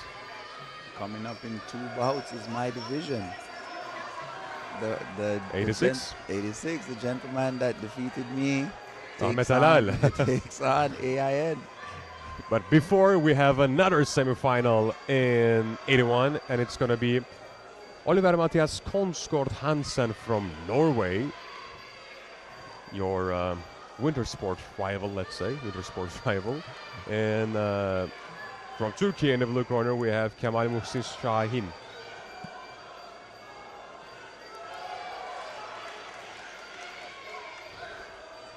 So who's going to be Telekai's opponent in the final? We have 2 competitors in the ring. In the blue, there's a Norwegian who got 14 bouts in his resume, 11 wins. He was also semi-finalist last year. That's why he got bronze, and he got some gold medals in Nordic Championships. He got 2 bronze medals in the World Championships. So, by the way, interestingly, I'm not sure if there's a error or not, but he actually maybe did not compete in under 23 and ended up eliminated in the quarterfinal and decided to Male elite. join the elite and Same then got bronze tournament. because I think it's hard to do it simultaneously. Right? And it might be a disqualification defeat, I suppose. It probably is. Yes, it is a first. He was actually scheduled to fight for under 23, but then decided to, because of the qualification, he can also compete in the elite. And in elite, he got bronze in the World Championship. On the other hand, we have Kemal Muhsin Shahin, a young Turkish fighter who is 20 years old, and it is his first World Championship. He defeated Douglas Silva de Meo in the first round, and then quarterfinal, he defeated Dimitri Saramatin in a very, very close fight. It ended 29-28. So expect fireworks for this round, this match just as well. Sure. And on cue, the guys are engaging in a strong, aggressive clinch.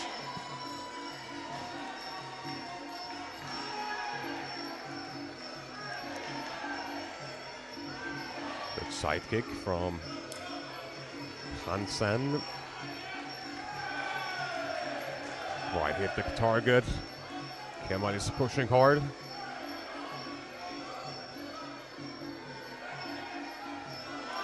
Nice stepping elbow. Good return on that body kick. Ooh, a hard hitting right from Hansen. A right hook as well.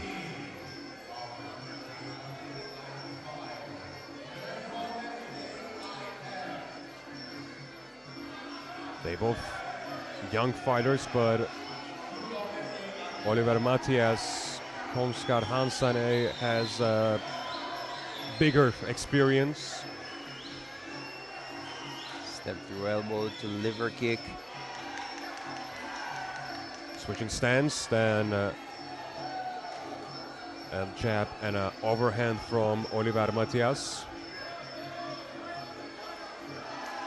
That's called their name by first names. Ooh, good combination from Kemal Muhsin. Now the crowd go eclectic, electric.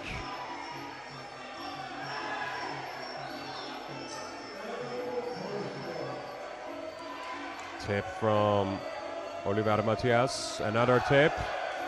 Now a combo middle kick, then overhand. Tip from, ooh, Kamal taking that leg. great round. It is gonna be hard to decide. This is a close round.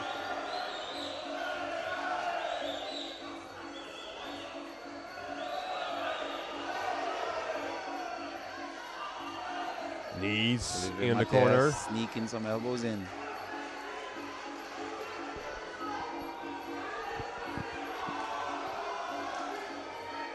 And we have 15 seconds remaining in the first round. A tip.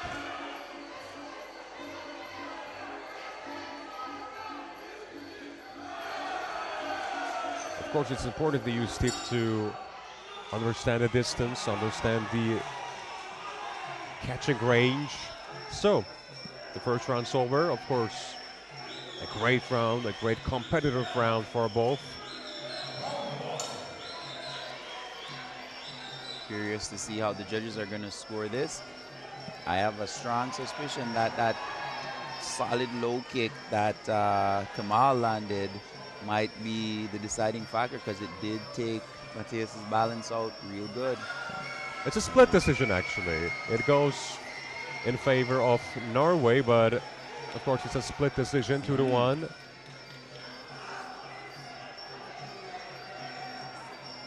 Of course, Now they Kamal has the task of stepping it up to take back two. By the way, what a carnage in the ring. See, I guess it was like flashing quick strikes.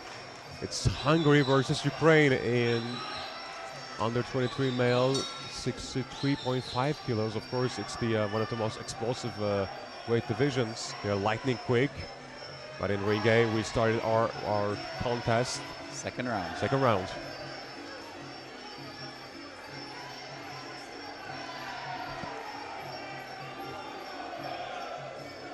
Good knees Strong knees from Norway. Oliver Matias.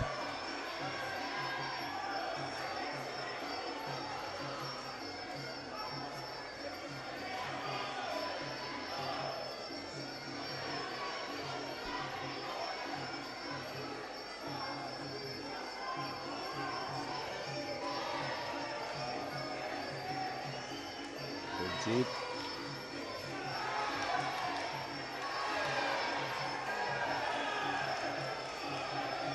Close range, landing elbows and punches. Now they're both in orthodox stance. Well, we see a lot of action in short range, but I'm not sure how significant the strikes are at teep. Yeah, they're both locking the clinch up and not able to create any space to land any significant knees. So the clinch is becoming more of a stall than an actual strategy for winning here. Well, it definitely is, and we have a minute and 20 seconds left in the second round. I think Kamal is now mouth breathing. He might be a bit exhausted right now. But I'm not sure if Oliver Matias too. Matias's body language still remains the same from round one. Strong.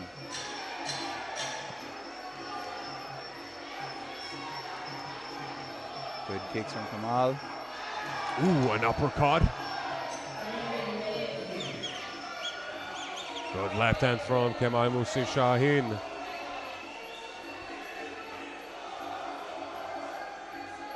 Almost half of a minute left.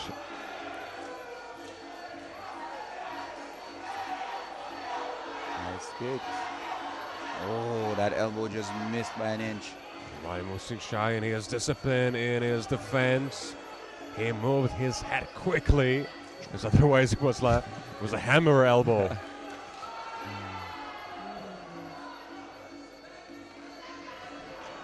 10 seconds left. I mean, Oliver Matias, he utilized that elbow so much time. And the second round is also end. I think he took this round as well. Well, let's see.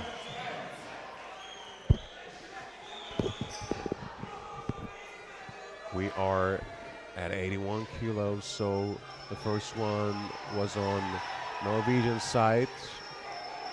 Even though it was 2-1 in the eyes of judges, still it is count for Norwegian, and another split decision, another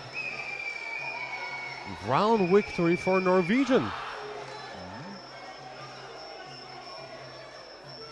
I'm not sure if the same judge actually gave it to Kemal Muaythai or not.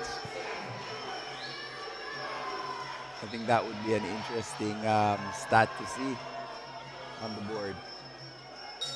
Yes, it is. So we have Final round. the final round. Last 3 minutes. Kemal Muaythai now needs a stoppage. And he started well. Can he find a rhythm and find the right answer to get it done?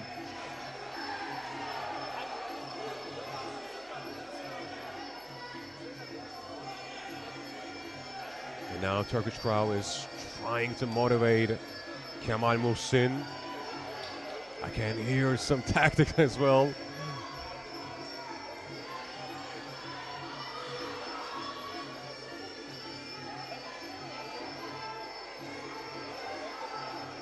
After 2 close rounds, Oliver Mathias Kolskar Hansen is up by 2.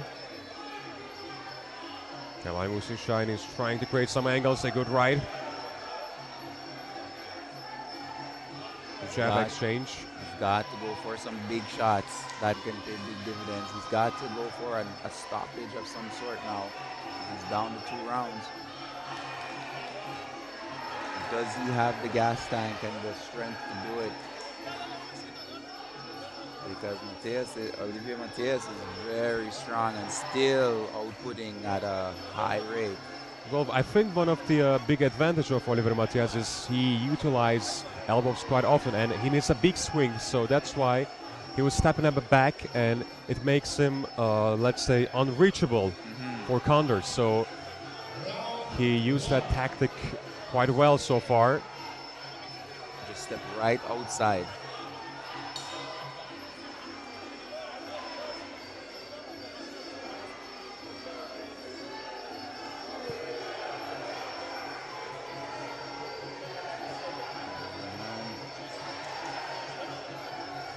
We have a minute left in the fight.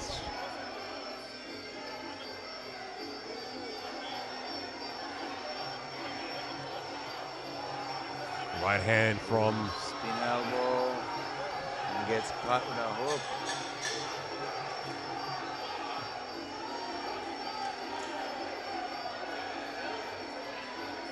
Kamal looked like he was about to set up his own spinning elbow there.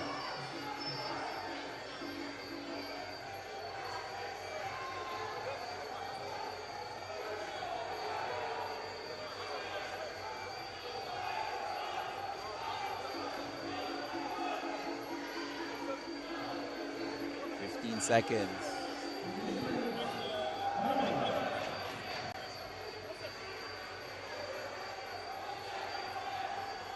So we have all the seconds remaining, and it looks like Olivier Matias will be facing off with Telekai. yeah, it's going to be Telekai versus Oliver Matias in the final. 2 great semi-final matches.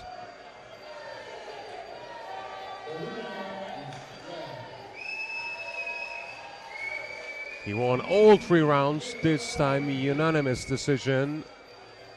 No hesitation amongst the referees, and so we completed 81 kilos. So now it is time for cruiserweight. Cruiserweight. My space. I'm very interested to see how this fight's gonna go. Ahmad is very, very fast and light on his feet, but he's shorter than I am. And the independent athlete is taller than I am. And Well. and very, very How good. tall are you exactly? I am 6'2". 186, 88. Okay. 188 centimeters. 88. Yeah. By the way, you look much more younger. Everybody says Yeah, that. yeah, it's true. I mean, I think we are at the same age. I'm 24. You are 24. Yeah, Wow. but I look older. I'm 40. Yeah, I know. Because yesterday when I was coming, I said, "How come? How come?" I mean, interesting. I started this sport very old, man. I started at 27 years old. Still hope for me, then? There's still hope for you. Okay. If I can do it at 40, anybody can do it. You are a great influence for everyone. I mean, it's so good. But I mean, I still think maybe you're faking your age, but No, here is proof. The great, the great I mean, I got that as well. So we have our first semi-final. Galiyev is very tall, actually. Very tall. He's taller than me. He's probably like 191, 92, Yeah. maybe taller than that. And his resume is also Very colorful, huh? very good. I mean, last year was a bit a disappointment for him because he got eliminated early, but I think he got eliminated by Aaron Ortiz from the USA. we can check later, but he actually won silver in 2021.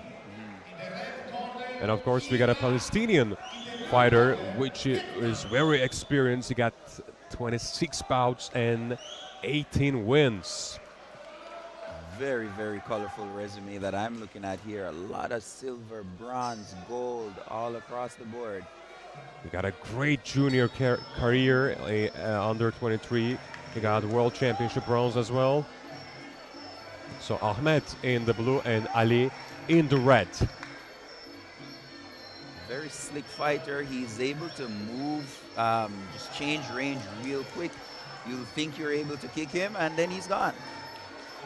Well, the issue maybe, as you can see, the hips of Ali is on the level of Ahmed's. The bottom of his shorts. Yeah. It's a big height It's a difference. big, I mean, it's a big leg reach difference, and teeps are important, kicks are important. So yeah, it's a big advantage. What I can tell you from first-hand experience here, though, is that kicking, round kicks and teeps, he's very good at catching them.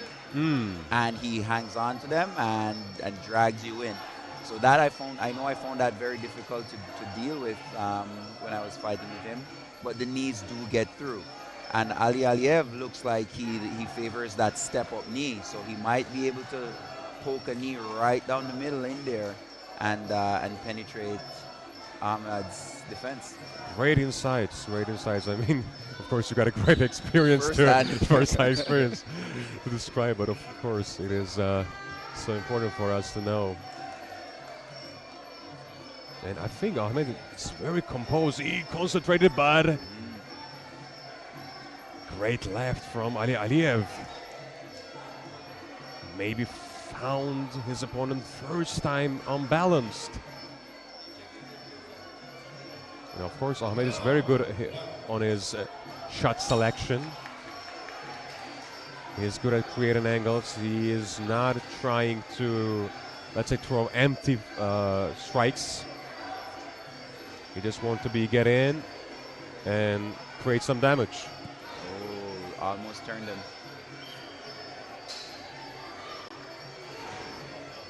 At 86 kilograms and having that height, I think one thing that describes Ahmed is that he's good at being short. Of course, right? Of course. So he's mastered dealing with the teeth, dealing with the body kicks, really shutting that range down. It is true, and we have 30 seconds remaining. Good left, good low kick from Ahmed, and good defense.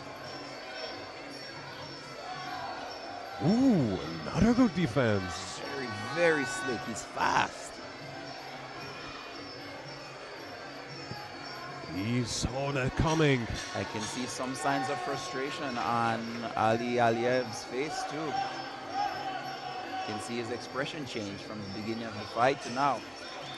Because he started pretentiously, but maybe after the first half of the first round, the momentum kind of switched. Maybe, I'm not sure.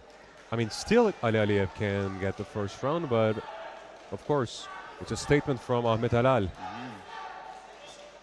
I think they're gonna give it to Ahmed. Let's see. Well, the corner of Galiyev is actually want him to be maybe more in the close range. Yeah. By the way, the winner of the first round is Galiyev. Looks like they're beckoning for Ali to get in there and land more knees. Yeah, more knees actually. That's the crucial part. They're looking for long knees.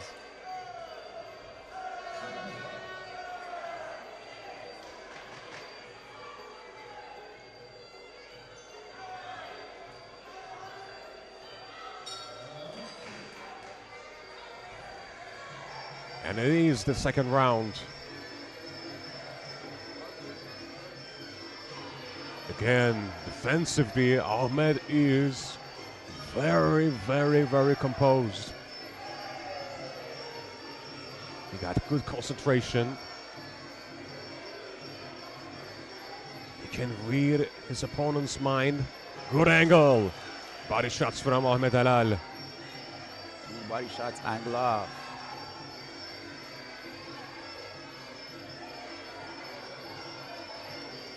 And I think Galiyev is hesitant to get inside. Yes, he is.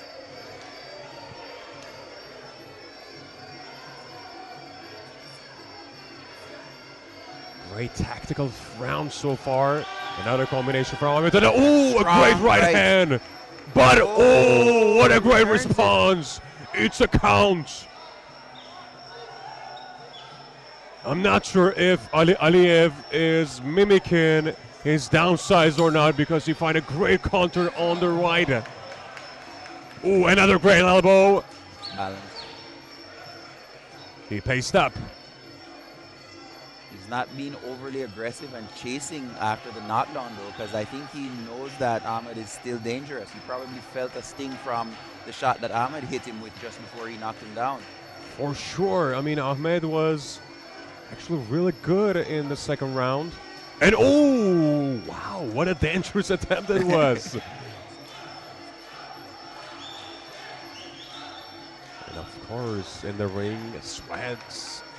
Only water spilled down from his now almost leaking. Oh, good combination from Ahmed Halal.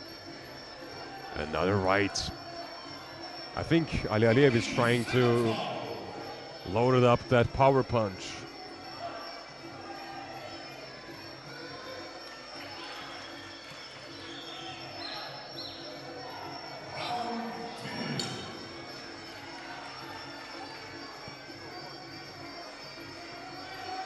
I think Ahmed's gonna really have to unload. Another left. Ooh, left hook. Great left hook. Crazy timing. And it looks like it opened the cut too. Wow. And yeah, they have to check. They have to check. That's not a good sign. I haven't seen too many fights continue after a cut gets opened up.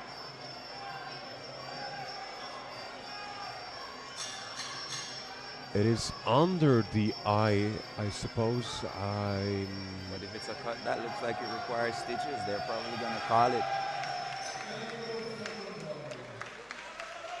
We're waiting. And by the way, we have 22 seconds remaining in the second round.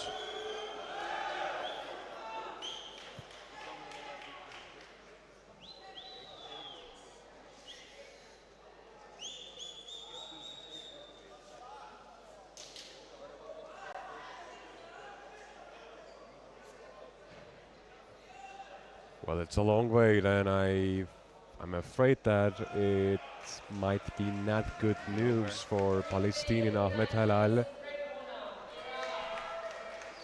They're still looking.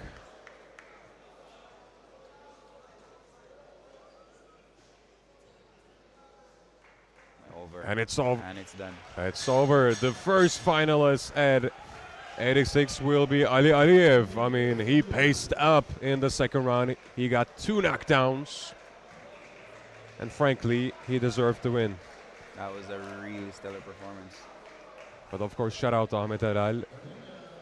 He showed resilience, he showed courage, and he will go home with a medal, of course, the bronze medal.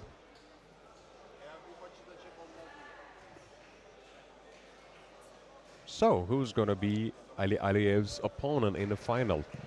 Is it going to be Taras Balakhtar from Ukraine, or is it going to be Andreas Lillikrona from Sweden?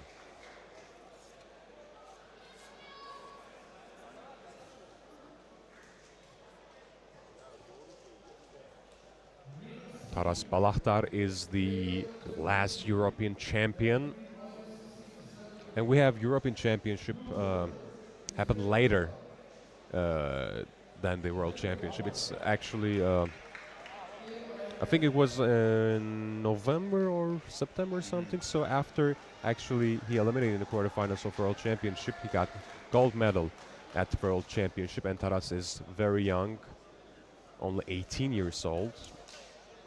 Andreas Lillikrona also actually competed in European Championship. I wonder if they meet there. I'm not sure if we have a head-to-head record. Well, it's not what I'm looking for.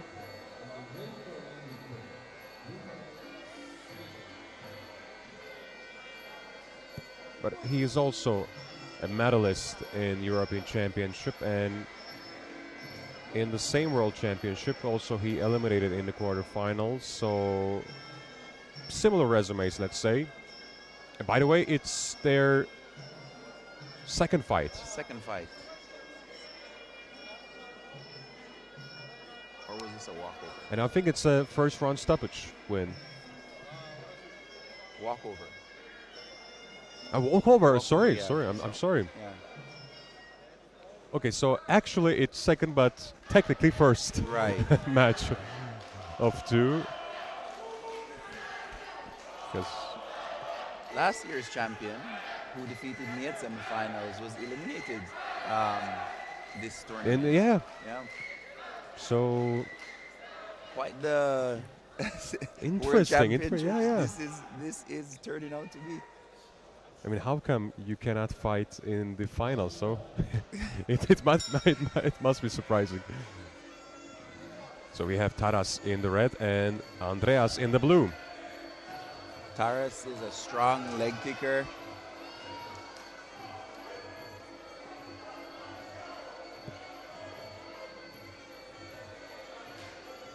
And Andreas is huge. Big. Ooh, good right overhand from Taras Balakhtar.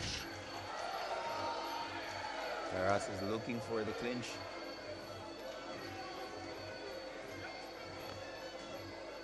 I think he's actively trying to take the range away from Andreas. Sure. Is the shorter one. Strong body kick.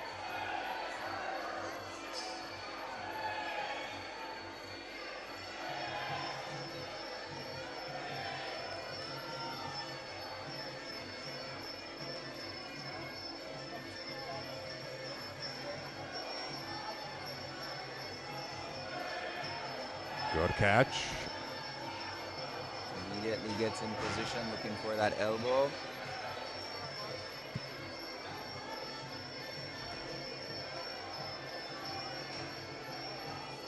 Ooh, another right overhand coming from Taras Balakhtar. Of course, overhands are important because he's fighting against a taller opponent. When I saw Andreas fight yesterday, he's a bit of a slow starter. It wasn't until round 2 that he really picked things up. But I don't think he can afford to make that mistake with Taras. It might be too late to start the match in the second round. Yep.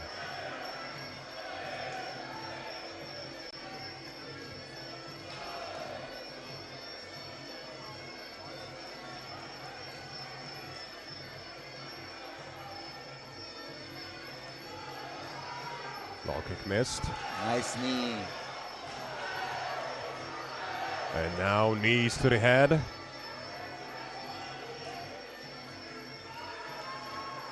We don't have much time left in the first round. We got 30 seconds.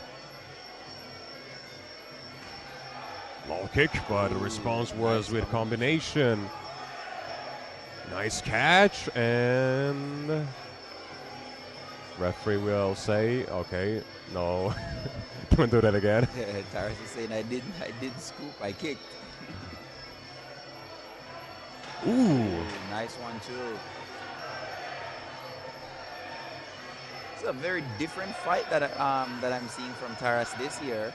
Last year he didn't really engage in much clinch exchanges from what I can remember.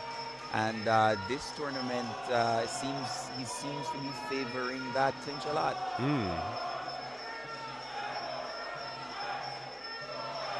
I remember going up to the ring, sitting ringside, waiting to go in for my bout, and watching him and Vito Koshar knock it out at each other, and they were swinging low kicks like crazy. And I'm there sitting, I'm looking, I'm like, man, these guys love to kick leg.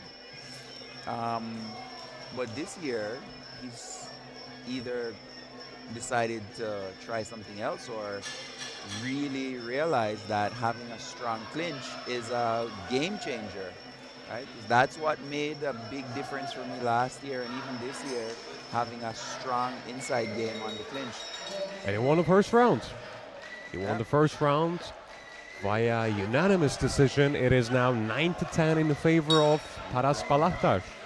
Of course, I mean, as far as I can see, got a great coaching equipe, and they were so enthusiastic about the first round. They were like talking loudly and motivating people. And of course, their job is to analyze his opponent and give insights about how he can fight. Yep. Truly. Well, let's see if Andreas can step it up. As you mentioned, Wow. That off-balanced him hard. It was a slicing low kick from Taras Balahtar.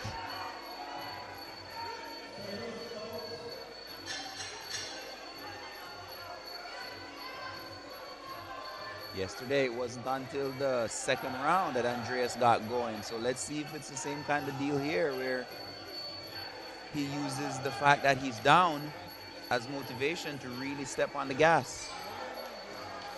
But Taras is not giving him any room to adjust. He's just staying on him with that clinch, keeping it tight.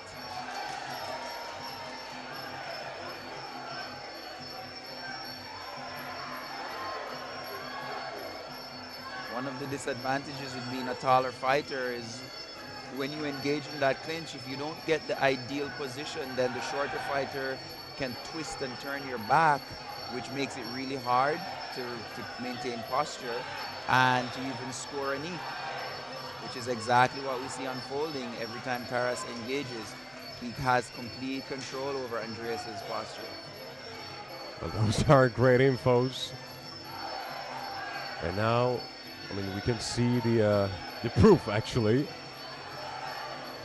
See, Andreas is completely bent over. He can't defend, he can't score, he can't even turn out of it. It is true, and we got a minute left in the second round.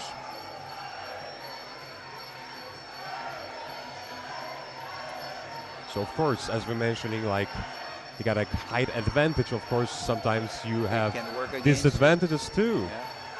Like in this scenario, he has to, as soon as that clinch is coming, he knows it's coming. He has to drop his body weight a little bit and tuck his head just underneath Taras's chin and frame into it to push Taras back, create the space, throw the knee, and then look for his elbows. Otherwise, Taras is just going to continue twisting him out of position and grinding him out just like what he's doing. It is true, and actually in every martial arts involving clinch, actually being the taller athlete is not necessarily a good thing. You think about the MMA, if you're only, like, let's say, in the octagon's sides. Of course, if you have a, let's say, short height, then it's hard to throw. Control, yeah. To control, and again, And the second round is also over. We got a really actually tactical fight in the second round, and maybe the tactics from Andreas did not work He has to again. This is where Andreas would need to do something really dramatic, like maybe try a flying knee right up the middle when Taras is coming forward, because he knows that he's coming for that clinch. He has to do something very dramatic like that. Go use that long push kick to the face or a flying knee, because Taras is going to keep coming on that clinch. Even if he can't score very effectively, he's breaking Andreas's posture completely and landing one or two knees, just staying ahead enough on the points. And at this point, he has the 2 rounds. And he is now up by 2.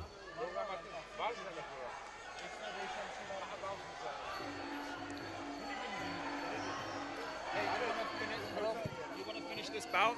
Yeah.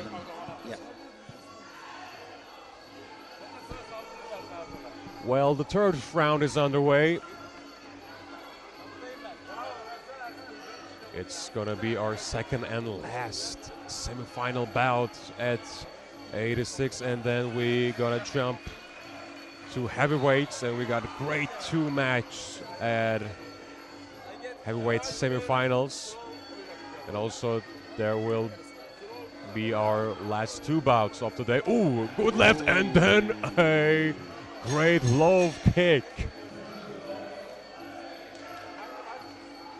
Clinical fight so far from Taras Balaktar. Well, it seems that it's going to be Aliyev versus Taras Balaktar in the final, and it's going to be, whoa, what a fight. It's going to be flames. Once again, Andreas Lillekrone is down, and now referee is counting. And I think he got an issue. Cut open up.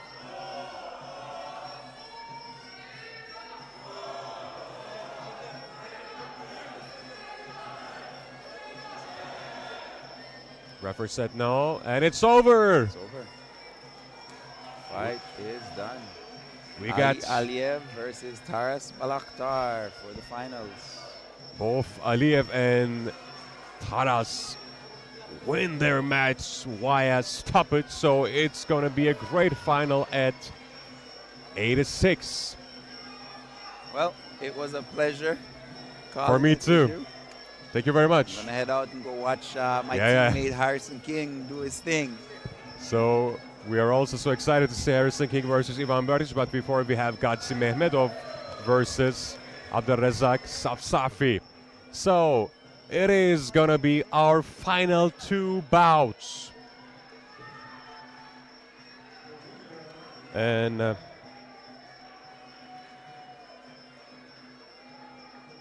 for this 2 heavyweight bouts, we have another color commentator who is Mr. Clinton Tudor, all the way from New Zealand. New Zealand. In the Another house. Kiwi in the commentary box. And you dressed all black too. Why not, man? Why? Why not?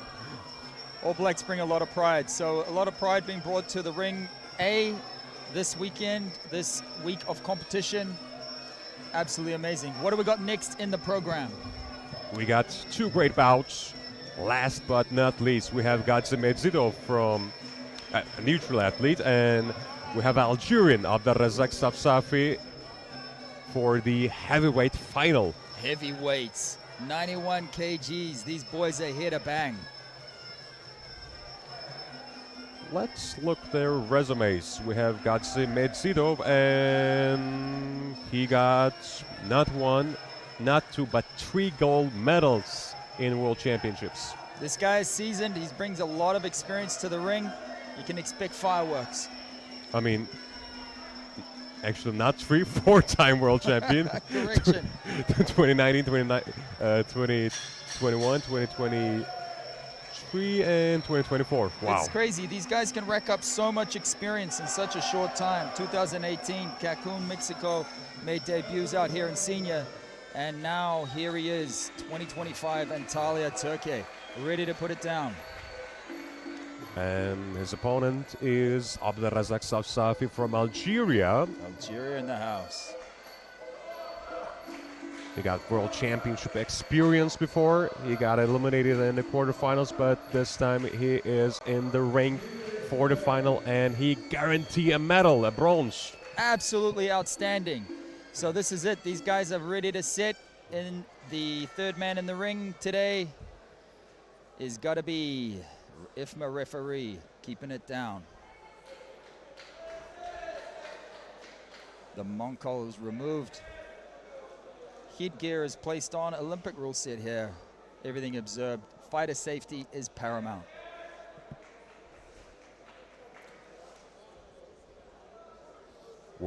We have Gatsi in the red and Abderrazak in the blue. Algerian fighter.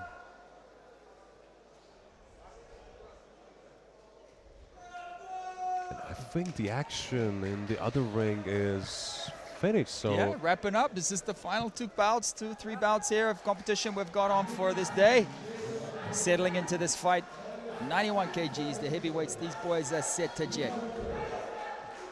And of course, one punch power is much more crucial for these guys. And here we go, in the referee's hands, touching gloves.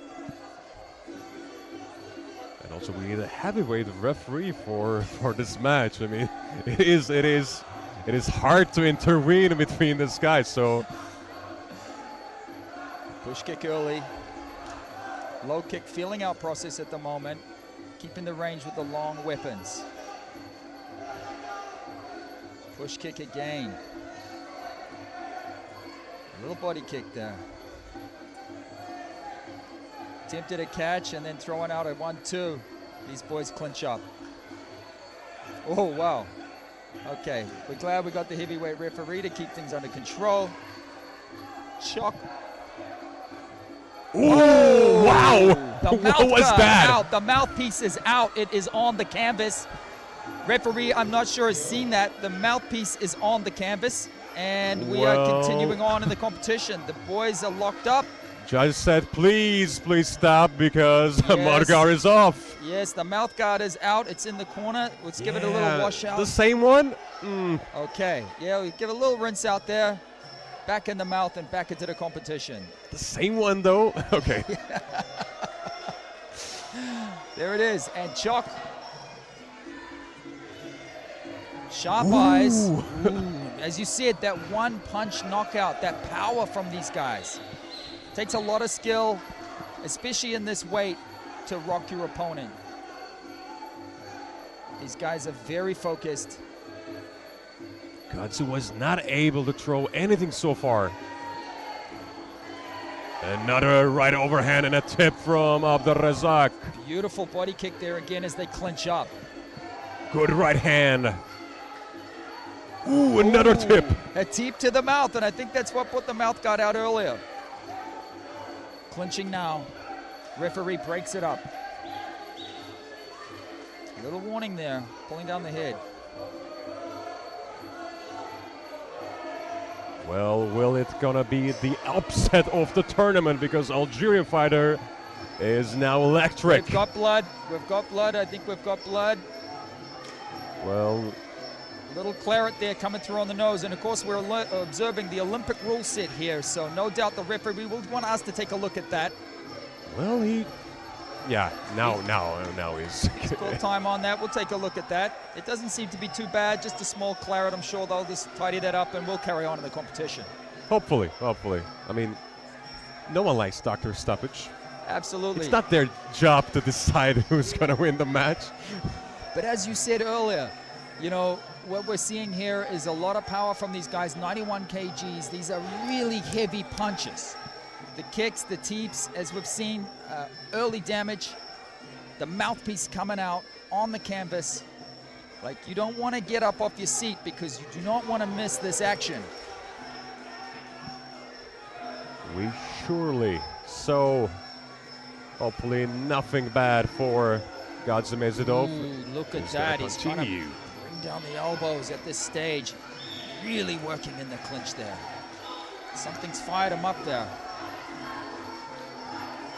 Well, an active clinch and knee to the chin. Both fighters to their feet. Shock. Good left hand. Strong Oh, left hook.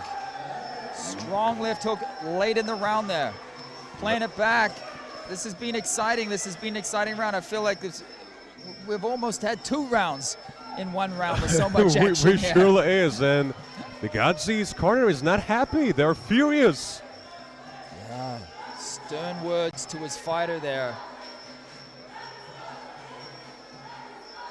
Yeah, taking the breaths in. And the first round goes to Algeria. Unanimously. Takes it. Yeah, I would say with those face teeps and obviously visible damage as well. For sure. He very much controlled it. Very nice hands late in the round, as you said. Let's see what round 2 brings. Let's see. So we have 10 seconds remaining for the break. But of course, we were talking about heavyweights, so the scenario can be different, but one punch can change everything. Absolutely. You do not want to get up off your seats. Third man in the ring, IFMA official referee, gets this round 2 underway. Early start. In the clinch, looking for points.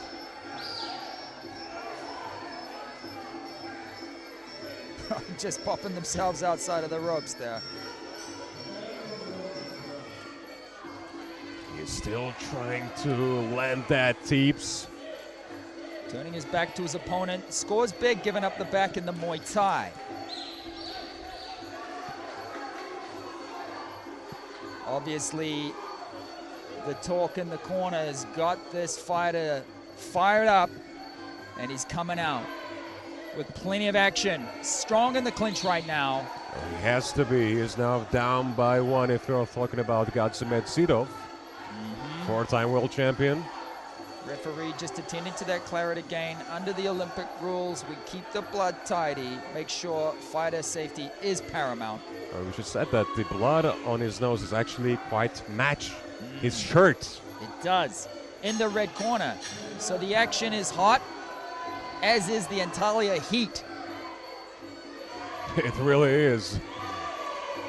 This is It was a good knee. It is a strong knee in the corner there as the referee attempts to break them up and bring them back to center ring. And of course, getting the elbow guards up, strong on these big boys. These elbows, a lot of power coming from the elbows. Let's make sure the pads are on. You never want to get a elbow from a heavyweight. Walking into knees there, and again, these 2 giants clinch up. They are actually giant. I mean, how tall they are. Wow, just how quick they get those high kicks up, spinning back. The best one. Fight fans are treated to an absolute masterclass Yes. here in Antalya 2025. The IFMA Senior World Championships, walking down with the teep. Body kick and into a knee. Clinching up, the referee will break them. Shock, he says, and the fight progresses. Strong body kick, just skimming. Ooh! It was an elbow that landed fast. Wow. We're just talking about it.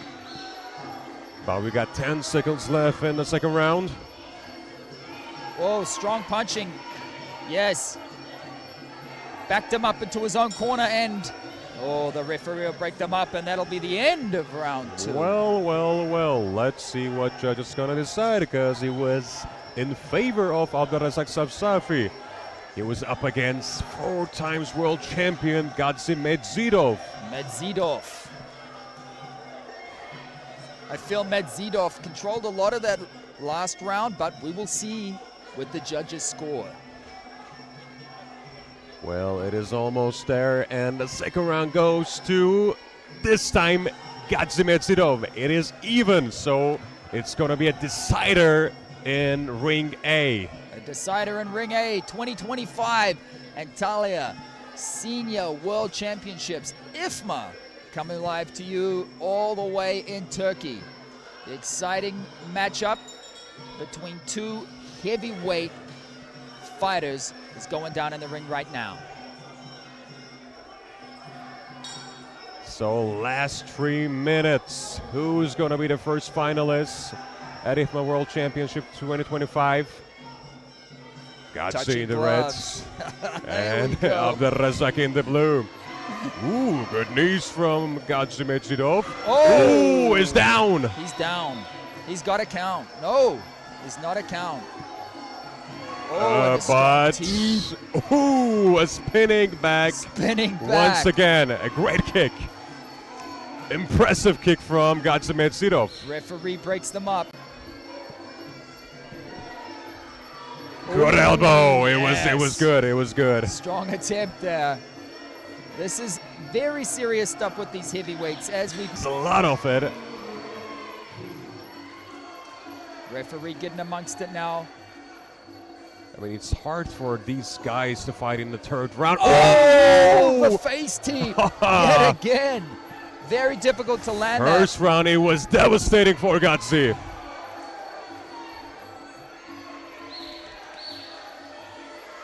Well, both fighters want it. They're putting everything on the line, leaving everything in the ring this final round. Well, we got a minute and 30 seconds left. Halfway's over, so it's gonna be... Who wants it more? Yeah. It's gonna be a mental war too. Ooh, body kick. Ooh, Straight. nice jab. Yeah. Oh, looking for that elbow. He's hunting for it. They surely is. Referee breaks it up again. IFMA 2025 Senior World Championships. Elbow. It was good. It was good from Gadzhi. Oh. Puts him into the corner. The referee's definitely got his work cut out for him. Trying to manage the last part of this final round. A great elbow too. Walked it down off the power side. Got all the leverage behind it.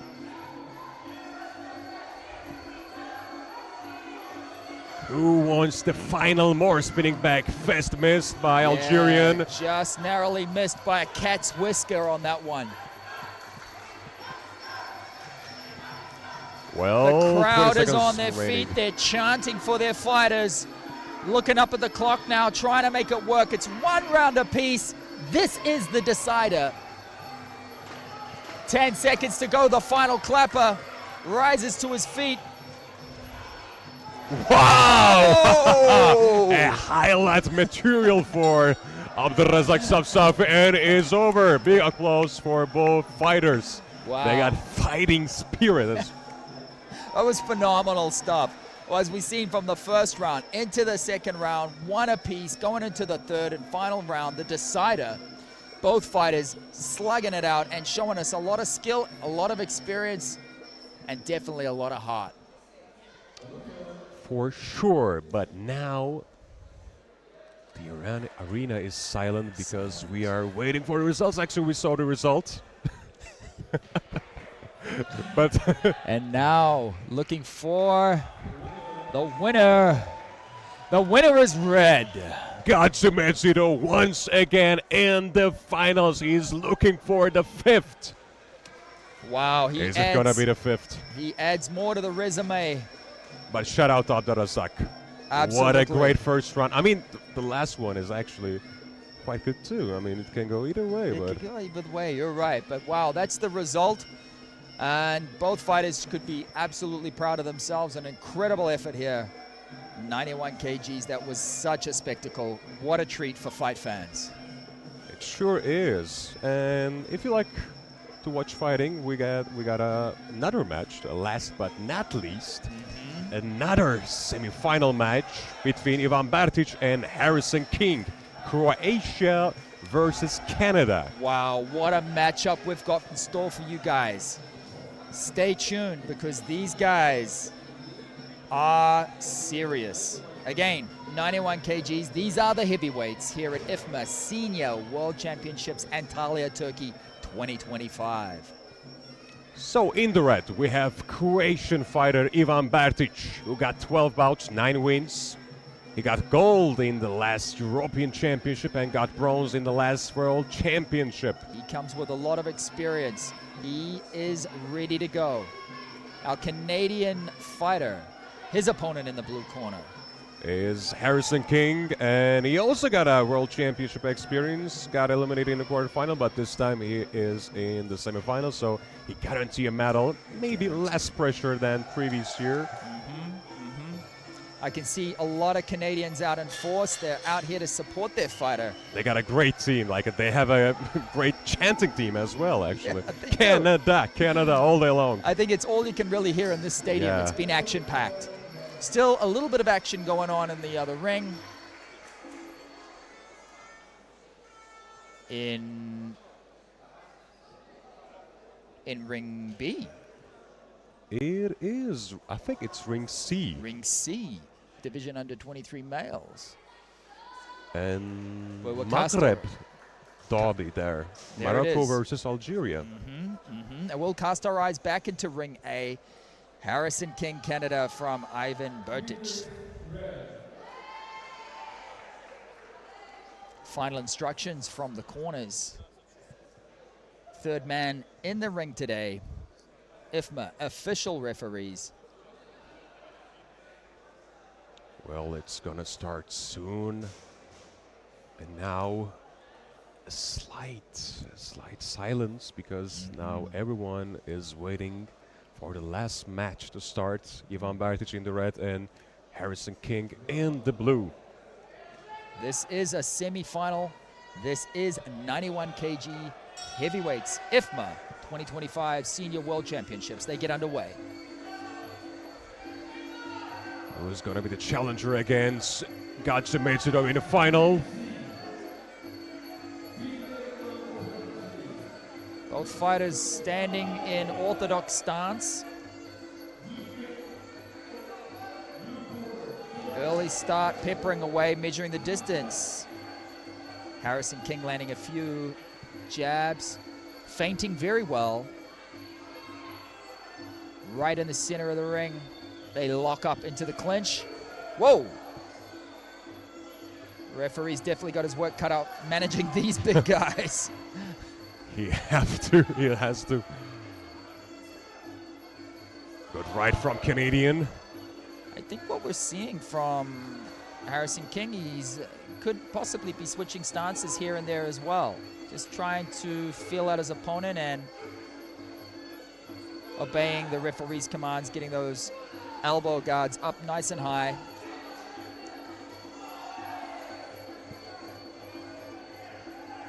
Both fighters squaring up again in orthodox stance. Wow.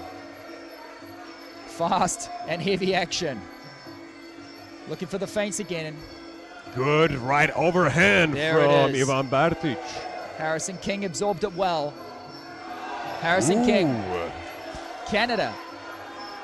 Looking for the teep. Oh, you were right. Another right overhand from Ivan. Lands flush Ooh, and a spinning back. The best one. The best one as always. Yeah, very, very nice work. And also walking into the step-up knee. Ooh, a middle kick from Canadian. Whoa, he's looking for it, all right. He's definitely hunting for it. He's definitely hunting for it. Ivan Bertic, he's looking good right now. Going up against Harrison King. They lock up and the referee will break them, bring them back to center ring. We got a minute left in the first round. The Canadian fans, the supporters here, is all we can hear in the stadium. Ooh, a low kick. Missed. Man, the power of these guys. Wow. Backing up into It's the a hard job. referee. Oh, by the way, it was a great low kick. Wow, the action.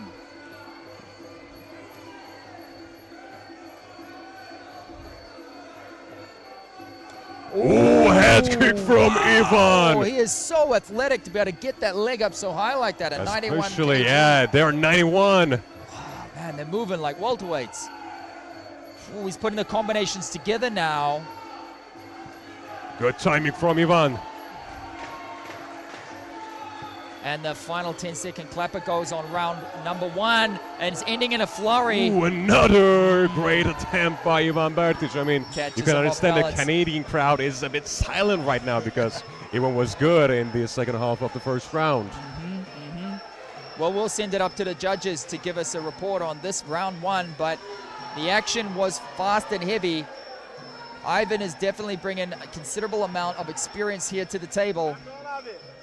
Harrison King, very excited to be here, and the Canadian team are certainly behind him. You folks at home, joining us live, 2025 Antalya, Turkey for the IFMA Senior World Championships. Where it is a unanimous decision in favor of Croatian. Ivan Bertic is now up by 1. So he'll be chasing now Harrison King. I'm assuming what his corner will be talking to him about. Maybe trying to control a little bit more, get a bit more going off in that clinch. He was having some early success with the body kicks as well. Perhaps going to that, working a little bit more off the range. Time on. It is the second round. Ooh. Wow, Boric. Ooh, Harrison. Defense from Ivan, and Inside low kick, gets the base off balance. Ties him up now in the clinch. Walks him back to the ropes, trying to create some space to get them hips moving and those knees off. Referee breaks him off, brings him back to center ring.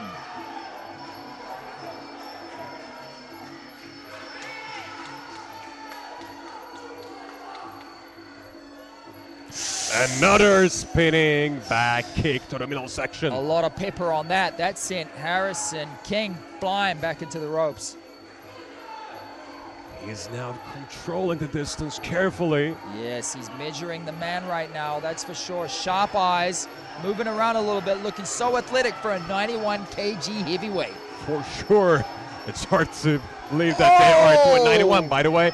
Another head kick. Yeah, he's sending it up top. What a flexibility from Ivan Bertic. That's absolutely making Harrison King second guess a lot of what's going on, and he's just now putting together the crisp combinations there, working all the levels.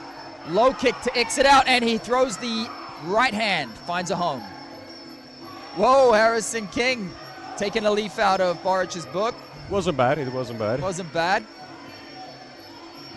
Fans certainly liked it. Ooh, another overhand. He's throwing the 1-2 very nicely, getting his head off the center line and then getting out. Scoring big. He's going for this move a lot now. Same combination over and over again. There it is. They lock up. Referee gets in there. I mean, Breaks up the clinch. If it works, why would change it? Yeah. He's certainly been landing with that, and that is a serious punch, the overhand punch. A lot of weight behind that. Just moving around. Looking Another good timing moment and a great right hand. Taking the base out first and setting it up. Ivan Bertic is vertical on his hands. And we have 35 seconds. It's a big time for a Muay Thai round. Especially with the heavyweights, 91 kgs. These boys can certainly put your lights out. Locks up, looking for the tomahawk elbow there. Harrison King trying to find a home on that. Moving forward now. They lock up and the referee gets in to break up this clinch. Back to center ring. Ivan Bertic. Superman punch from Ivan Bertic. Wow, that'll the end of the second round. We'll be sending that one up to the judges. A lot of highlights coming in from that round there. The spinning back, the Superman punch. Well, we got great overhands as well.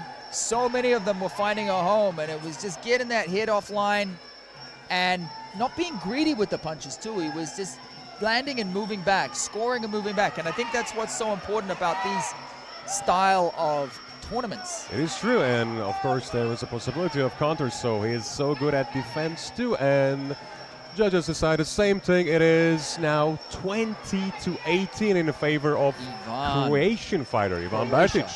There it is. So What do you think they're talking to Harrison King in the corner there from the Canadian team? Well, one thing's for sure, you need to finish him. But how? How? I That's it. mean, that's a tough job. The puzzle is all yours, Harrison King from Canada.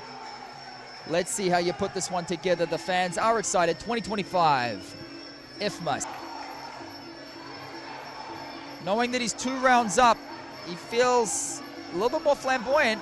He's keeping the range, using the longer range weapons, but again, that overhand finding a home. He is really good at ring domination and another clinch.